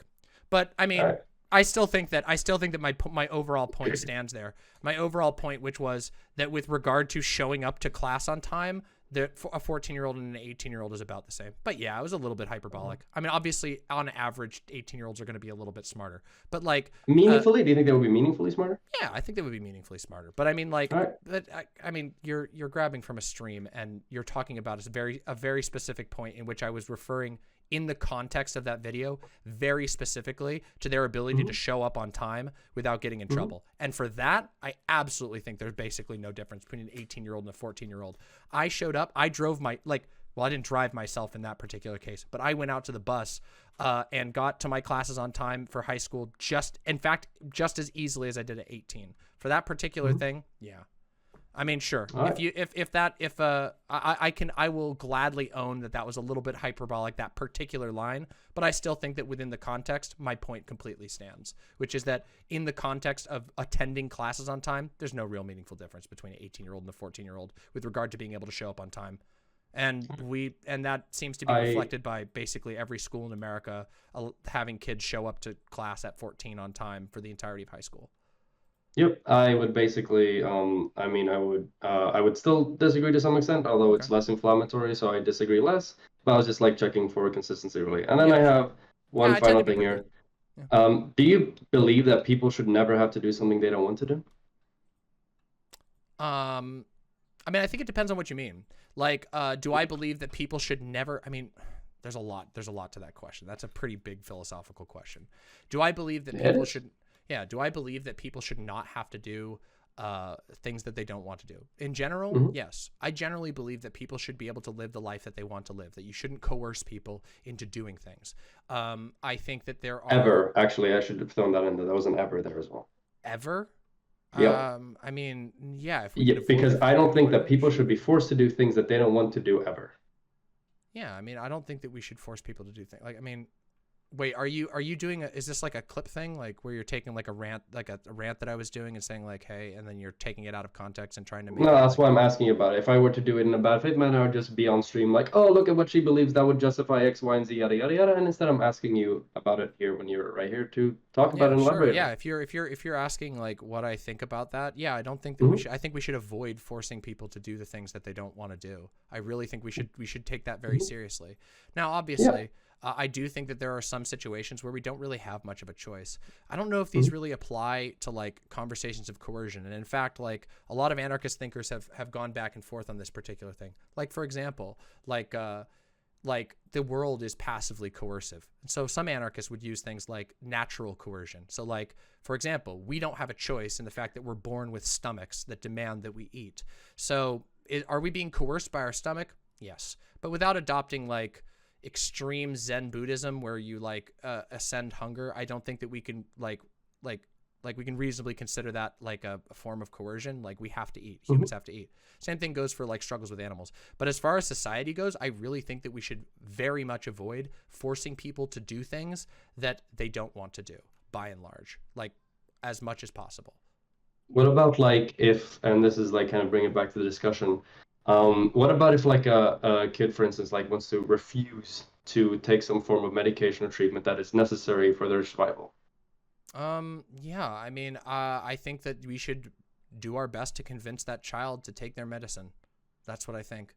But if they're like, nope, I don't want to take it, should we like stand up and be like, hey, no? Oh, I mean, well, it depends on what you mean by we. Like, see, this is one of the conversations that I got to with Hans, where there was a difference between like we and me. Now, me, if I had a kid, and I would be like in that particular instance, I would be an authoritarian about that because I would make that call and I would bear the pain of that. But I don't think that role can be easily. Can be distanced out to like a state and say like, oh, a state should be able to do this thing or should be able to do this. So it depends on what you mean by we. Do I think that? So then okay. So in this situation of like a kid that refuses to take a life-saving medication, which to me seems like an extreme outlier, I would say that for me personally, I would give the kid the medicine. You know, I would probably use force to give the kid medicine. And that is my own like moral problem. And I would want to work that out with the kid. And I would hope that I could mend my relationship with the kid, because forcing a kid to take medicine is really traumatic. And I would hope to mend my relationship with with my child, you know? But I would make the call there that this is an emergency situation where this kid isn't thinking correctly. But I'm taking that onto myself, and that is that I have to bear personally the repercussions for that. I don't think that you can easily push that off onto a state, and I think that the moment that you do, each step that you remove yourself from the direct relationship to the person who's being the recipient of the force, you lose details that are vital to that. An example that I talked about with this is that like I've made some really tough moral decisions in my life. I've had a situation where I had to choose between letting someone like do something like self-harm. Like literally, I've had to choose this personally. Letting somebody self-harm or using force to stop them from self-harming. And that is something that still sits with me, because in one way, yes, for some people, maybe it would seem very, very easy to just say, oh, let me just do this thing and I'm going to take control. But I respect people's place where they're at, and I recognize that using force can really hurt people, and also that it's like I'm imposing my will on another being that's not me. So it's something that I would do, but that I would take with a level of interpersonal moral engagement that doesn't exist when you're talking about the royal we of like whatever you want to talk about. So like I don't know. So yeah. For example, like and this is also I think this was the same example Hans gave, but that discussion was way too inflammatory, and that discussion was basically over at that point.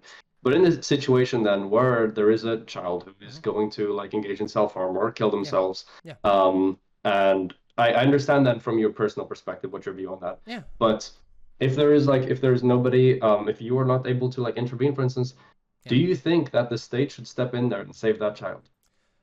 I mean, damn. Like, I think that's a really hard question. And the reason why I think that's a hard question is because I think it depends on what type of intervention, right? Because like for some people would say calling the cops is a justified intervention, but I won't advocate for people to call the police in the case of that. Please call non-emergency, call a hospital. You can literally have call anywhere except for the police. But a lot of people believe that that's like a thing. So I don't know. It depends on the aspect. I think that this is a really tough question because it's a question that by its nature requires context, right? Like in an ideal world, I would hope that there would be communities, that there isn't any situation where there would be nothing for that person. I mean, maybe in every world that will happen. It's certainly possible. I certainly believe that it's possible for a world where there's just no support and people just kill themselves with nothing. But I think that we cross into a different paradigm when we start talking about like what rights the state should have.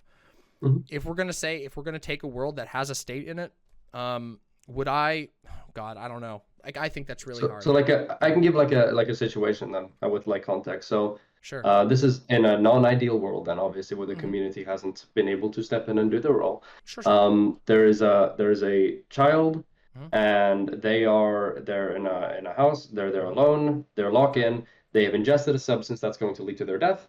Yep. And somebody knows about that. And in that situation, do you believe that they should, and do you believe that the state should, that in that instance, be notified, should be allowed to go in there, break down the door, and like physically or like, you know, with coercion, transport them to a place where they can get care and they can not die? I mean, in that particular context, I would say that's the only option, right? So yeah, I would do that. If that's the only option, I feel like I've been put into a situation, a very hypothetical that's very restrictive. But yeah, if that's, it's a pretty real situation, right? It happens. Like, well, I don't know, like not in my experience. Obviously, there's a fuck ton that can be done before then, preventative from a society, from a state, from a personal level, but it gets there quite a bit. Well, hold on a second though. Can I at least speak from my perspective here? Because I feel like thankfully we've kind of dropped back to a more genuine conversation. And maybe not. Maybe you're like looking for like DGG clip mining or whatever or something. That could be. I don't know. I don't know much about that. But you know, I've had to deal with a lot of suicide in my life, like a lot.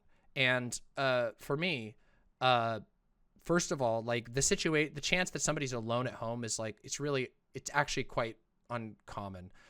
Most of the time there are people present. Most of the time it is like, there's a lot of suicide attempts are like very in the moment, and rapid decisions, like stuff like them not even having access to a gun or something can save a life. So like, So gun control is important, for instance, at least in my opinion. I mean, I think my position on gun control is that I think that we need a completely, in America specifically, we need a completely new gun policy. I think that, or gun culture, not policy. I meant to say culture. Gun culture. I think that there's like guns are a huge part of America. I have a whole thing about this, but that's neither here nor there. I do agree. And here's the Euro cut coming out of me again. I mean, no, it's like Anti-gun control. Like Yeah, I think anti-guns. that there's a lot of good arguments to be made about guns. I personally, I support people's right to own arms, but I think they should do so responsibly, and I think they should do so very carefully. But that's a long conversation. I always advocate for people to use gun safes and gun locks, because contrary to the NRA, I feel like I should just say this, contrary to the NRA, the chance that you're going to be in like a defending your house from burglar situation is incredibly unlikely, and that's the only reason you would never need to not have a gun locked up. If somebody breaks in your house, you can go unlock it. No person, like, it's ridiculous. It's only the Republican wet dream of like fighting Antifa that you need your guns to be unlocked. Anyway, so that aside, yeah, I think that it's tough because I don't know how frequent like person all by themselves in a house committing suicide that you receive information about it is. I don't know how frequent that is. Maybe it is. I guess the position we can extract from this is that you would agree that in situations in which state intervention is the best / only solution by which to stop somebody from ending their life, we should expect the state to step in there. Yeah, I think that in a situation like that, yes. I mean, I don't know about like expecting the state. I think we should use what we have at our disposal, even if it's not perfect, of course. Obviously, like, preventative things yeah, are I mean, I would never, better. like, I would never jump to that as a first option. But the problem is, a lot of people do. Like, a lot of people's. This is a huge, and especially in America, I know maybe this is probably one of the areas where the UK has like a different, or not the UK, the EU has much different policies with regard to like how what roles police have than America. At least here. It's shockingly common that people will call the police on their own relatives in their own house, and the police will come in. Like, I mean, people in my chat are literally talking about having personal experiences with this. So, like, it would never be my first reach, because I think that the way that like states tend to handle crisis situations is not good. But if I had no other choice, of course I'm going to choose the one that saves the life. Of course I am. I think that we should fight the necessity for that, and we should aim to have other things in place and also less risky things, because in reality, a lot of times what ends up happening, and this is something I've again experienced very personally, this is an issue that happens all the time, is that people get involuntarily institutionalized. It's like literally a term. Like my friend was an EMT for a while. It's like they'll call it like an involuntary, where basically you're deemed a danger to yourself, and those standards are very loose.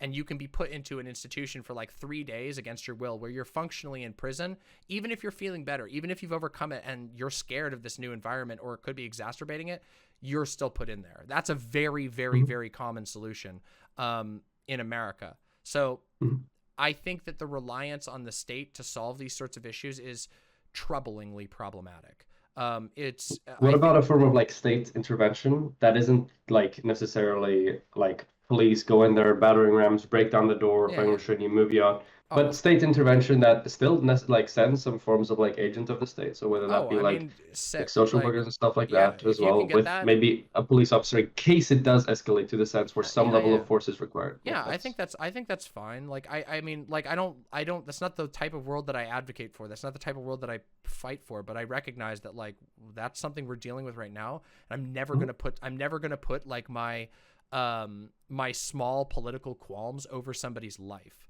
But I just don't like, again, the problem I had with, first of all, with the Hans conversation where this came up was that there was literally no attempt to actually hear what I'm trying to say about it and what my opinion is on it.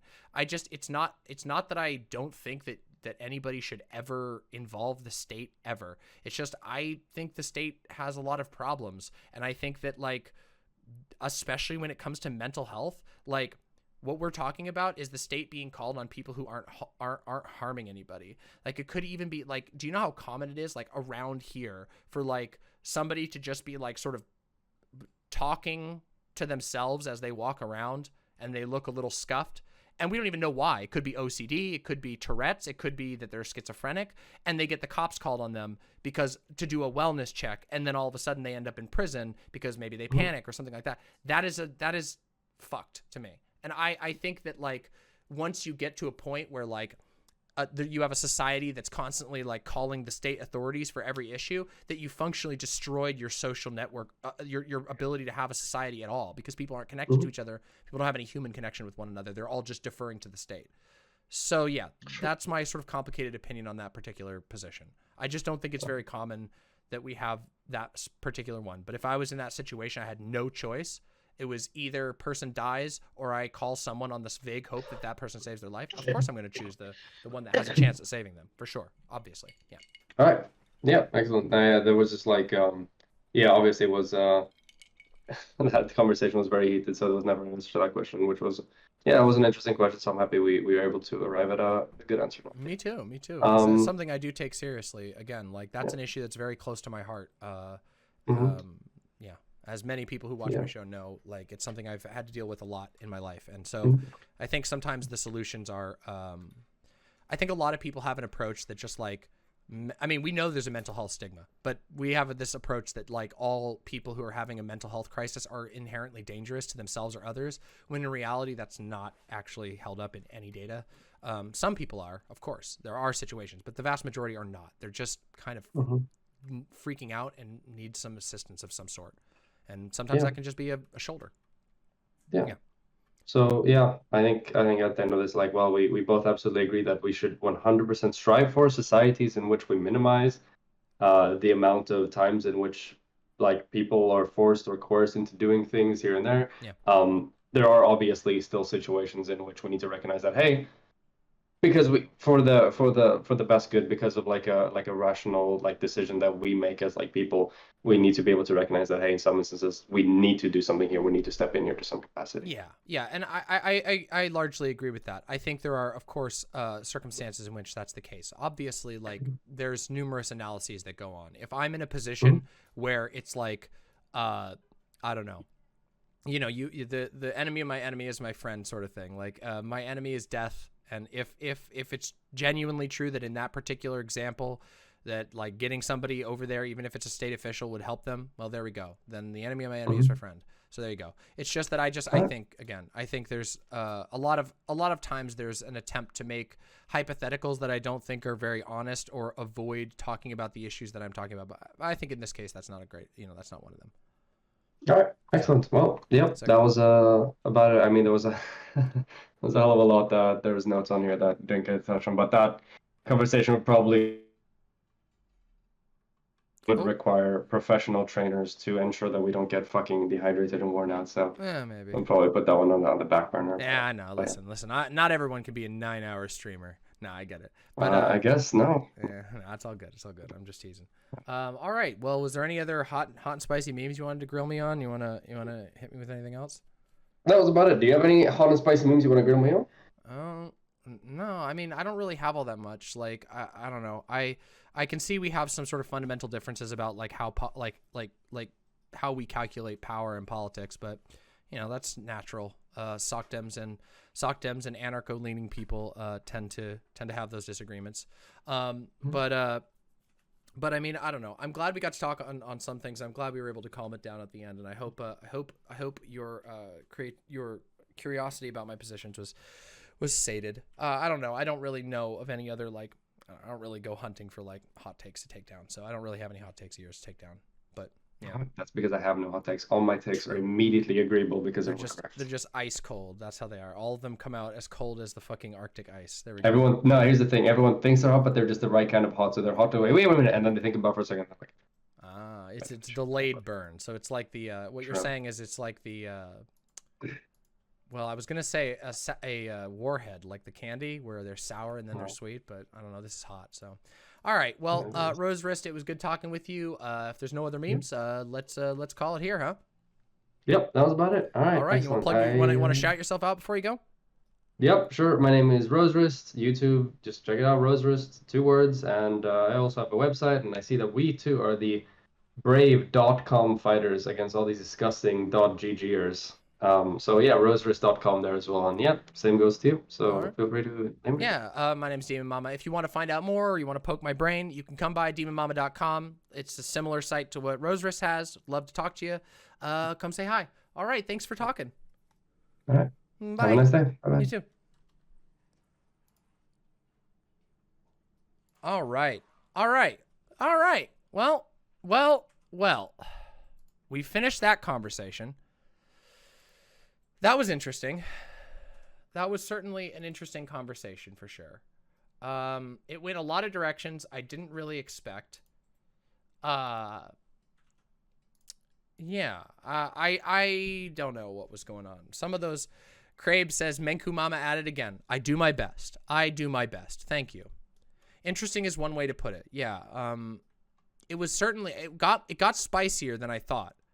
For sure. But, I don't know. Am I wrong in feeling like, oh, of course it was better than the Hans one. Of course, Hans was an asshole. Like, Hans is being just a fucking dick the entire time. Of course it went better than the Hans thing. It's pretty hard to do worse than the Hans thing. Nino, welcome. Welcome to the Vimp side of things. We're happy to have you as a Vimp. It was a little tiring. I don't know. I felt like there was a lot. I feel like there was a lot of attempts to kind of box me into a specific position. And I feel like I handled those relatively well, but there were a couple of parts where I felt like we just like what I was saying was not being addressed with. He kept trying to argue you could create a perfect situation, but then demanding how you would implement an anarchic education system. Well, I don't know. It's that policy thing, right? The 1418 one was like a little throwaway line in one of my videos. Yeah, sure. Okay. I said like a little thing like, oh, they're not that smart. I don't think that should, like, I don't feel like a small statement like that in the middle of a rant is like the most important thing. But also I don't feel like that, feel like that gotcha really like landed. In fact, I don't think any of the like gotchas at the end with the quotes, like landed at all. Am I wrong in feeling that way? I felt like those were very awkward.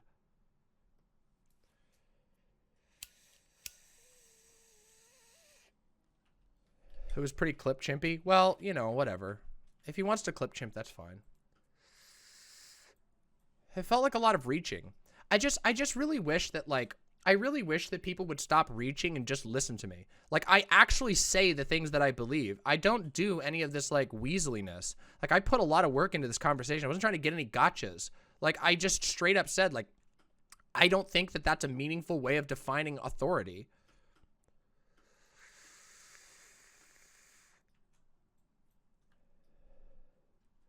Yeah. Well, yeah, some of it was talking past, but at the same time, yeah, you say you should oppose authority, yet you think you should kick me out when you stream? Well, like, I don't feel like that's a meaningful, like, analysis. Like, you guys see where I was going with that, right? Like, you guys see what I was going for with that, right? Like, that's not a meaningful analysis of authority. You're not kicking somebody out because you're the authority of the room. You're the, you know, like you're kicking them out because you're using the room and they're making it incapable of you to use the room, right? Vouch is making an NFT. Wait, for real? Sick. I love it. Oh, look at Vouch's NFT. Blockchain certified. Damn, this is a sick ass monkey. Sick ass. I'm going to retweet this.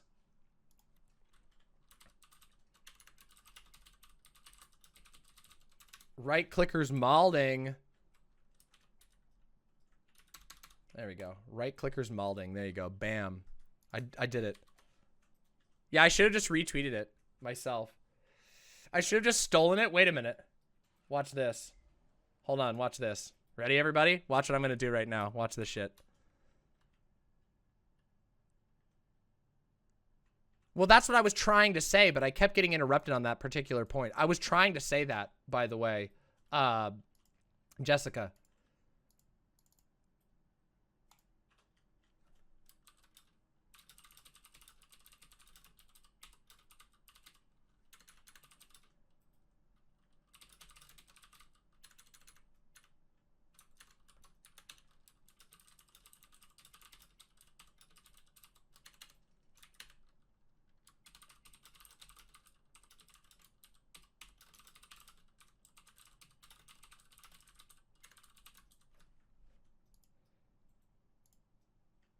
Where do we go here?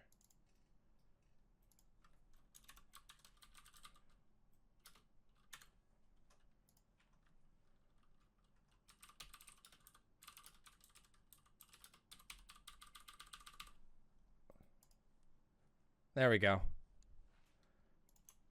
I just stole Vosh's thunder.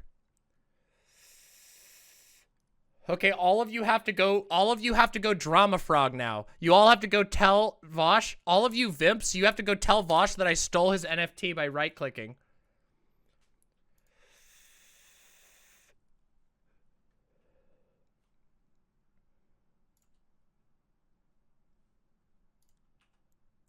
I am the ultimate sneaker. I am the sneakiest sneaker you've ever seen.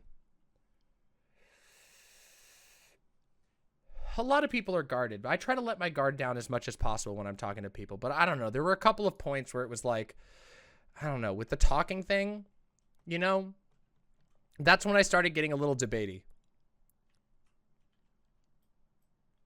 So many people already stole it. Of course they did. Hot new NFT. Look at that. It's fucking blowing up. What is this? What if? What if? Oh, it's a Sudbury school. We could talk about that maybe. That might be cool. Oh yeah, Mike Judge made an NFT. Did you see Mike Judge's sick-ass NFT? Look at this. This NFT will be available soon for $6 trillion each. Or you can buy all four for $20 trillion. They're worth every penny. Yep. Yep. Mm-hmm. Yep.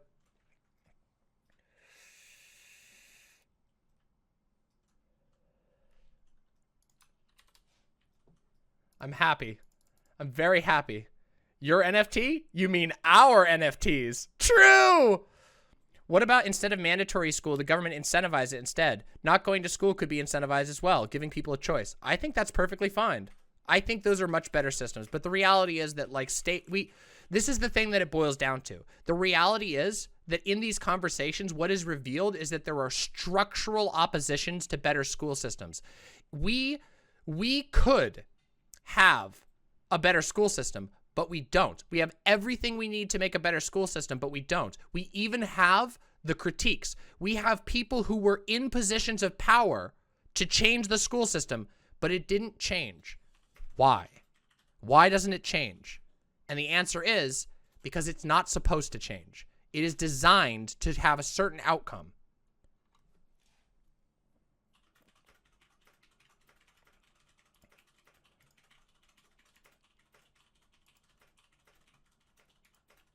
Thanks to the power of the almighty right click.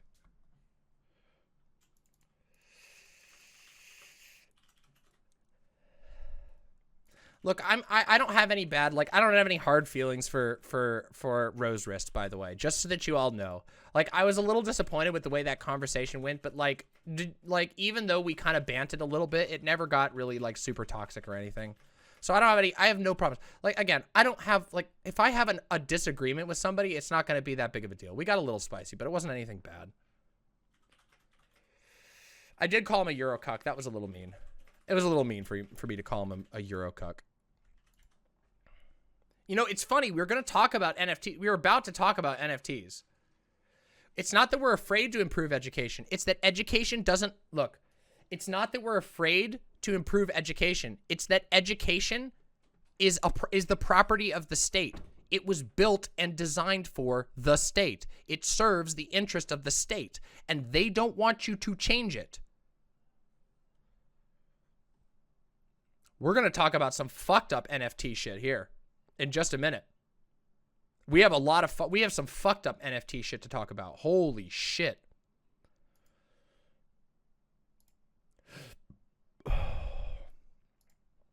Holy fuck. The strongest argument anyone makes who has is that school sucks. No kid would do it unless they were forced to. And ignoring that we can make it better, and then right after try to argue that we should keep mandatory education because we could make it better. Okay, this is a thing. This is a liberal thing. Liberals, okay, so I believe it was Zizek who talked about this, that the pathology of, like, one of the pathologies of the liberal is that you cannot take things out of existence which are already in existence. If an institution exists, it needs to be preserved because otherwise chaos will ensue. This is one of the I believe it was Zizek who talked about this. One of the problems of the core identity of liberalism is this worship of the institution. That an institution that exists, it's the same reason why liberals, even though they have the power to get rid of border control, won't get rid of ICE. Don't get rid of ICE. It's because, shit, it's already here. If we get rid of it, it would be chaotic. We just need to reform it. But you can't reform something like ICE, which is built fundamentally on violence. It is. It's capitalist realism, but liberals are capitalists, so of course it is.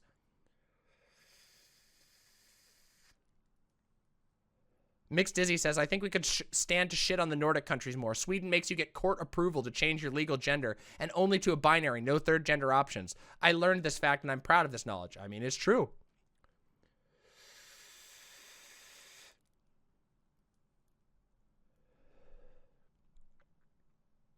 The thing is, like, it's one thing. I understand the desire to talk about policy because policy is like an advertisement for your beliefs. Yeah, it's like an advertisement for your beliefs. And as a result, like, everybody can go, but like when somebody says, "What's your policy?" and then I say, "What do you mean policy?" They go, "Well, what do you want to accomplish?" And I'm like, "Well, I want to accomplish the destitution of a very, very bad educational system by means of us providing education to the people who deserve it." Yeah, it's silly. I find it kind of silly. Anyway. I don't know. I get a little tired of the policy thing. I've joked about this on stream before. Even before this conversation, I've talked about the whole policy thing, where policy becomes almost like a weasel word where it doesn't really mean anything. Yeah. I think policy matters more in Europe. Maybe they actually get the policy they want. I don't think they do. So the bell thing is true. A lot of schools in many European countries have abolished the use of a bell, but they now use PA systems, which do the exact same thing, but with a less harsh tone. Yeah, do you see what I'm talking about, though? Do you see how that's just keeping the system, but granting a small, what's the word? I'm blanking on the word. Concession. Concession. There's the word. It's granting a small concession. It's saying, yeah, we won't use bells anymore. We'll just have a voice announce it over the PA system. Oh, well, Saber Flote, we will definitely have that conversation. I would love that. I would love that. I know there's a ton of good work going on the ground, and I support that work. I just think we need to change the way we think about education, and I think that it requires a radical angle. I don't think that us approaching education as though we're all going to go through the electoral process and we'll get elected to the president of the school board and then we'll make it good. No. How many hundreds and hundreds and hundreds and hundreds of very, very good-hearted and well-intentioned school board presidents or whatever have gone through and left the school system exactly as it is? It's calcified for a reason. It's calcified because it's doing what it's supposed to do. What it's supposed to do is create good citizens, obedient citizens. That's the problem.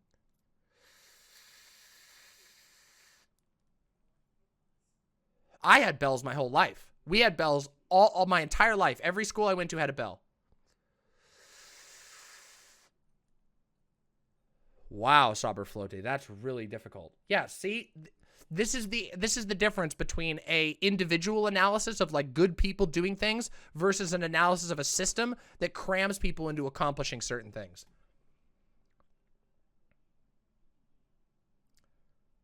Everybody's fucking stealing it.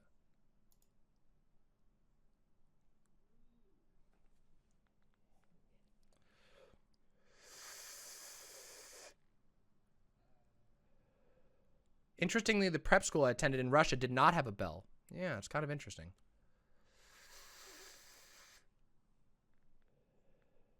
I don't know.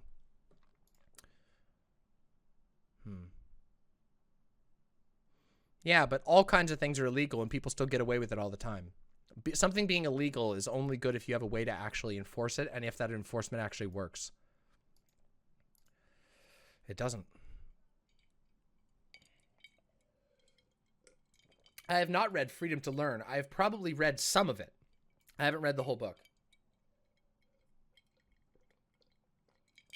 Well, not all teachers want the best for their pupils either. There are a lot of bad teachers out there. I've been a bell technician for 42 years. I was in the Army Bell Corps. I'd love to come on and talk about it sometime. Okay, Somniostatic. All right, you've been polishing the military's bells for them? Interesting.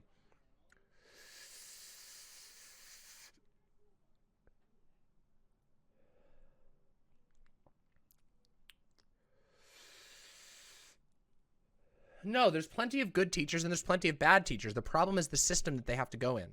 Let's watch this video. This seems like a little short video about a Sudbury school. Let's watch and react to this, shall we? And then we're going to do the NFTs. Let's react to this video. It's 2.5 minutes. Let's see what it's all about. What if there was a school with no classrooms? No tests.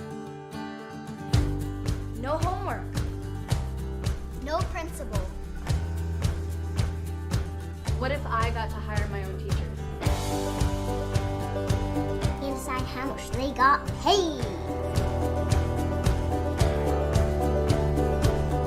What if we got to make the rules? And uphold them. I make a motion to add a lot. What if I could be outside all day? Poggers!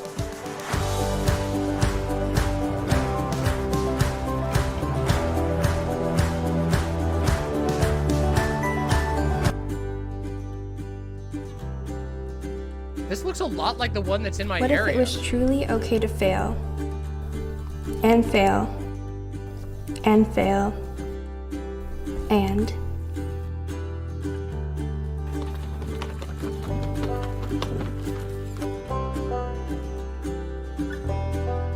What if I was trusted to know what's best for myself? Wow. What if I was trusted to know what's best for myself? Wow. Oh my God, imagine that. Some kids actually do know some things about themselves. Imagine that. Children aren't drooling idiots. Children... Do you guys remember being a kid? I know a lot of you were probably gay kids. Do you think like your parents telling you that you weren't gay was effective? Or did you actually know something that your parents couldn't know? You know? Come on. Guys, like, I think that a lot of people in this conversation have become very jaded towards what children do and don't do. 自分のクラスを作れたとしたら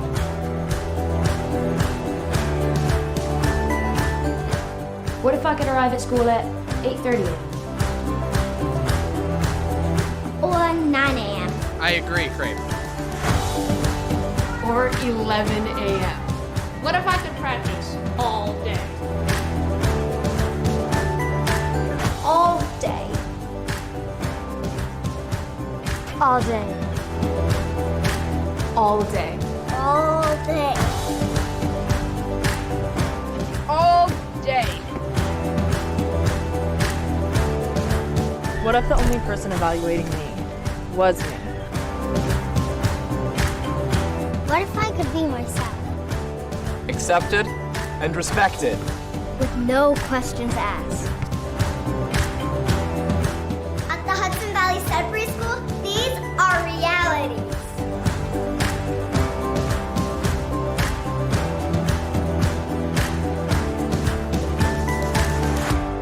For more information, visit sudburyschool.com. Now that's a promo vid. Now, keep in mind, there is a Sudbury school near me, and I think it's really cool. Interestingly, here in Seattle, there is a Sudbury school that has a designated outdoor learning center in the Japanese cherry blossom garden in Seattle. So like when you go to it's a state park and there is a space that is designated for that school, and they will go and have classes outside in the park. They have a little shed that they can hang out in. They have transportation. It's really cool. And it lets kids learn things they're interested in reality. These models have been very, very, very well received. And these models don't catch on for a reason. It's not because it doesn't teach kids. There's another reason that's blocking these, okay? And while there are issues still with the Sudbury model with regard to mandatory education, these sorts of things are a huge step in the right direction. So the question is, why are none of these school things being like, why are they being enforced? Why have they become so calcified? Why has our education fundamentally not changed on a fundamental level for like 100+ years? Isn't that strange? Isn't that strange? Isn't that an interesting question that we should dig into?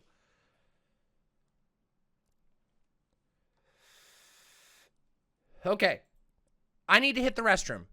Oh, we got a YouTube dono. Oh, Paul M., as a first step, what about adding a legal or civic process that can be initiated by the school to terminate their enrollment in school? That would be awesome, and it will also never happen.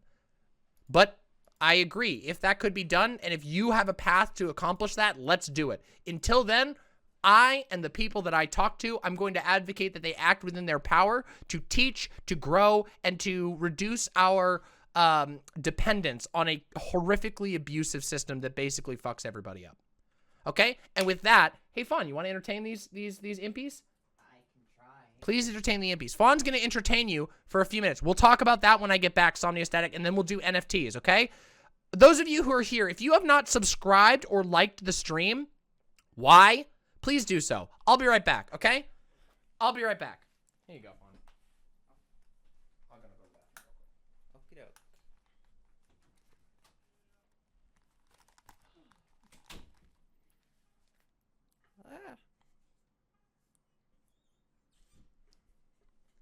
Hello. Hello, imps. Hello, boys and goyles, boys and ghouls. They bees and them bees, and it's hello. I've been playing a Kenshi. It's a wacky game, very funny.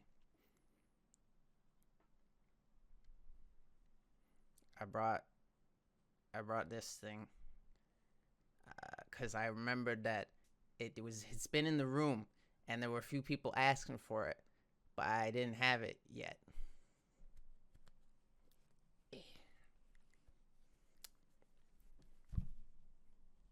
Oh no! This isn't Rathu. It's not Rathu. Purse this rat.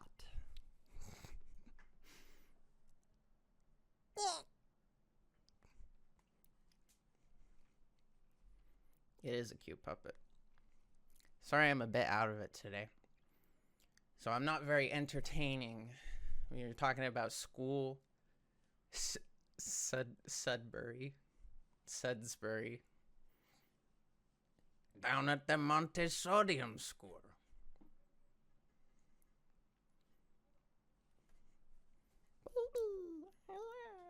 It was baby. This was the best fine. It might as well be Rathu, you are right. But it's like our own Rathu.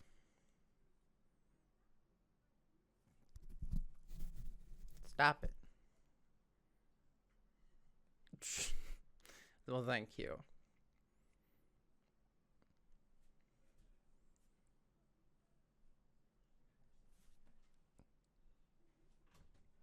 Oh, the mama's returned. It's okay, you can keep talking for I'm not talking. I got nothing to say. Nothing to say? I just bring on the baby and dance. Whoa! Look at it go! Haha! Oh my gosh! Okay, bye bye everybody. Okay, so Back to the mama. my I'm too funny for this. In your too funny mode? Yeah. I love you. Bye bye. No parasocial. Literally no. I'm back, everyone. I'm back. I'm back, everybody. All right. Oh, I scratched my face while I was out there. Now it looks like I have a wound. But it was just a scratch.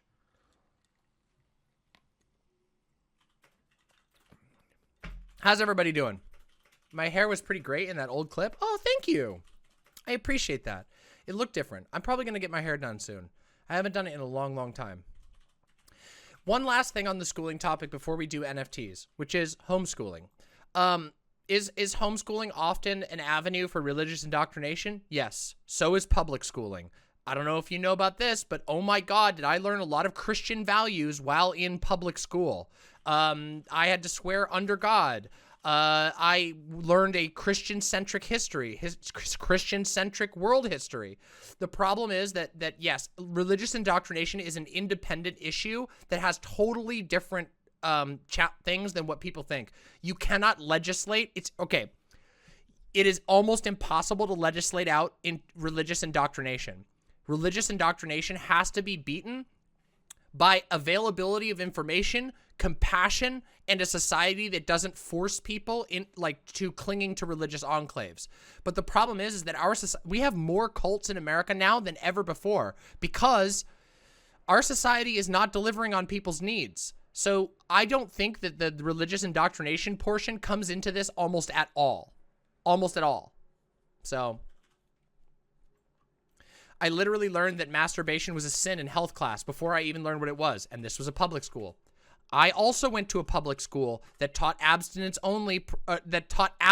primarily, heavily. They fixated on abstinence a lot, and this was a very liberal public-private partnership. It's a long story. It was basically a charter school. Long story.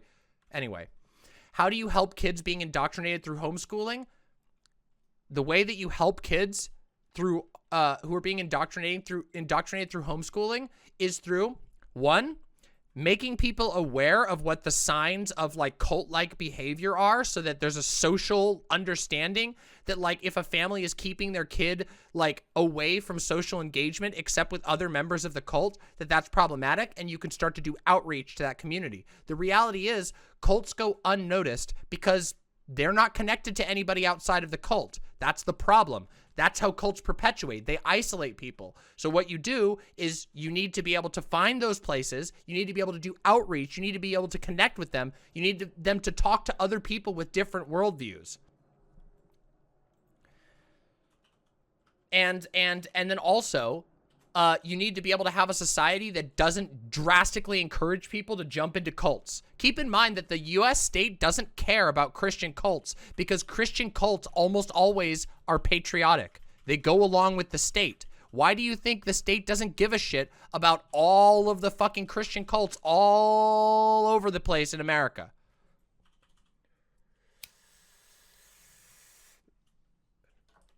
Sometimes people want a button that they can press that fixes a problem, but the real issue is that only the actions of a society, of individuals in the society, can ultimately guide how we react to things, especially things like this. Cults are designed to be insular. They're designed to isolate people. You are not going to convince them to leave their cult by punishing them with the law. In fact, that usually makes them more radical. This is something we've talked about on here multiple times, how trying to legally clamp down on cults is actually very dangerous. You want to know one of the biggest cults in America right now that is blasting out far-right propaganda? Falun Gong. Falun Gong was legally persecuted out of China, and they fled to the United States where they made a giant compound. But guess what? Some of their members were tortured by the Chinese state. Unironically. They were tortured, and that became a point of propaganda for them. The persecution was used to explode them, and now they're huge. They went from being a tiny cult in China that had a lot of disagreements with the Chinese state to becoming one of the biggest cults in the world and a massive, massive right-wing outlet. You ever heard of the Epoch Times? You ever heard of them? You guys ever heard of the Epoch Times, the far right? Let me just show you. Let me show you what this looks like. Let's just go to their homepage. This is the Epic Times. This is run by the Falun Gong. You don't see this anywhere. It's hidden away. But if you look into who actually runs this, it's the Falun Gong. Down here, you start to see the religious stuff, life and tradition. You start to see down here, aging, news, fitness, treatment, Chinese medicine, mindset. The cult stuff is hidden away. They don't even say it's Falun Gong here. Oh, shit. Fuck. Look at this fucking shit. Okay. I'll have to mark that. Epoch Times, whatever. Also Shenyun dancers, also a part of Falun Gong.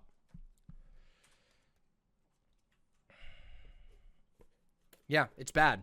It's bad.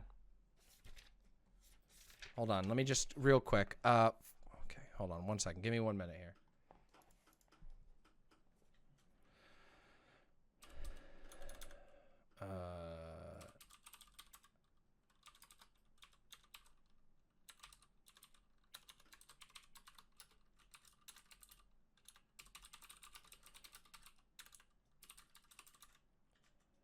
Damn it. Okay. All right. Sick.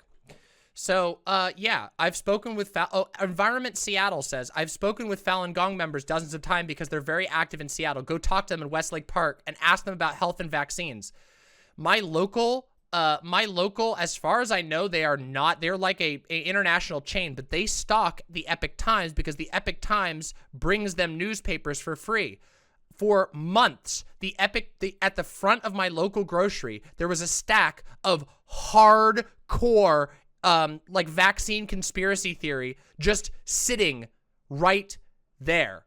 Every day stocked up by members of the cult. So, religious persecution is a very difficult thing. And the reality is that sometimes horrific, disgusting cults undergo persecution from a state, and then they become worse, and they gain power as a result, because their persecution proves to the followers that they're legitimate. Yeah, I agree with you on that, Silent. Yeah. All right, shall we do NFTs, everyone? Shall we do the NFTs? We got low viewership today because the Vimps are all over watching Vouch. All watching Foosh.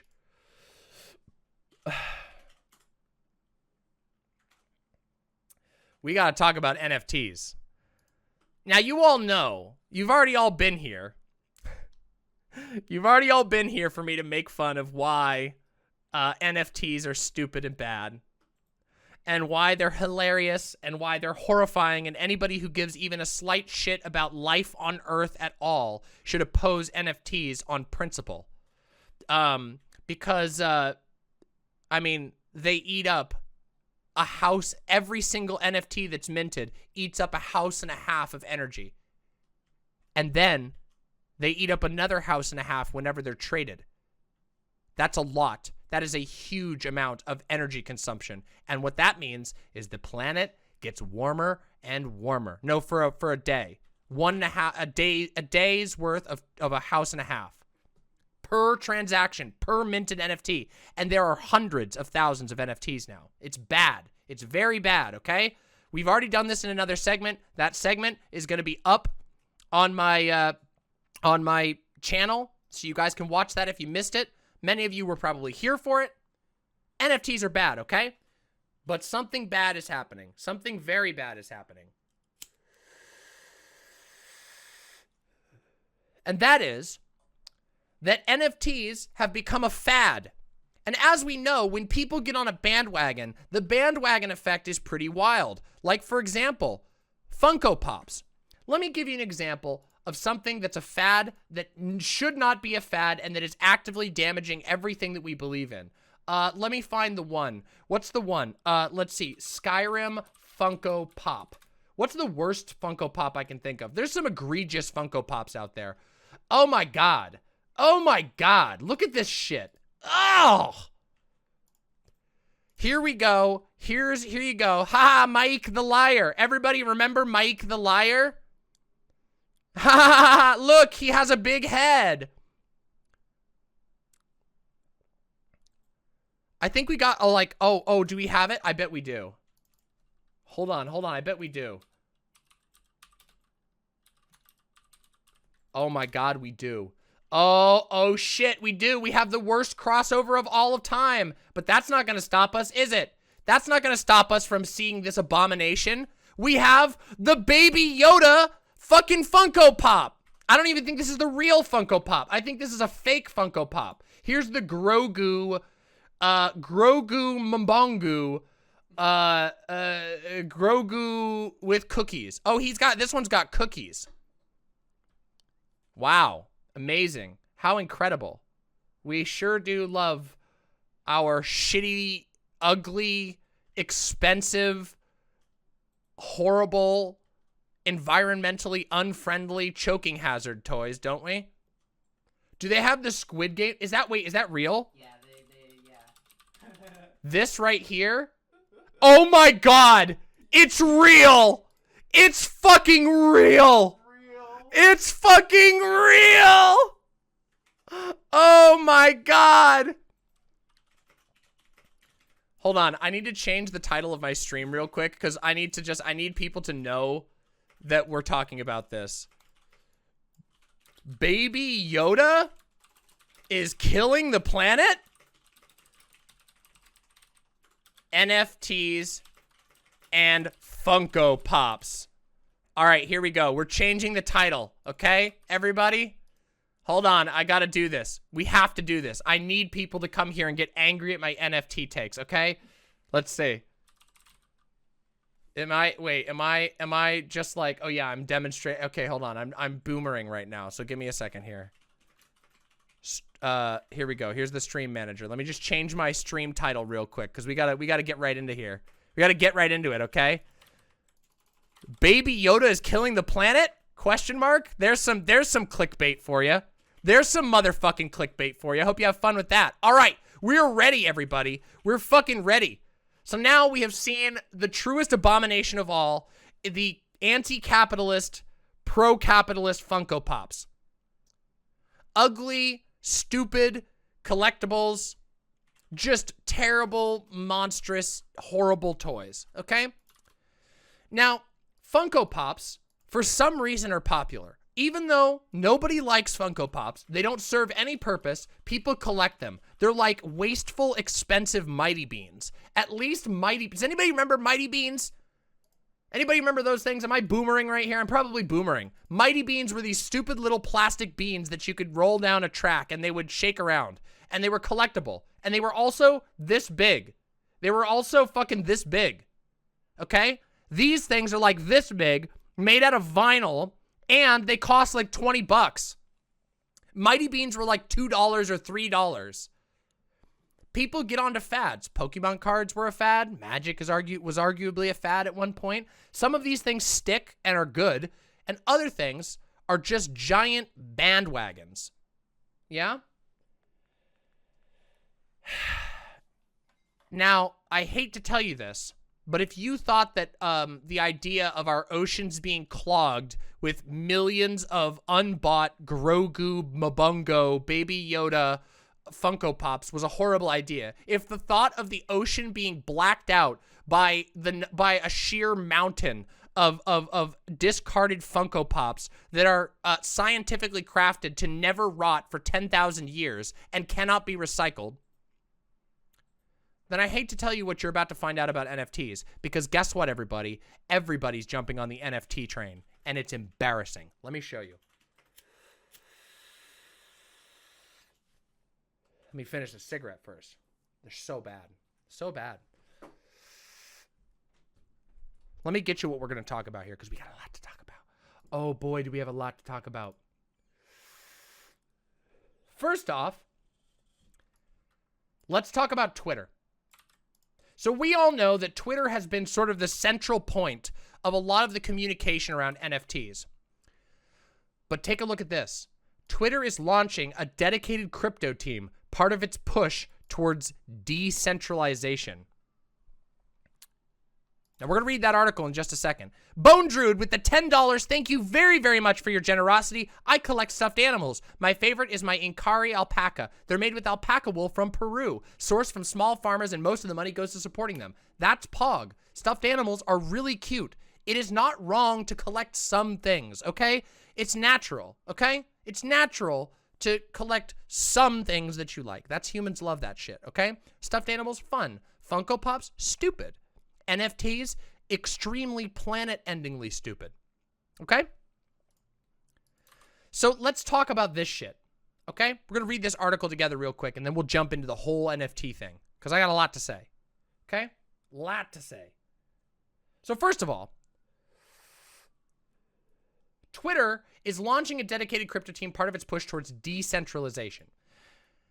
Now, I know we just started, but this right here, this word right here, is a bit of a, it's a bit of a bugbear.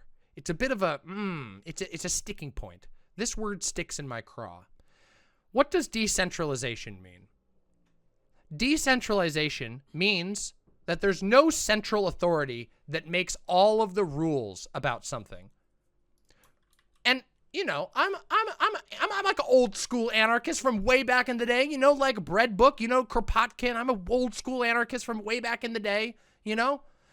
But we have to be a little we have to apply a little scrutiny here, you know? Because when you say you're decentralizing something, doesn't there have to be a structure that's actually decentralizing that? Cuz like it's all well and good to say, I'm decentralizing. You know, Stalin was decentralizing global power by setting up the Soviet Union. Is that true?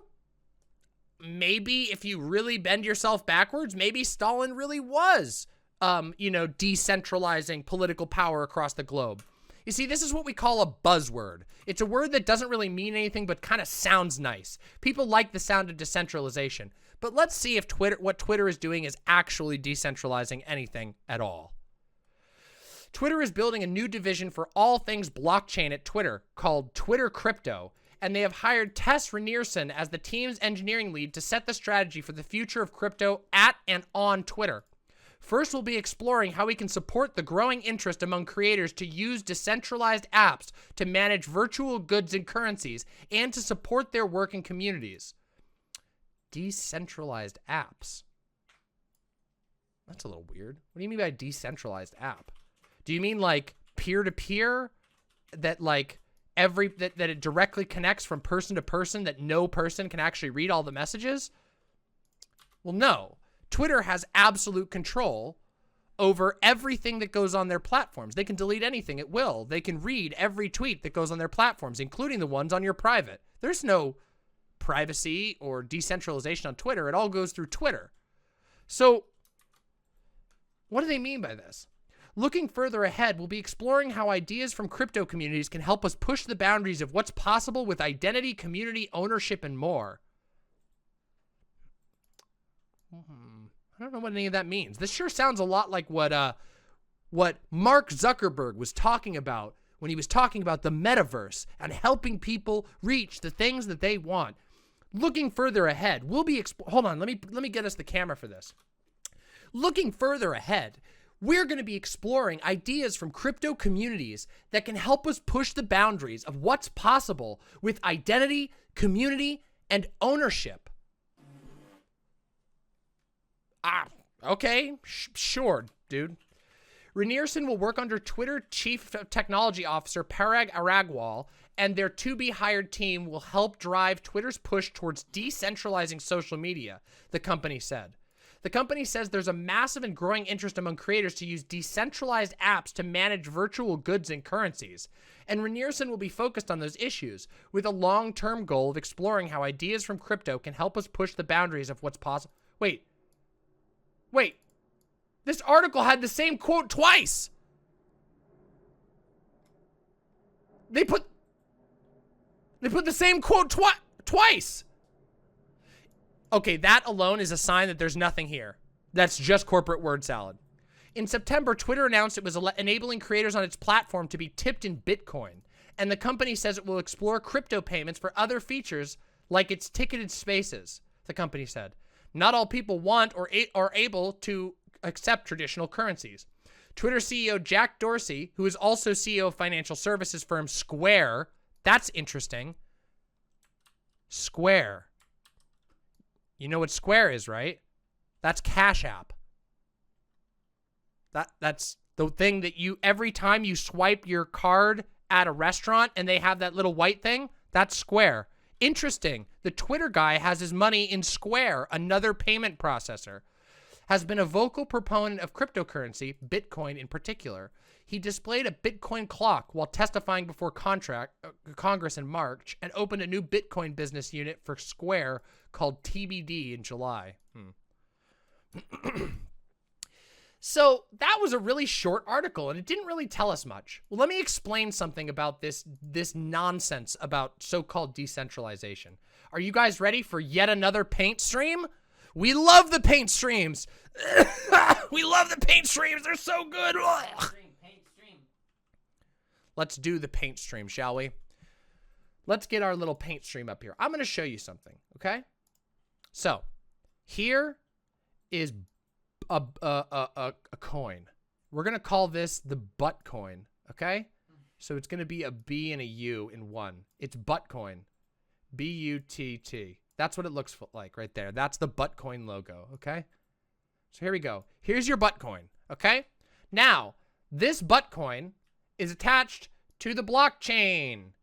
And there's a whole bunch of stuff that goes onto it. And technically, nobody knows who anybody is necessarily outside of their wallet ID. That's why it's called crypto, because it's supposed to be encrypted, okay?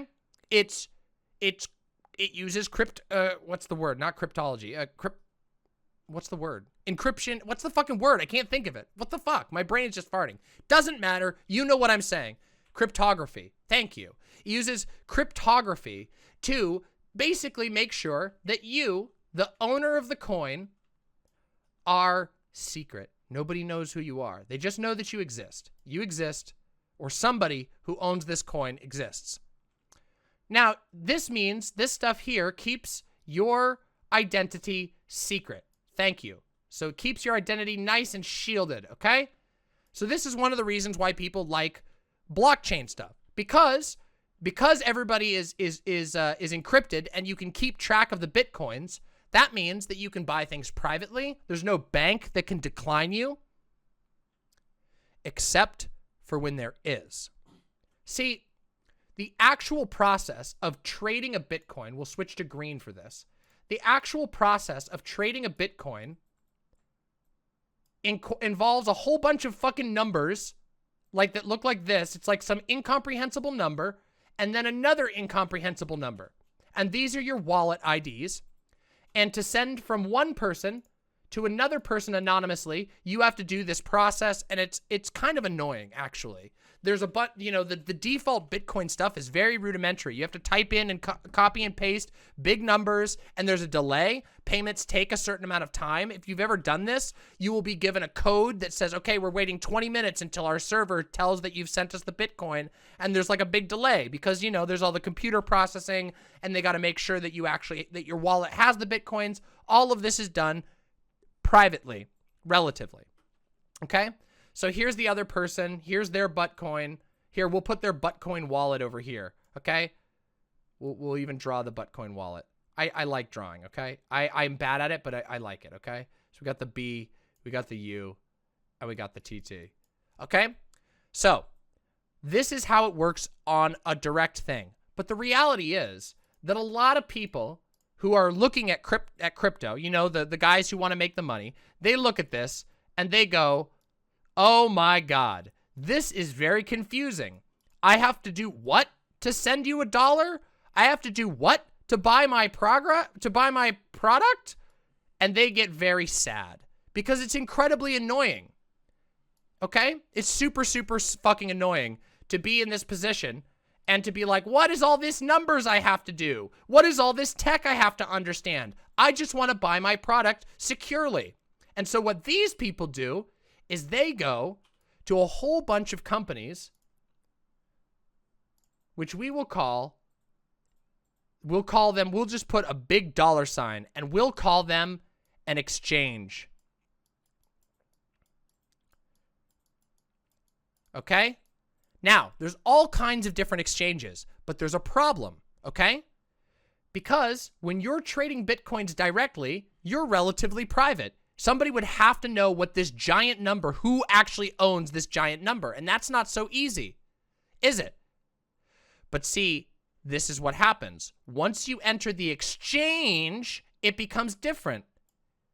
User 1 at the exchange sends to user 2 at the exchange. And all of a sudden, you're not anonymous anymore because you both have your dollar account. Maybe this one is Andy222, A222, and this one is Fred69, F69. Uh-oh. Well, all of a sudden, now you have a username with this website that inevitably will make you register for with your real name and everything like that because they don't want to lose their money, obviously. So now you've registered and you're not private anymore. The exchange knows all of this. Do you see? They know everything. They know all of the exchange. Isn't it interesting, isn't that? That all goes back to the exchange. But it gets worse, okay? We got to open a new page for this because a third thing can happen. Here we go. Which is that when you have an exchange, so wait, let's go back here. Let's copy, we're going to copy this right here. Wait, I know what we can do. We can copy this whole thing. We can copy it. We can paste it. And then we can shrink it. How do I resize? How do I resize? Here we go. Here we go. We're going to scale it. Shrink. Ah! We're going to shrink that down, okay? We're going to shrink this down, and we're going to add another level, okay? Because, and this is where we're going to get the baby blue, the nice little Twitter blue that'll be wonderful for your eyes and definitely won't hurt anybody's eyes. Excuse me? Excuse me? Can we, like, anchor this or whatever? I always forget how to do that. Can I, like, can we add this to a new layer? Okay, there we go. So there we go. And now we go onto this layer, and now we can draw. All of this... Wow, okay.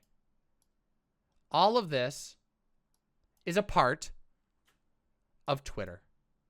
Now, Twitter is getting into NFTs and crypto, okay? We're going to get to the NFT part soon. But here's Twitter. This is Twitter. So, what you now have is that your Twitter account links to your Really? Your Twitter account links to your exchange account, and then you have an account here, and let's say you got here, you got your little, you know, icon on Twitter, and you got your icon on Twitter, and Twitter and the exchange both know all of your account information that's on Twitter. So all of your account details, all of your account details here, in addition to all of the exchange information, in addition to all of the Bitcoin information. Wait, you can't even see this one right now. Uh-oh. Do you see where this is going? That this is no longer crypto anymore. You are not trading anything encrypted. And it's certainly not decentralized. Because look, not only do you, if you want to use the Twitter thing, you have to have a Twitter account. So let's count the levels of not decentralization. Well, first, we got Twitter. Oops. First, we got Twitter. Then we've got, back here, we've got the exchange, and then we have Bitcoin. So do you see where this is going? That all of a sudden, this so-called decentralized technology, because it's being traded via non-decentralized marketplaces, it is no longer decentralized or encrypted. You have given a lot of information, and you're also going through specific exchanges. And it gets worse. Because a lot of these exchanges right here, okay? A lot of these, oops, I didn't mean to do that. A lot of these exchanges are owned by Wells Fargo and other banks. Oh no! The same bank that you were trying to... Oops, I'm not even showing it. Oops, I'm sorry. Wells Fargo. And other, I don't know if Wells Fargo, I'm sure Wells Fargo has crypto investments, but many, many do. One of the major crypto exchanges is owned by Microsoft. There's a lot of problems like this, okay?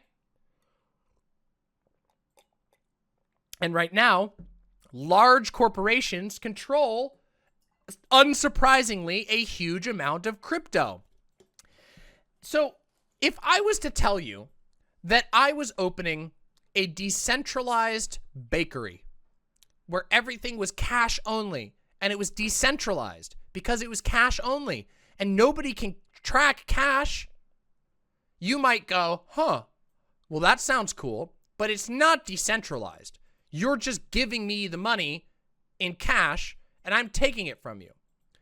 And if I also happen to collect an account on you, well, then you wouldn't even have anonymity for your cash. It's certainly not decentralized. So when we talk about decentralized structures, the blockchain itself is decentralized more or less. It's a neutral thing that is, insulated from being hacked. It stands and operates alone, and people can engage with it how they desire. But control of the trade is no longer decentralized at all. It's centralized around, interestingly, the same companies that also have the biggest stakes in traditional fiat currency. Do you see where I'm going with this? Does this all clicking together now? So this decentralized nonsense is fucking air-puffed bullshit. It is air-puffed bullshit. If you want any sort of, this is the reason why Bitcoin has had some issues. And by the way, remember when just earlier this week we talked about how the new New York City mayor is specifically going to be making New York City, from the position of the state, the crypto central of America? Uh-oh. So now the state's getting involved in owning and controlling and regulating cryptocurrencies. So what actually was accomplished? What was accomplished? A lot of people got rich very quick. A lot of people got rich very quick, and a bunch of suckers lost a lot of money. A lot of suckers lost a lot of money. And now we're dealing with this with Ethereum and the NFTs. So NFTs, as we've talked about, are built off of Ethereum. Ethereum is a cryptocurrency it's very high value right now. And NFTs are a sort of unique way of using cryptocurrency to document ownership. However, they aren't actually anything outside of essentially a document of ownership. But they are on crypto. And crypto is cool. And Ethereum is valuable. And people can make a lot of money if they get a lot of Ethereum, but NFTs themselves are really not very useful. And here's the reason why. What is the difference between, well, actually, let me just talk about this. Let's just do, let's just do another drawing. I think the drawings are very helpful for this sort of thing. Let me show you this. Let's talk about an NFT, okay? So let's say you have an NFT. This is an NFT loot box, okay? This is an NFT loot box. And this is a normal loot box.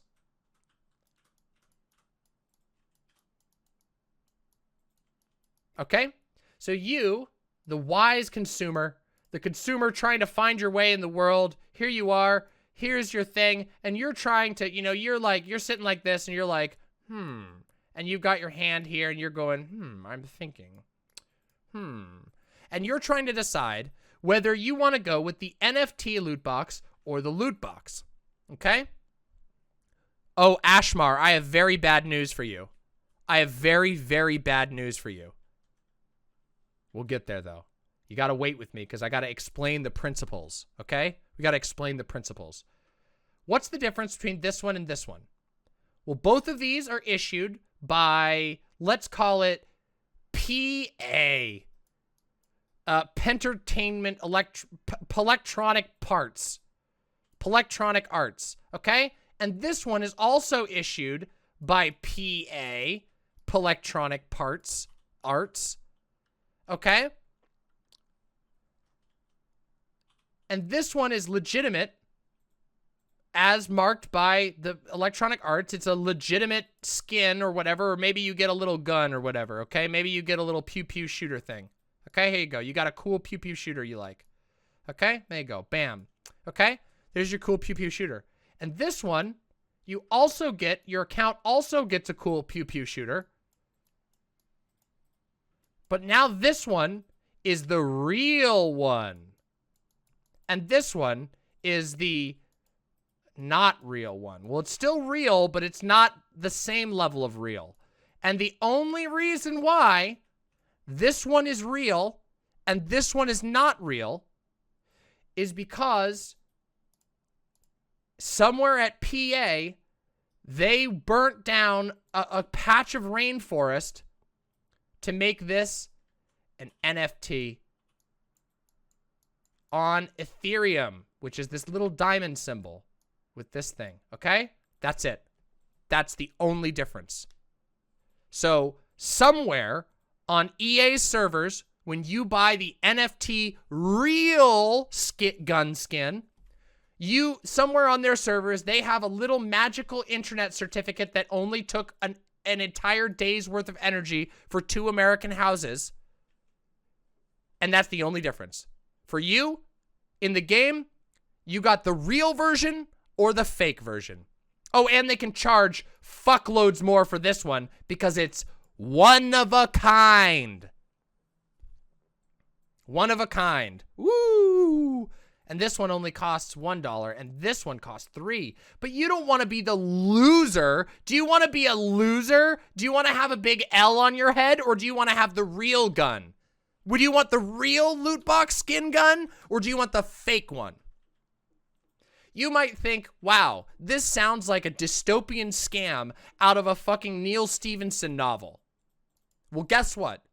You live in a dystopian Neil Stephenson novel, okay? Congratulations. Welcome to hell. Because that is where we're at right now. And we're about to talk about the worst examples of this, okay? Also, apparently I received some good news, which I will go and look into at this very moment. Oh, well, that's good. That's barely good news, but okay, it's something. Okay, it's something. All right, let's talk about this, okay? Because our good buddy, we always love to talk about Jason Schreier, yeah? Here we go. We're going to read a little thread by our good friend, the gaming journalist Jason Schreier, who does incredible investigative gaming journalism. Here we go.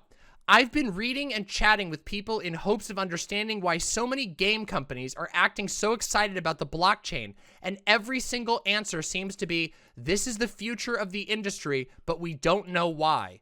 This is from an earnings call, okay? So we don't know which company this is, but this was given to Jason Schreier as a journalist from an earnings call of a major games company. Andrew Wilson, hold on. We know who that is then. Then we know which company it is. Wait, Andrew Wilson Gaming. Wait, who is this? Who's the CEO? It's EA! It's fucking EA! So this is from EA's earnings call. Anything that brings more people in and engages those people for more time in the context of entertainment, it would create, I think, is a good thing over time. I think that this is the very foundation of our live services. I think the play to earn or the NFT conversation is really, really early, and there's a lot of conversation. There's at some level a lot of hype about it. Do you think it will be an important part of the future of our industry on a go-forward? I do think it will be an important part of our industry on a go-forward basis, but it's still early to kind of figure out how it's going to work. I feel good about our position with respect to that. I mean, as a company, we have been leaders in the creation of digital content that has real collectible value in the embedding of that content as a part of live services. What the fuck? Live services? What the fuck? Let's continue. I don't think there's anything blockchain can do that hasn't already been possible in video game development for years. So I think the actual answer is saying the word blockchain makes investors horny. By the way, I legitimately want to know what blockchain can do for gaming that hasn't been possible before, if anyone actually has an answer. But people were getting one-of-a-kind items and selling gold for real money in World of Warcraft circa 2004, and in MUDs 10 years before that. One answer I've seen is you can own items and transfer them across different games, as if making a single video game isn't a logistical nightmare as it is. What game is going to have the time and budget to create balance assets from other games? Do you see how insane this is? How about unique assets, skins, packs, operators, in-game loot, in-game houses that are actually ownable and transferable from game to game or from player to player, like genuinely rare loot? Genuinely, right here, this is the sucker. Guys, we found it. We found the sucker. Right here, you found the fucking sucker. Genuinely rare. By a game company made that item and set the rareness. This is a sucker right here.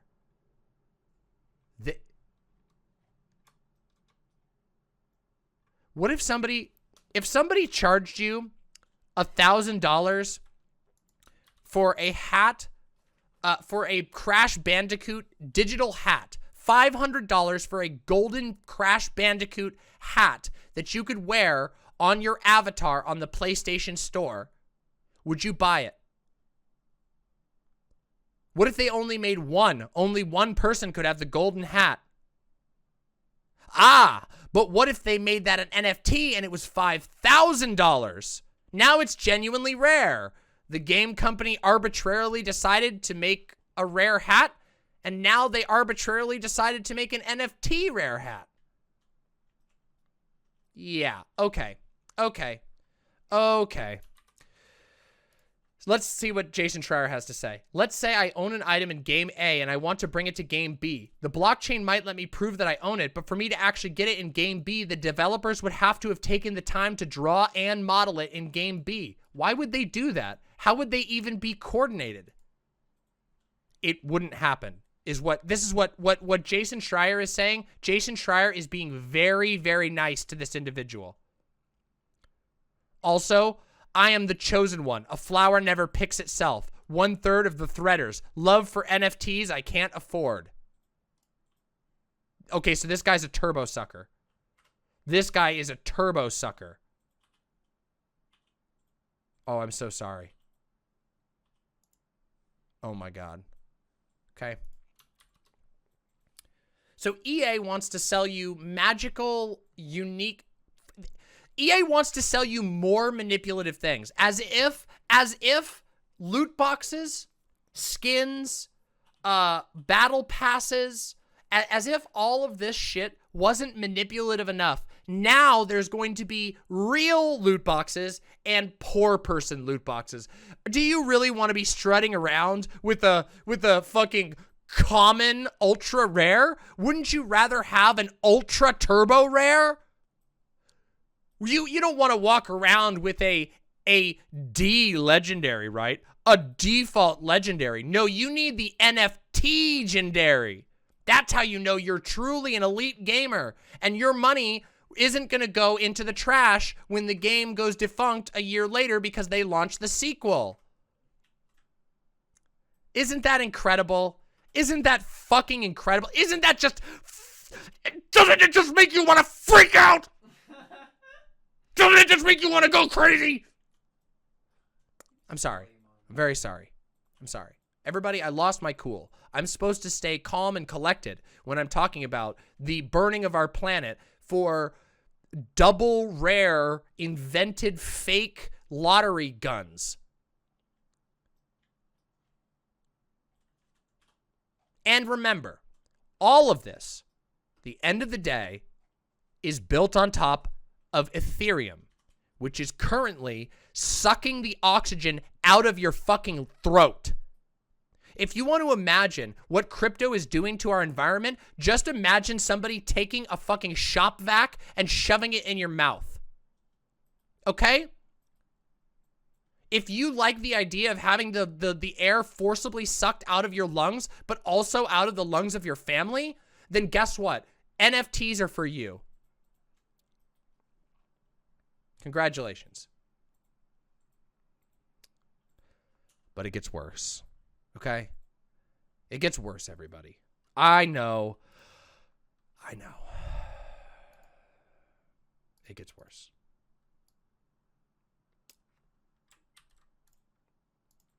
But it also gets funnier. You ready? So here we have Packy McCormick, the guy who was talking about using NFTs and blockchain technology so that people can keep track of their lives and their identity on the internet in the blockchain. And we have the CEO of the founder and CEO of Discord teasing Discord Ethereum NFT plugins.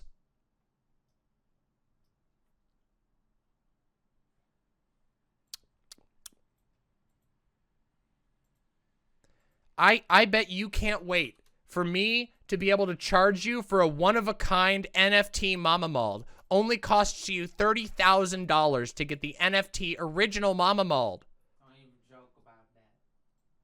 Yeah, Discord is where all the NFT cults go because it's a chat app, of course. Uh-oh. Thanks for all the perspectives, everyone. We have no current plans to ship this internal concept. For now, we're focused on protecting users from spam, scams, and fraud. Well, you're not doing a good job. I get Bitcoin scams all the time through the fucking politics Discord. Web3 has lots of good, but also lots of problems we need to work through at our scale. More soon. And then I also want you to know, right here, another example. Do you remember what I said about the exchange problem? Remember the art that we just did? Remember this? Remember this shit that we just talked about 10 seconds ago? Look, what am I saying? Discord is doing crypto, but you plug but Discord already gathers all your information from all of its fucking plugins and integrations. So you using crypto on Discord is meaningless, useless. Your identity is there. You're just walking in person and saying, hello, my name is X. Here's my secret currency. It's not secret. It's just a normal currency, except internet, and could blow up on you any second and is currently sucking the fuck out of the planet. Discord is a very unsecure custom website. Yes, it is.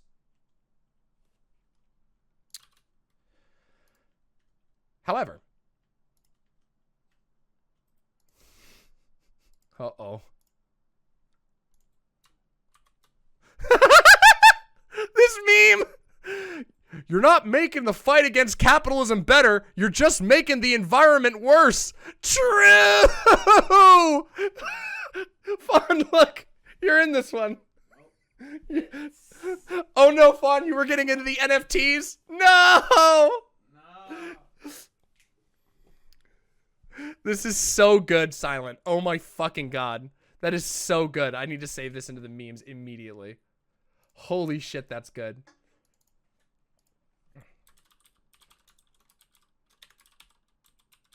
Oh my fucking god.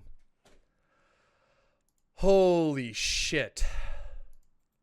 Okay, but we're not done yet. So there's a couple of things. First off, it's not just them, okay? There's like a lot of people talking about this, but I want to point out something really fucking funny, okay? This is a funny one, okay? We get to laugh at this one. We don't have to cry at this one because this is really funny because I know that none of you here play stupid games like this, right? Does anybody, wait, let's check the chat first before I insult anyone. Does anyone here play Cookie Run? Yes or no? Does anybody here play Cookie Run?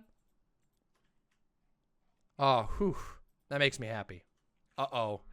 Uh-oh. Oh, no. Oh, no. We got some Cookie Run players. No, Cookie Clicker. Cookie Run. Cookie Run. Uh-oh. I hate to tell you, one of the literal mods of the Cookie Run Discord server is quitting the game because of the NFTs. Technically, this channel is for feedback related to the game, and you know what? This whole thing, NFTs, is just the straw that broke the camel's back. Dev Sisters has consistently been making questionable decisions over the past few years, and I've wanted to support the creative team, but this is just one of the many things that drives people away. Oven Break has been becoming less and less beginner-friendly. Sure, the main story mode helps, but changing Trophy Race, I don't know what any of this means. Changing Cookie Trials? The game becomes more and more difficult to progress through without paying. Huh. Interesting. And don't even get me started on Kingdom. I've stayed here for the community, but I can't in good faith support the company anymore when they continue endorsing bad business practices. I'm officially quitting all Cookie Run games, and reversing your decision isn't going to make me change my mind. Dev Sisters shouldn't even consider things like this in the first place. Damn. Damn. So, as it turns out, Cookie Run has apparently decided to add NFTs. And I want to see. Oh, ooh, ooh. Happy Earth Day, everybody. Happy Earth Day. Happy fucking Earth Day. Happy Earth Day as we cook the earth with our NFTs. I want to know how... I really want to know how they're adding NFTs into the game. I want to see how they're going to be implementing them. Can we find that out? Let me see if I can find out exact... Hey. Hold on. Let's see. Let's see. Ooh, ooh. Oh, here we go. Look at this. We got a Reddit post. Dev Sisters plans on making Cookie Run NFTs. That's not good at all. Roughly translated, it means that Dev Sisters plans to make Cookie Run NFTs as well as NFT-based games. If this is true, I'm more than willing to no longer support Dev Sisters in their games. NFTs are a pyramid scheme fad and are designed to rake in money while having unnecessarily large amounts of energy consumption. I'm unwilling to support companies and entities who are doing NFTs monetarily, including Discord, who has now announced NFT integration. As a fan, I am politely asking for this to be dropped. I don't understand why so many companies are trying to make NFTs so popular. Like, isn't it expensive to do it? Since it's a lot of energy and a lot of computers to make it work, I really wish they would just drop this thing. It's getting annoying how everywhere you go, there's a new company making NFTs. Almost sounds like a scam, doesn't it? It almost sounds like this is a typical hype scam. That everybody's trying to get you hyped up so you'll spend all kinds of money and you'll get left holding the bag. A bunch of meaningless, worthless items that are identical to the non-NFT versions. It's all get rich quick. And if you wonder why so many corporations are getting on board, well, guess what? Do you want to know who can make the most off of this? Think about this. Imagine you're the CEO of a company. And maybe you're in your 60s, okay? You're sitting at the top. You got millions of dollars, but you want millions more, okay? You want millions more money. You want as much money as you can get. And you realize, oh my God, this NFT thing is wild. My son's been telling me about these NFT monkeys, and he's been using his credit card to buy all these NFT monkeys on the internet, and I hear they're a great way to make money. So you reach out to your buddy who's an NFT guy, who's the crypto guy, and your buddy goes, oh, dude, you got to get in on this. You can make so much money. And then you're like, well, yeah, I can spare a couple million. Why not? Yeah, why not? And so you give your NFT guy some money, and he goes and he says all this, and you go, ooh, shit. These things could make so much money. I paid like $100 for these NFTs. If they take off, I could make 100,000. I could make $1 million off of this silly NFTs. What if I, using my power as a CEO, I mean, it's a tech thing, right, guys? Like, it's tech. Why don't I just hype up these NFTs? I'm excited. I'm going to make money off of NFTs. It doesn't cost us anything to make a statement about them. Hell, maybe we'll even spend a couple million of the company's money developing an NFT gimmick. But in the meantime, the NFTs I told my buddy to buy are going to go up in value, and I'm going to make a ton of money. And I can sell out, and we can cancel any little things that we announce. We don't have to do anything. There you have it. And there it is. That's the fucking rub. That's the rub. A bunch of really rich people have a whole bunch of NFTs, and they need that value to stay high, or else they're going to lose their sad real money. They're going to lose their extra $1 million rain fund. What were they going to do with all of their billions if they didn't want to have a little fun? And you're making, all you anti-NFT people are you're just afraid of the future, man. You're just afraid of it. And yet here we are. There's no practical purpose for NFTs. They're laughable in their purpose. They're laughable in their energy consumption. The examples of existing NFTs are literal embarrassments. Shitty monkeys and shitty pixel art. So what really is it? Why are all these companies, let's go back here and let's look. It's a lot of energy and computers to make it work. I really don't understand why so many companies are trying to make NFTs so popular right now. It's getting annoying how everywhere you go, there's a new company making NFTs. And you'll notice a lot of them aren't actually making NFTs. They're just announcing them and not actually committing to anything. Huh.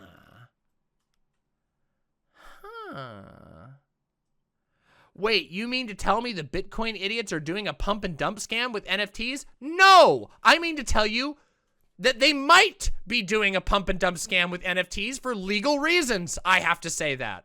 They might be doing a pump and dump pyramid scheme and will make millions of dollars and it will collapse, and a year from now you won't even remember the term NFT because all of the suckers will have gone bankrupt and be homeless, and all of the rich guys will have made another $1 million. And all of us wasted all of our time, and the planet burned rapidly for 10 months.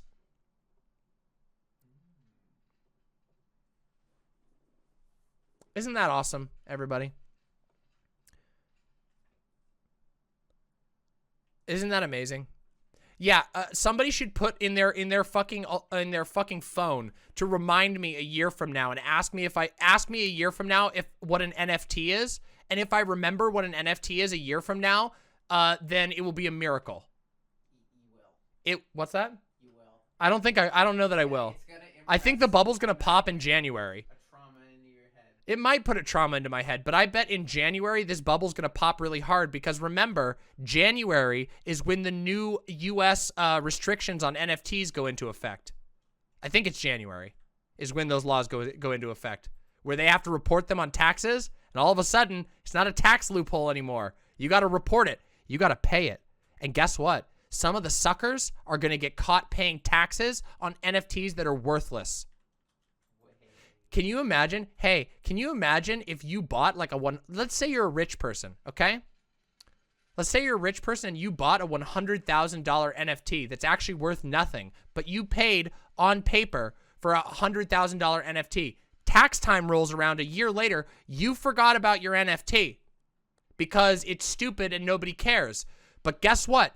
You made a legal transaction for $100,000 and you declared the value of that NFT at $100,000, and that's a fucking holding. You're going to have to pay taxes on that. You're going to have to pay thousands of dollars out of nowhere, and it's going to be the IRS knocking at your door.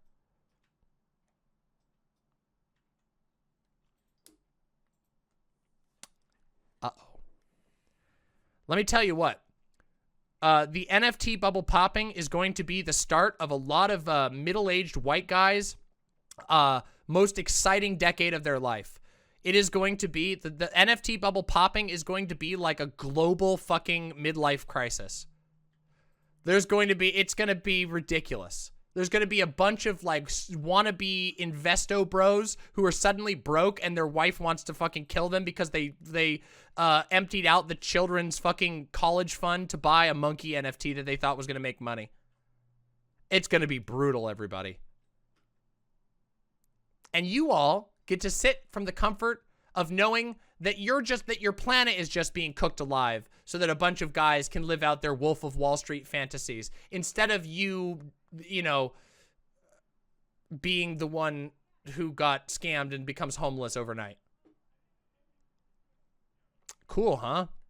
Cool, huh? Yeah, so so I gotta say, it would be funny if I could just sit back and laugh at this, but because of the environmental factor, I have to say I advocate very strongly against these. So, you know, I'm not really the sit and watch the world burn type. I'm not really the sit and watch the world burn type. But somebody made a pretty good idea here, you know? Somebody came up with a pretty fucking good idea. And I'm gonna say I think I'm behind this idea, everybody. You ready? Honestly, if the Discord NFT shit pisses you off, cancel your Nitro immediately and select Other. Link or cite the CEO's tweet about it as your reasoning why. A loud, immediately public drop in revenue is the only thing that will change it at this point. So, I know that we all love our Nitro here, but wouldn't it be nice if Discord was cool for a little bit longer? Because here's that tweet if you all want it. If you all want to temporarily pause your Discord Nitro submissions, there's that tweet if you want to cite that tweet. Because I have a feeling that this might actually have some success. Because, like, I mean, let's look at these quote retweets. Ratio. Knock, knock, who's there? Jesus, let me in. Why? I just want to talk about your post. And it's Jesus holding a gun. Damn, that's crazy. Anyways, canceling your subscription. All right, I'm heading over here. Discord competitor. Slack, I think it is. Hey, canceled my Nitro subscription. There is, by the way, there's like 6,600 retweets, quote retweets of this, and basically all of them are people canceling it or making fun of the guy. It's probably nothing. Here, we wanted to confirm that your Nitro subscription has been canceled. Nitro subscription cancellation. I don't know what this is. Keeping the environment clean and healthy is important, yo. Ethereum transaction uses more energy than a household does in a busy week. You sure you care about that? Yeah, I'm canceling my Nitro. A lot of people. Wow, a lot of people sure are canceling their Nitro right now.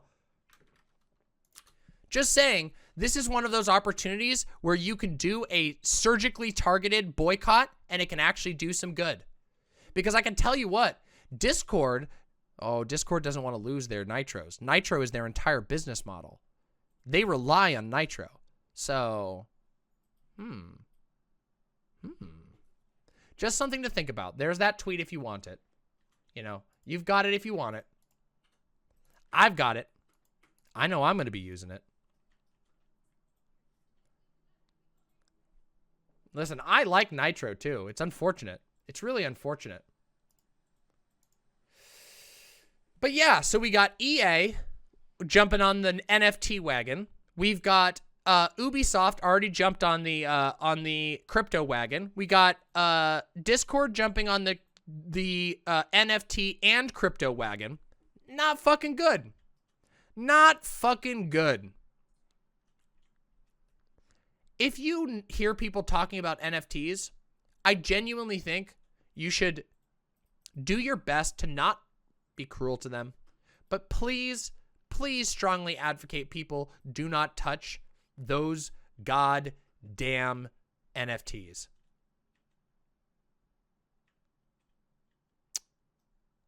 Please. I like your idea, Goddess Trans Girl, okay? That's the cutthroat mindset, okay? I remember a tweet saying that NFTs will become popular merely by tech CEOs jamming it down people's throats, and it's proven eerily prescient. Do you know how many things that is? That's the entire Bitcoin thing. That's Dogecoin. That's everything these days. It's all rapid speculation. The entirety of our economy right now is fueled on mindless speculation that refuses to acknowledge that we're still in the middle of a fucking pandemic. Basically, what I'm saying is that the American society and the American economy has gone fucking insane. There is nothing There is nothing even remotely attached to fucking reality anymore going on in the fucking American economy. It is all grifters grifting grifters. All the way fucking down. And of course, it comes at the cost of the air you literally breathe. Whew. Very unfortunate. So yeah. Oh, yeah, well, Almighty Duck, of course, I believe it's been fucking off the rails for a long time. But let's be real. At least there was some semblance of, function or, like, purpose. Now it's just like, oh, yeah, sure. A $36 million collection of pixelized monkeys. Yeah, okay, sure. Yeah, all right, dude. A $10 million CSGO skin that has it's just a bunny farting. It's like a little bunny farting sticker that you put on your gun in CS:GO, and it costs $10 million, and it's been transferred so many times that literally you can see from orbit the smog cloud that was required to produce the energy necessary. This is like the moon meme. See John Blunt of the South Seas? John Blunt of the South Seas? What's this?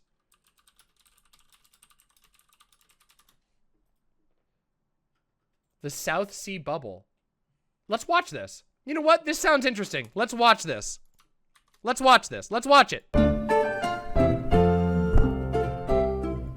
It's extra credits. Let's watch it.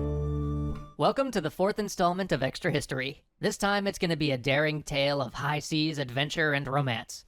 Nah, I'm just kidding. This is going to be all about finance and economics. First off, I just want to say, I think it's amazing that we get to do this episode. Each month, the Patreon subscribers vote on what the next topic is going to be, and last month we just sort of threw in the South Seas Company topic on a lark. It's important, and it's relevant, but we figured there's no way that it would win out against things like the life of Caesar or the Spanish Inquisition. But delightfully, we were wrong. And that's one of the things that I love about doing this series. Everything from the YouTube comments to the episode suggestions and the votes from the Patreon supporters reflect not the nihilistic internet that people always talk about, but rather a genuine curiosity and a love of history. I desperately want to cover the campaigns of Caesar and dig into the truth about the Spanish Inquisition too, of course, but I think it's pretty awesome that we have an audience that's also interested in something as obscure and esoteric as the South. Gayfesh, I've talked about Tulip Mania on stream before. Yeah, I know of Tulip Mania. Yeah, Tulip Mania was absurd. We'll read the article about Tulip Mania and you'll see some of the parallels here. South Seas Bubble. So, what is the South Seas Bubble? It is perhaps some of the wildest financial chicanery of the 18th. Oh yeah, real quick. Vouch the Stampede says, but no one seeks to learn anything. They will only play Fortnite all day if given the choice.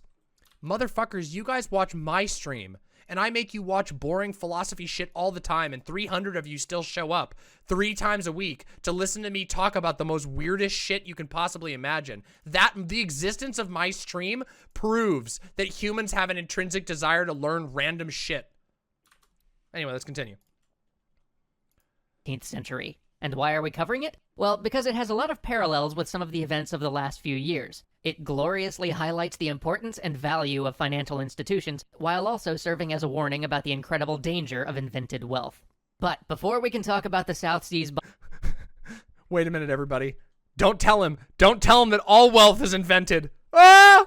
Bubble, we have to talk about the South Seas Company. And before we can talk about the South Seas Company, we have to talk about Great Britain in the early 1700s.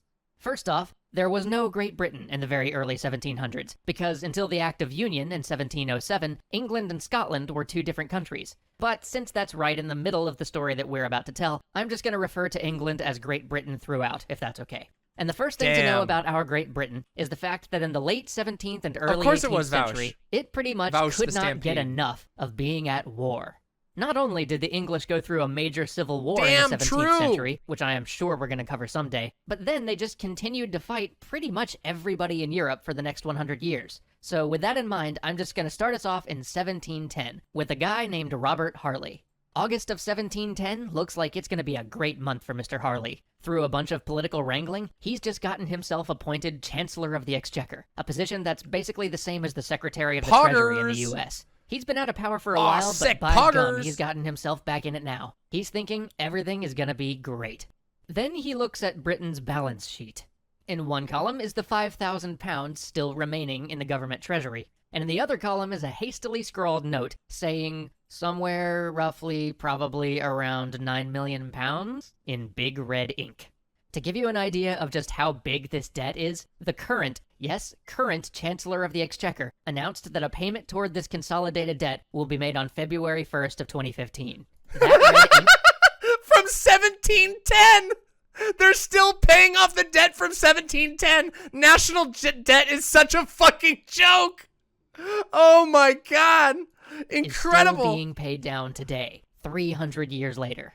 So with that in mind, you can pretty much imagine the Dude, fucking statists are such swindlers. I gotta listen, I gotta give cred to the people who believe in the legitimacy of states, because this is fucking dumb.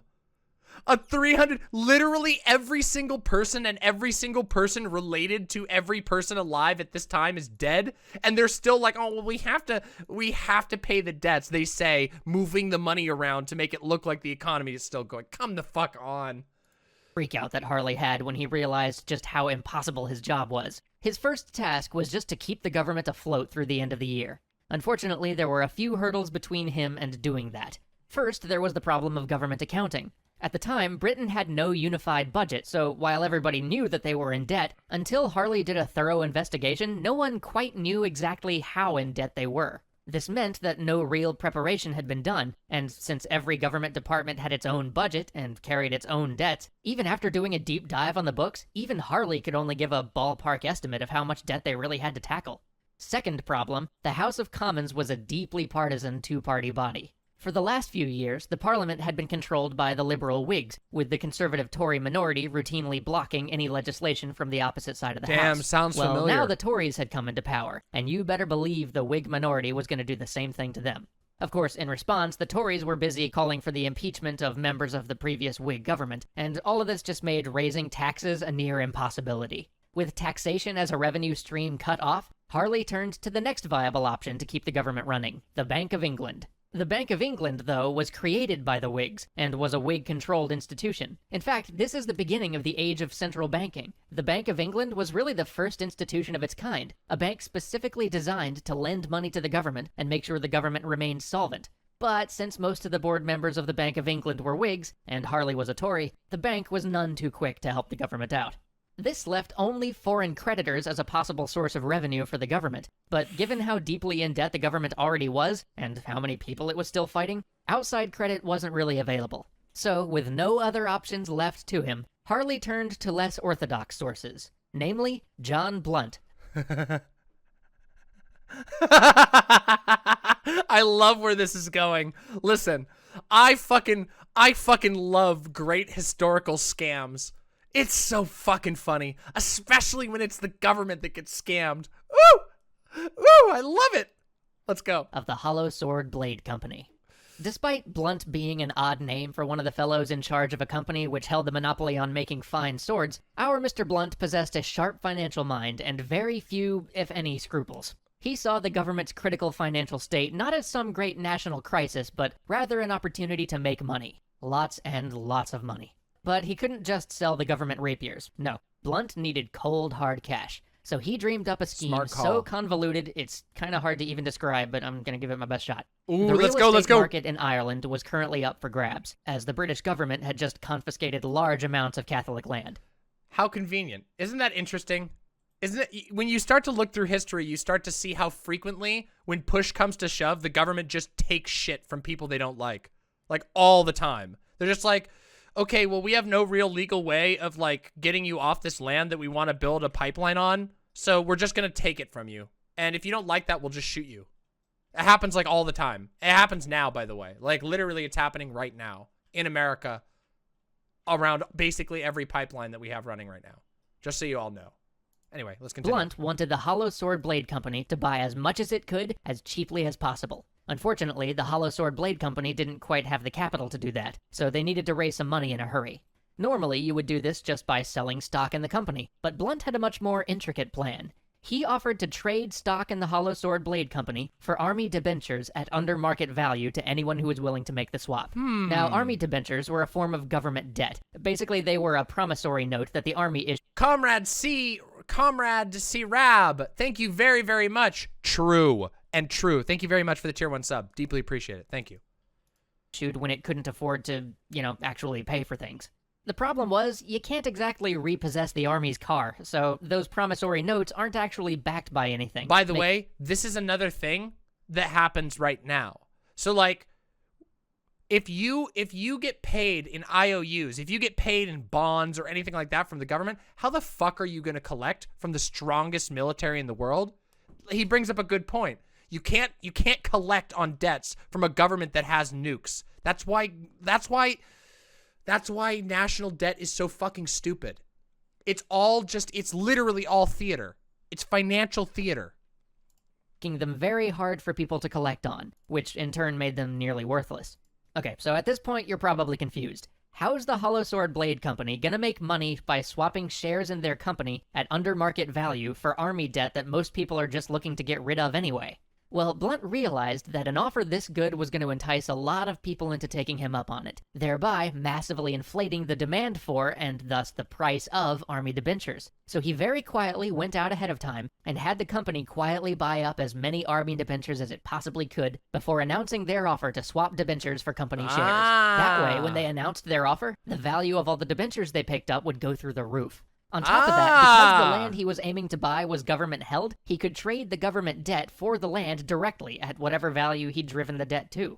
This tangly web of financial magic ended up getting him not only the £200,000 he needed to buy land in Ireland, but also another £20,000, which he politely loaned to the government at a very low rate.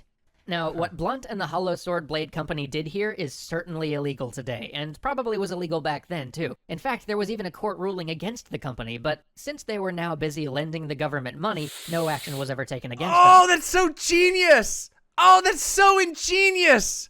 Oh, God, that's so fucking ingenious! Ah! After all, when you're busy lending money to the government, who exactly is going to punish you for bending the law? Which is, of course, what got Blunt and Harley together in the first place. Blunt was helping the government find funds, and Harley badly needed funds to be found, so it was high time they take tea. The Bank of England had been running a rather mediocre lottery for the government the last few years, and Harley decided that Blunt was just the man he needed to kick it up a notch. So he got the rights to administer the government lottery turned over to Blunt and his crew. And man, did Blunt do a oh, God, here we go! bang-up job. In 4 days, he sold out all of the tickets, pocketing a tidy profit for himself in the process. He then followed it up with an unbelievably exorbitant lottery with tickets that cost thousands of dollars apiece by today's standards. And he sold out all of those, too. The only problem was that part of the way he did this was by making sure that every ticket won something. At minimum, you were guaranteed to get at least 10% of the price of your ticket back in winnings, which is great for the gambler, but not so great for the government. The key, though, was that the government would pay out the winnings over the next decade rather than right away, bringing a much-needed influx of cash to the exchequer. So while, yes, this added still more long-term debt the government owed, it gave Harley the £300,000 he needed to see the government through the next few months. But it's going to take way more than just lotteries to solve the larger looming debt crisis. So join us next time for the scheme that Harley and Blunt pulled together to tackle the long-term British debt. Oh, we gotta find out what happens. We gotta find out what happens. This is the second one. Let's do it. Let's continue. Oh, shit. This is sick. When we last I left love off, history. Harley, the Chancellor of the Exchequer, and Blunt, one of the principal operatives of the Hollow Sword Blade Company, were looking for something bigger and better than a simple lottery to keep the government afloat. The scheme they came up with was the South Sea Company. Oh. It's South Sea Company, by the way, not South Seas Company. I think I was saying South Seas Company for the entire last episode. Sorry about that. Anyway, Harley, stymied at every turn and frustrated with the Whig-controlled Bank of England's refusal to help, finally thought, what if we just built a Tory-controlled company to do the Bank of England's job? At which point Blunt probably started seeing dollar signs and hyperventilating. Together, they came up with a plan for a trading company. Oh, damn. How? Oh, the private-public partnerships. Oh, it's so, this is like watching American history. History repeats itself again and again. That would assume all of the government's debt. Here's how it would work. Anybody who held British government debt would get to exchange that debt for shares in the new company. The government would pay the newly formed company roughly 6% interest on that debt, or about £500,000, a far lower interest rate than the government had been paying when all the debt was in the hands of private individuals. The company would then turn around and use that money as a dividend for its investors. But in order to make this offer enticing, there had to be something more, and that's where the South Seas part comes in. You see, fundamentally, to convince anybody holding government debt to give up the principal of their debt, the amount of money they first lent to the government, for stock in an unknown company, and a dividend payment that was probably lower than the interest they were supposed to be getting anyway, you'd have to convince them that the stock they were getting was going to be worth far more than the debt they already held. Oh boy, here we go. So on top of that £500,000 the government was going to give the company annually, it also gave them a monopoly on trading in the South Seas. And man... Oh my god! Oh my god! Magical thinking!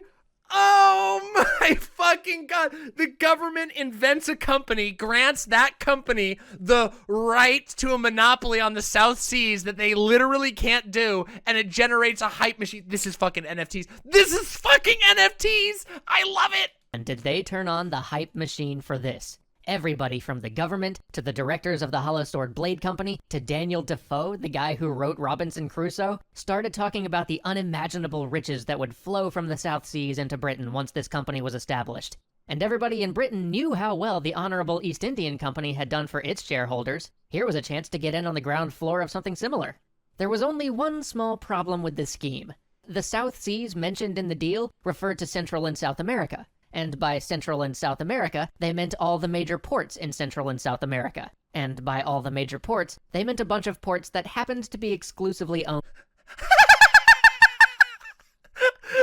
They sold the rights to another country's ports to pay off their debt by scamming their own citizens. Oh my god! This is incredible! Owned by Spain. And, well, Britain was currently at war with Spain. Like I said last time, Britain was at war with, like, everybody. This didn't faze Harley or Blunt, though. To them, the answer was simple. They would simply end a decades-long multinational war. This time, they got the guy who wrote Gulliver's Travels to do their propaganda work. They laid it on so thick, they even got the famous Whigs Sir Robert Walpole and John Churchill, the Duke of Marlborough, a hero of the War of Spanish Succession. This is like getting the CEO of Discord and the CEO of Twitter on your plan. You got two big boys. You got two guys who are big on social media. No joke. These two dudes are like war heroes. Oh, this is like getting a celebrity endorsement. Locked in the Tower of London as part of their efforts to smear the opposition. But for all... They got them arrested because they opposed it. So that's even worse, actually. Wait a minute. That's even fucking worse. That's like saying, hold on. That's like if Twitter CEO Jack Dorsey got Mark Zuckerberg arrested for being like for going against their scam. Oh my god. All this, they still didn't have the votes they needed to get past the House of Lords. Funny thing about the House of Lords, though, all you had to do to be a part of it was be a lord. You didn't need to be elected to the House of Lords. That's still the case. Until recently, if you were a peer of the realm, you just got a seat. So, with a little prodding... It's still an undemocratic body. It's still based on actual lordships. There's more democracy involved in it, but yeah, it's still an undemocratic body. From Harley, the Queen created 12 new peers, and presto, a majority of the House of Lords now wanted peace. Oh, we want peace? Well, let's just add new lords. I'll find the fucking land. Sure. This is the equivalent, by the way, as if Joe Biden made 12 new states so that he could win in the Senate. Like, unironically. Yeah, we're using my executive action to make 12 new states so that we can pass through this thing. 12 new peers, and presto, a majority of the House of Lords now wanted peace. But oh, the irony. By locking themselves into peace, they locked themselves out of the peace they wanted. Britain's push for peace meant that they made peace independently and earlier than their war allies, which left them with little to bargain with when it came time to actually work out the terms of the peace. In the end, the Spanish gave the South Sea Company the questionably lucrative right to trade slaves in the South Seas and the right to send 1 ship a year to each of the Spanish ports. 1 ship a year.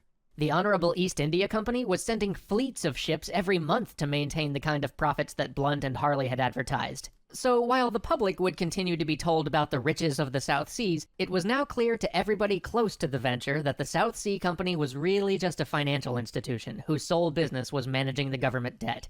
Then, in 1714, Queen Anne, the monarch of England, died without an heir.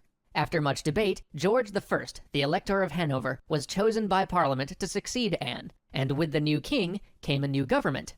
Harley fell out of favor, and the Whigs regained dominance. So what did our good Mr. Blunt do in response? He did what any upstanding citizen would do, and promptly booted his erstwhile ally Harley to the curb, replaced most of the Tory board members in the South Sea Company with Whigs, and, in a stroke of genius, got the king's son, George II, to replace Harley as the largely ceremonial governor of the company. He This guy's such a piece of shit! even got the king, who was desperate for funds for the royal household, to invest in the company himself.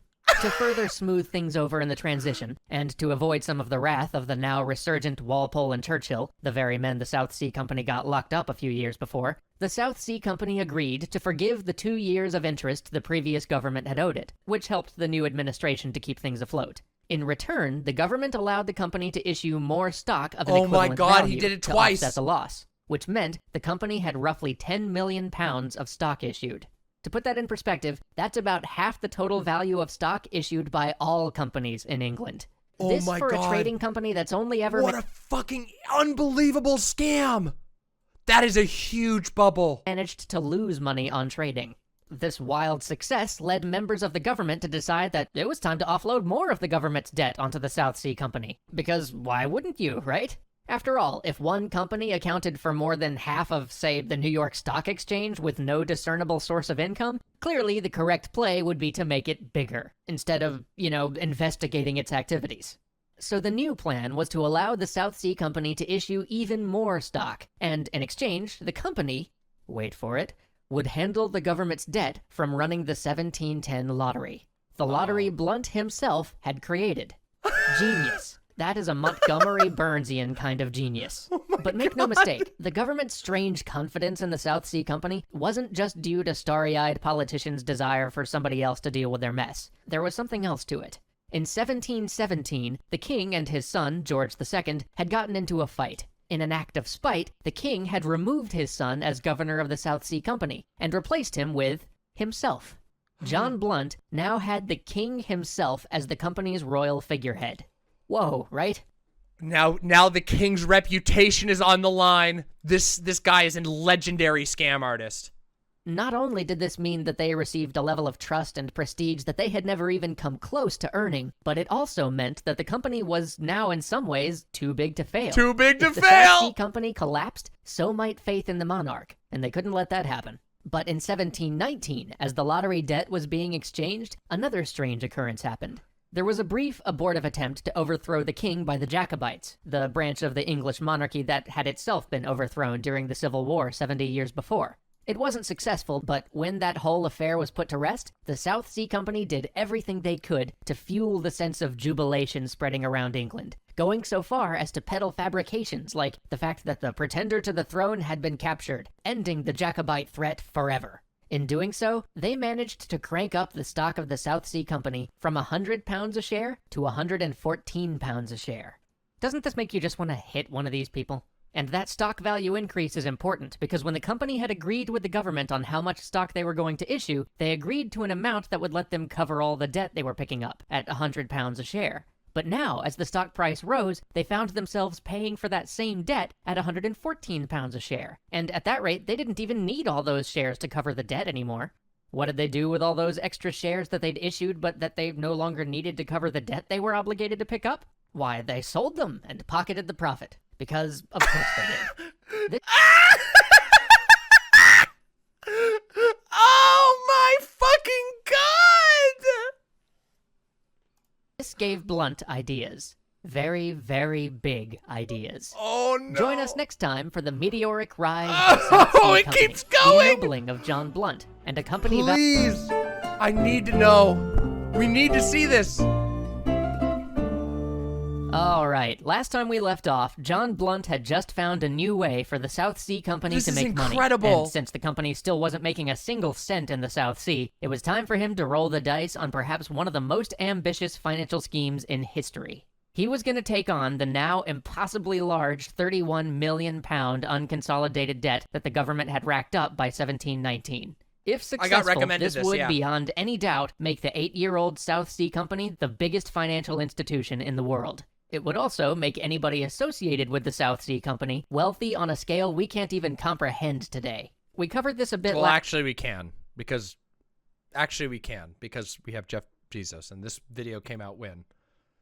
2015. Oh, simpler times. Such simpler times. Last time, but just to refresh, the scheme was this. The government would allow the South Sea Company to issue an amount of stock equal to the value of the debt. How much stock that was would be calculated off whatever the share price was at the time the law was passed. So, for example, if the government's debt had been £10,000 and the South Sea Company stock had been worth £10 a share, they'd have been allowed to issue 1,000 new shares of stock. £10,000 of government debt, £10,000 worth of stock. The South Sea Company would then offer debt holders the opportunity to exchange their government debt for that stock, which would have seemed like a pretty good deal to those debt holders at the time, given how successful the South Sea Company appeared. The catch was that the South Sea Company would offer debt holders to exchange their debt for the current value of the stock. This means that if the price of South Sea stock continued to rise, they wouldn't have to trade as much stock for the debt as the government had calculated, allowing them to sell off the rest of the stock at market value and just keep the profit for themselves. So say those hypothetical £10 shares happen to increase in value to £20 each. The company would only have to sell 500 of their new 1,000 shares to cover the government debt now, after which they could just pocket the extra money they made selling off the rest. That's a pretty good scheme, and with a staggering 31 million pounds of debt on the market, the possibilities here are ludicrous. If they could even manage to raise their share price by a single pound, it could possibly net them a return on a scale of hundreds of thousands of pounds. Today, the equivalent value would easily be somewhere in the tens to hundreds of millions of dollars. But before they could rake in the money with such a scheme, they needed to convince the government to let them consolidate the debt. And by convince, I mostly mean bribe. With so much potential profit at stake, the size of those bribes were set to match, with individual members of parliament receiving upwards of $1 million in today's money. Holy fuck.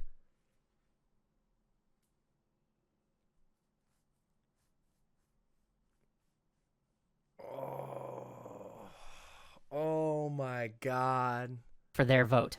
But when the then Chancellor of the Exchequer, John Acelaces, presented it to Parliament, Parliament just sat there silent. The proposal was nearly too ludicrous for anybody who hadn't been generously bribed to take in.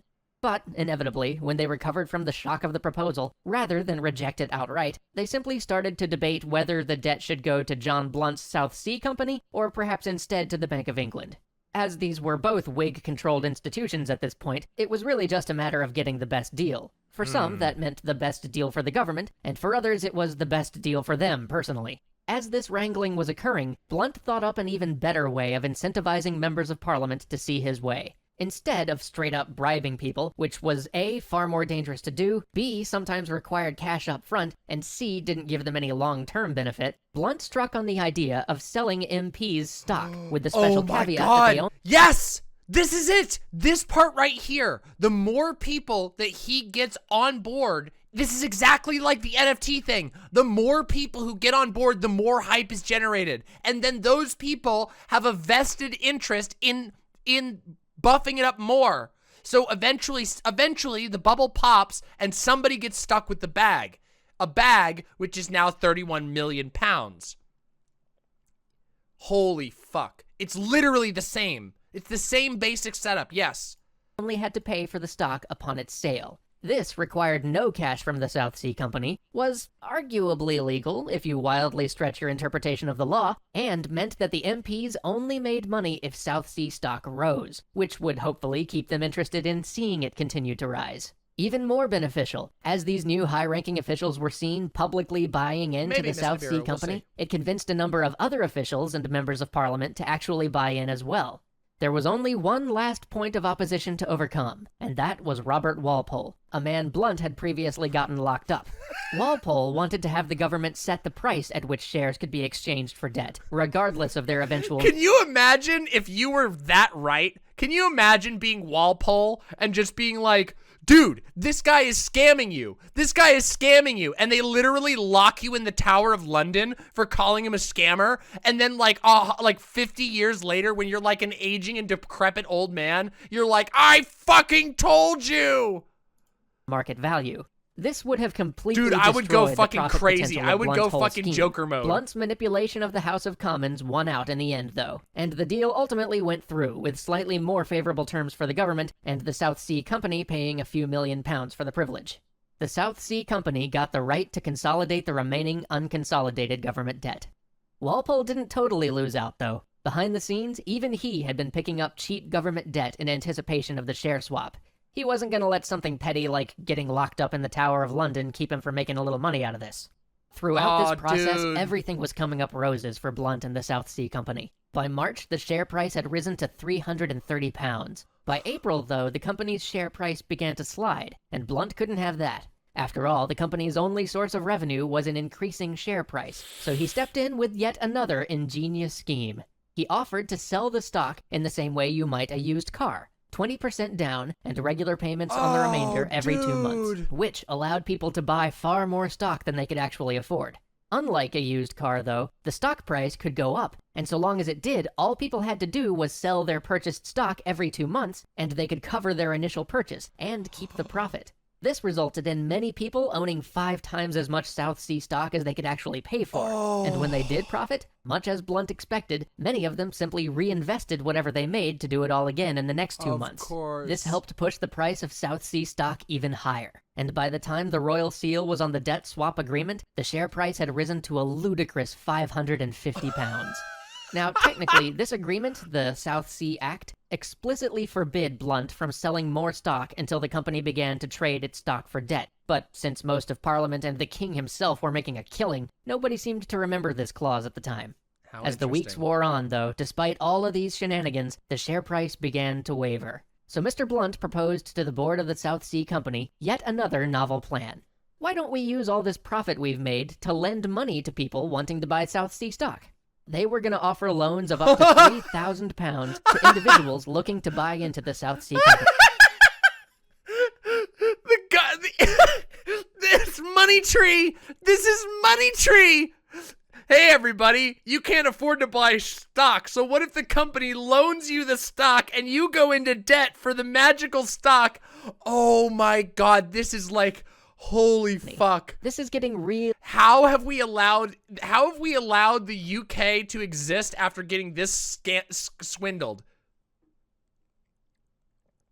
Really close to the point of paying people to buy their stock. But it had the desired effect, and the stock continued to rise. Seeing the meteoric rise of the South Sea Company, everybody wanted to get into the stock market game. Companies all over Britain began selling stock to raise capital. Some of these were legitimate enterprises, which were established to develop sections of the British economy that hadn't taken off yet, simply due to lack of capital. Others offered such exciting products as a device to draw the vapors out of human brains, or a flying machine to be developed in the near future. Nice. But as Blunt finally began to actually convert the government debt to South Sea stock, the government, probably at the behest of Blunt and crew, began to crack down on these new ventures. You see, if money was being invested in these other new ventures, it meant there was less money to invest in the South Sea Company. That's the staggering scale that South Sea is at by this point. They have to worry that there is not enough money in the entire country to support their share price and have other companies on the market. So, in a feat of unfathomable irony, to defend the profitability of the South Sea Company, the government began to close down those other startups for unwarrantable practices. I wonder if there's anything like that going on in our country right now. With the favorable treatment Amazon receives because so many people in the government have, because it's too big to fail. I wonder if this didn't happen in 2008 with the housing and financial crisis, where they were too big to fail because the government relied on the very institutions that were supposed to get them out of trouble. Uh-oh!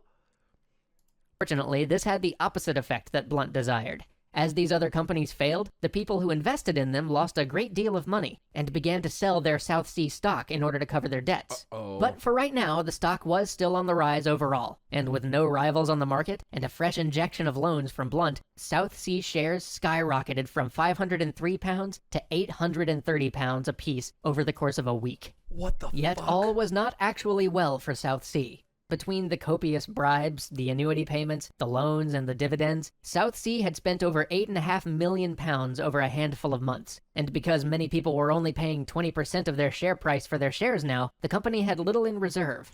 Despite the shaky state of things behind the scenes, Blunt was given a knighthood in June and made a baronet. And the South Sea Company made plans to move to opulent new offices down the street from its old rival, the Bank of England. Soon the company would be valued at close to £300 million, 10 times the amount of government debt they were originally supposed to take on. And, due to the loans and the low money down share price offers, they would be owed about £60 million, more than the total amount of money in the economy of...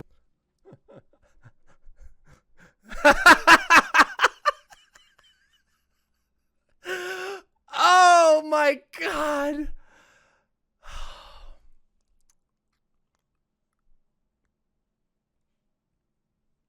Britain. Just to put this in perspective, if a company had that ratio of valuation to national economy in the modern-day US, it would be worth $85 trillion. Apple, the highest valued company in the world right now, is sitting at about 2/3 of $1 trillion. It's now at $1 trillion. It's now over $1 trillion. And they actually make money. As you might have guessed, the center cannot hold. This type of fanciful madness can only be sustained for so long. This type of fanciful madness can only be sustained for so long.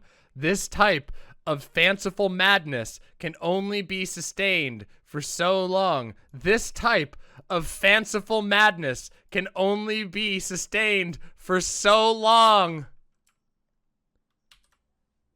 And even as the company is reaching its peak, people are beginning to realize just how out of kilter things really are. Join us next time to watch the bubble burst. Oh, it's bubble and to see bursting the time! consequences for our reputable Mr. Blunt and all the other... It's bubbling time! Last we left off, South Sea shares were at an... So when should we sell all of our fake money? That's the interesting part. You don't. You're fucked! The whole planet's fucked! You best hope you got some fucking tomatoes so you can eat those tomatoes, because you can't eat Bitcoin. Let's bubble. All-time high. But under the surface, things were amiss. The company had burned through much of the money it made selling stock by giving people ridiculous terms on shares and offering loans to anybody wanting to buy into South Sea. Legislating its rivals out of business had caused bankrupt business owners to sell South Sea shares to cover their debt. And to cap it all off, the company still... A quick recap. A guy came up with an incredible scam, and he got really, really good at scams, and he got so many important people in the government in on the scam, such that they had investments in this made-up company that has never made any money. You know, there's a couple of companies out there like Tesla and Amazon and Uber who've never actually made any money. They don't turn a profit. Really interesting how they're being carried forward on speculation alone, and it doesn't really seem like they actually have the business model in place to make that money. Interesting. Anyway, so he did that, and he kept doing it over and over again, driving the stock price up such that even the king had holdings in this stock, major holdings in this stock, and the king's reputation was on the line. As a result, a company with literally no profit whatsoever outside of selling their own stock. There wasn't anything. They weren't moving any goods. They weren't moving anything. All speculation. A company purely made out of speculation eventually hit a brick wall. Tesla actually has made a profit. Have they now? Has Tesla turned a profit now? Anyway, let's continue. Still hadn't made a single cent selling goods in the... Well, yes. Copioid Crisis says Amazon is running on a deficit until the market has been cleaned. Oh. Tesla finally made a profit. Wow. Good job. Good job, Tesla. You finally did it. Damn. Well, that's good. We'll see if it lasts. South Sea. As August came to a close... Wait, did Tesla make a profit by selling Bitcoin? Oh my god, that would be so funny. Anyway, let's continue. These cracks had started to show. The company had ceased its meteoric rise, and in fact was starting to go south. And Blunt knew that if the shares began to fall, people would start to take a closer look at South Sea House, and realize just how bad a shape it was in. So Blunt did the only thing Blunt could do: sell more shares, at an even higher price.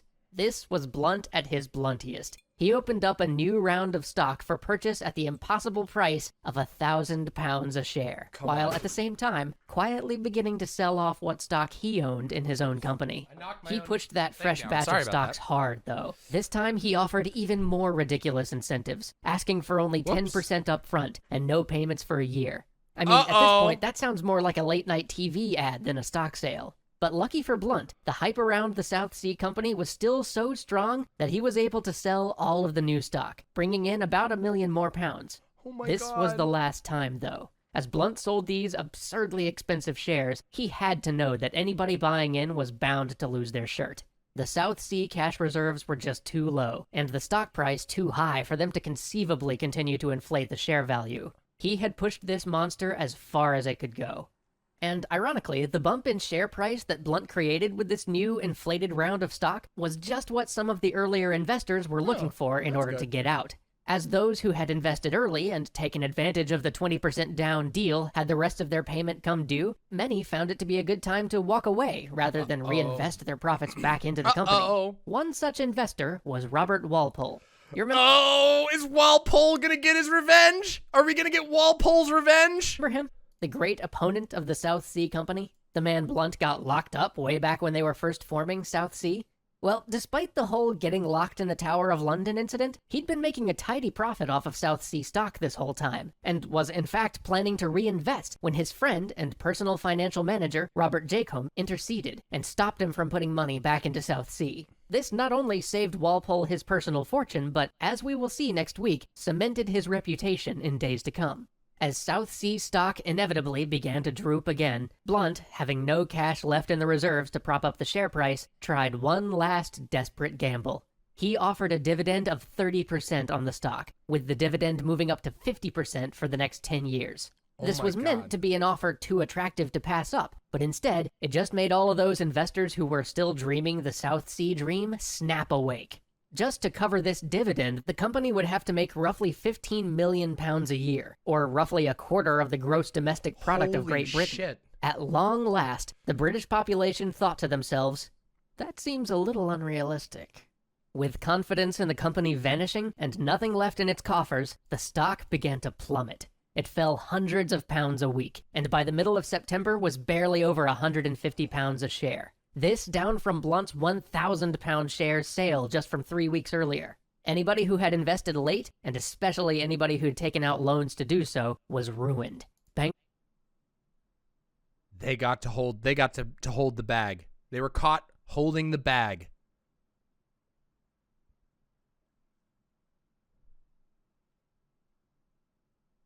Holy fuck. Can you imagine just being literally poor overnight? Bankruptcies were rampant, and suicides only slightly less so.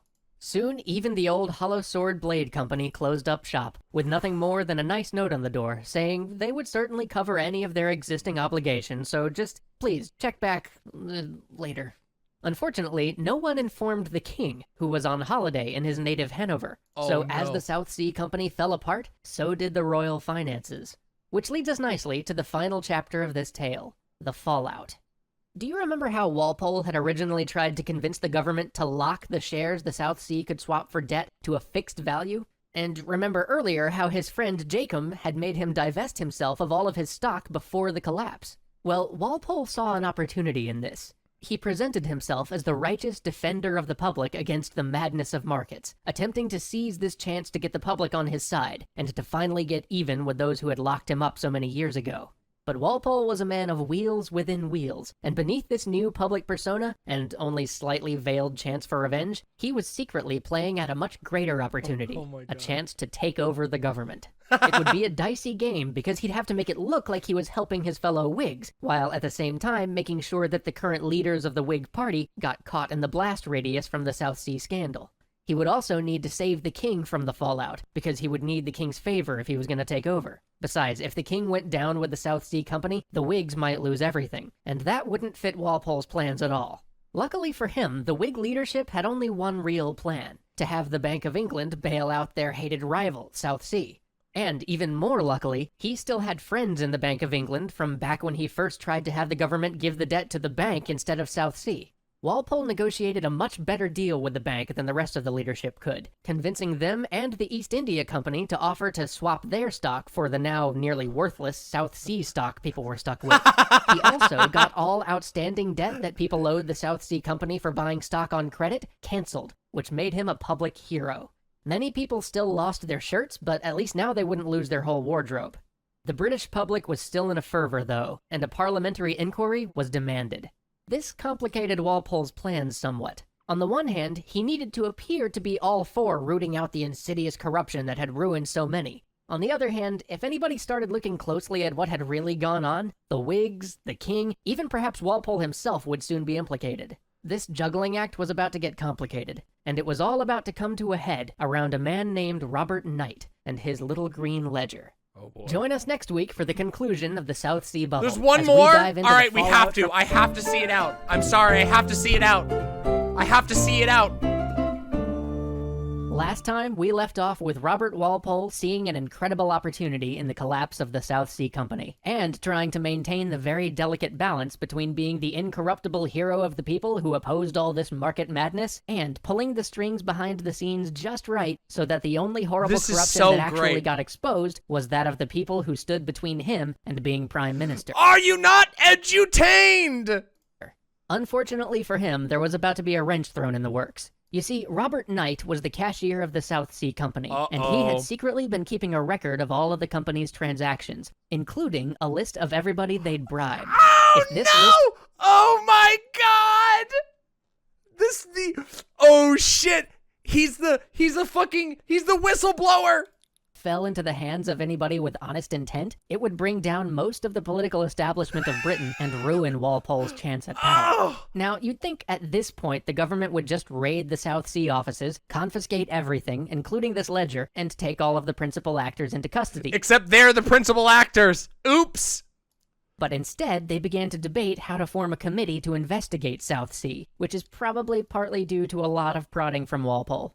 This gave Robert Knight time to cook the books, adding legions of phony names to hide just how badly they'd overstepped the government's strictures on what could be lent to whom. But perhaps more importantly, it gave him time to move the ledger, with its list of who they'd bribed still intact, from the company's files into his own personal possession. Dude, that's literally that's the storyline of the Shawshank Redemption. Wait a minute, that's the storyline of the Shawshank Redemption. Finally, though, the government got their act together and called Knight in front of the committee to investigate just what exactly went on at South Sea. This left him with, as one of my favorite commentators on the period put it, 3 options. Tell them nothing, which would leave him in prison for a very long time. Tell them everything, which would certainly bring down the government and probably put him on a lot of people's short lists for a very untimely, very bloody accident. Or, as soon as the day's questioning was over, walk out the door, grab the first coach for Dover, and hop a ship across the channel. Dude, yes! Yes, get the fuck out of there! Robert Knight, run! Run, bro, run!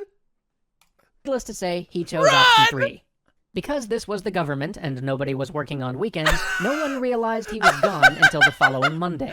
Yes! With such a head start, he wound his way through France and ended up in Brussels, conveniently part of the Austrian Netherlands, one of the few countries in Western Europe without an extradition treaty with Great Britain. Dude! But somehow, and by somehow I mean almost certainly with the help of certain members of government, Knight had managed to transfer most of his money overseas well before he absconded with a certain extremely implicating list of names. So he wasn't exactly inconspicuous as he traveled, living the high life and putting himself up in the most expensive hotel in Brussels. Dude, the local British chargé d'affaires, who wasn't wrapped up in all the machinations from back home, took notice of Knight's extravagance, and per the official instructions of his government and the public statements made by Walpole, went to have Knight arrested. Of course, this was actually... Dude, don't snitch! Don't snitch! Dude, you don't have any loyalty to Britain, don't snitch! The absolute last thing that Walpole, the king, or any of the Whig elite wanted to happen. And at the last moment, somebody tipped Knight off. It was Walpole. Walpole tipped Knight off. Go, Knight, go! and he attempted to flee again. But this time, he was caught by our industrious chargé d'affaires just before he could slip across the border. Aw, snitches! He was carted off to a prison in Antwerp, and as news reached England, Walpole, the king, and the Whig elite publicly celebrated and demanded his immediate return. Oddly enough, for some reason, Knight's ledger never made it to prison with him. Who knows where that went? It was Walpole. Meanwhile, back in Britain, Blunt came to the realization that, with Knight on the lam, he himself was just about the only person still around who knew just who Southsea had bribed. Unlike Knight, though, Blunt had far fewer compunctions about selling out his former business partners, so he promptly began selling out whomever he could in exchange for a deal. He only squealed to the committee from the House of Commons, though, leaving the House of Lords completely in the dark. He knew which people he was likely to get a better deal from. This threw everything into chaos, and chaos just happens to be something Walpole could make good use of. On top of this, since nobody had that dangerous ledger anymore, Blunt was just working from memory, and in a stroke of great fortune, the names that Blunt could remember just happened to line up remarkably well with the list of people that Walpole needed to get rid of. But there was still the threat of Robert Knight's far better memory, which was currently sitting in a jail cell in Antwerp. With the public angrily clamoring for his return, and those MPs who weren't involved in the scandal demanding continuously and publicly to be able to question him, the king was forced to bring Knight back. But since Britain had no extradition treaty with the Austrian Netherlands, the king couldn't just haul him back. Instead, he dispatched a man to go convince the Austrian government to send Knight back to England for trial. The particular fellow chosen to do the convincing was a bit of an odd choice, as he had never performed diplomatic service before, and in fact had no obvious qualifications for the job, other than that he was a close friend of Walpole's. Secretly, this fellow had instructions to convince the Austrians that on no condition should they return Knight to Britain. Ever. Please. In fact, if they could just let him escape, that would be awesome. Walpole then also sent 2 letters to the Austrians. One of the letters demanded vociferously that Knight be returned. The other, which is one of the most extraordinary diplomatic documents I have ever read, pretty much explicitly offered the Austrians a blank check as far as the British were concerned, so long as Knight never came back to Britain. This is the point where history really needs a Benny Hill theme. Parliament wanted Robert Knight back in Britain. Walpole couldn't have him coming back. Parliament offered Knight a royal pardon if he would return to Britain and give his testimony. In response, Walpole's agents in Antwerp quietly told Knight that even with such a pardon, Parliament could still prosecute him. Don't you dare. Since the pardoning attempt fell through, sitting members of Parliament hopped on a boat to sail over to the Austrian Netherlands to question Knight personally. But the governor of the Netherlands, tipped off by Walpole, prevented them from entering the country. Oh then my Walpole God! convinced the Austrian government to move Knight to a different prison while still pretending he was in the original one, so that any British MPs who happened to show up unannounced couldn't question Knight without their knowing. When rumors started to circulate that Knight wasn't in his original cell in Antwerp, they took him back to Antwerp, put him back in that cell, let someone verify he was there, and then in the middle of the night took him out to the Ardennes forest and just let him go. No one would hear from him again for 20 years. With Knight safely out of the way, Walpole could finally let the hammer of justice come down without consequence for himself. And as that justice hammer was being wielded by a parliamentary committee rather than by the courts, it meant that the guilty were basically trying themselves, and Walpole's now enormous influence could determine exactly where that hammer fell. Whig leaders like John Aislabie, along with notables like the Postmaster General, the First Lord of the Treasury, and the Lord of the Council, either resigned or were stripped of their positions, clearing the way for Walpole to become the First Lord of the Treasury, a position he would use to become what most historians consider the first Prime Minister of England. Many other individuals were fined, but very few served jail time, and even among those fined, very few lost more than they had made from the South Sea bubble. And those who managed to remain in power all knew exactly who they had to thank: Robert Walpole. As for Blunt, well, since he, unlike his associate Knight, was willing to name names, Blunt began trading for a deal on the people he'd bribed as soon as he could. In the end, he was left with £5,000 to his name, which is still probably more than he had at the beginning of this story. And hilariously, he remained a baronet, a title he had been given for his good work with the South Sea Company a few scant months earlier. In fact, his family holds the Blunt baronet to this day. In the end, when we look back on all of this madness, I think it's important to remember that Britain couldn't have survived without financial institutions like the South Sea Company and the Bank of England. Without them, the government couldn't have carried the debts it needed to prosecute its wars and keep the country afloat. But without...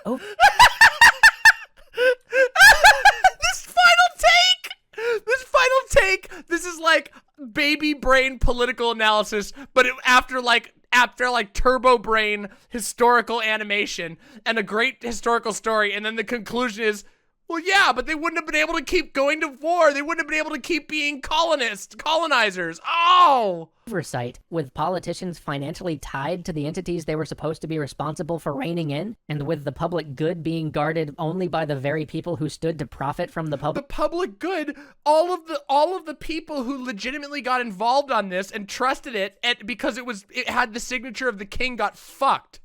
This is the story, guys. The secret is never trust the state. Ever. Ever. Do you know who got fucked in this story? Not Blunt, not the king, not fucking Knight. It was the fucking people. It was everybody else who got fucked. And the country as a whole blew money all over the place. People's money was just thrown into the air. Oh my God. Public good being subverted? These institutions led the national economy to the brink of ruin and left generations of the middle class to foot the bill. This is a good lesson. I hope we learn it someday. See you next time.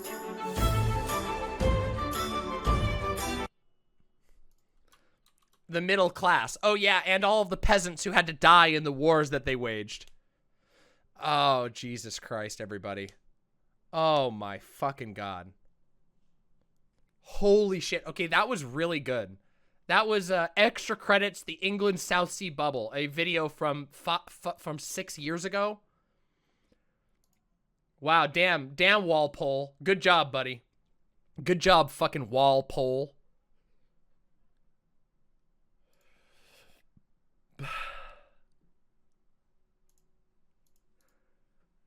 What the fuck?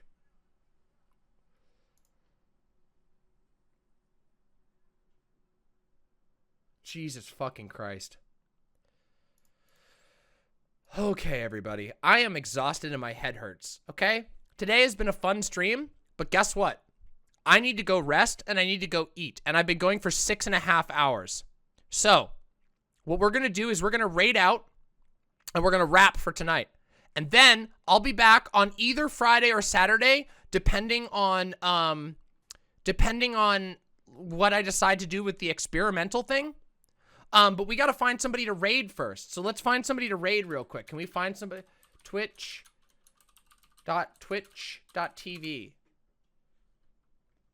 I don't rap. Oh, I see. I see what you're saying. So we got Vaush. What's Vaush talking about? Let's tune into the Vaush cam. Did I wake you up? I'm sorry. To be fair, you wake me up all the time by randomly walking onto my pillow and stepping on my forehead. That is a thing you like to do. I know you can't understand what I'm saying, but oh, wait, I feel Conyers like morally... on. Okay, Vaush has plenty. Let's raid Conyer.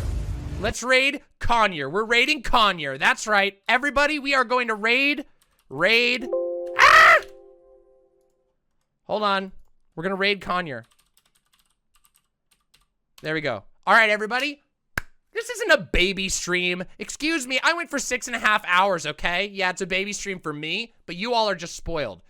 All of you lovely, lovely imps, thank you for your support today. Thank you for coming by. I hope you were edutained, and we will see you on Friday or Saturday, depending on when we decide to do the fun experimental thing, okay? All right, all of you, go give your love to Conyer. Here, I'm pasting it in the fucking chat again. Here you go. Go say hi to Conyer. Much love to all of you. No parasocial Reno. Mwah, mwah, mwah. See you soon. Much love. Goodbye, all of you site chatters.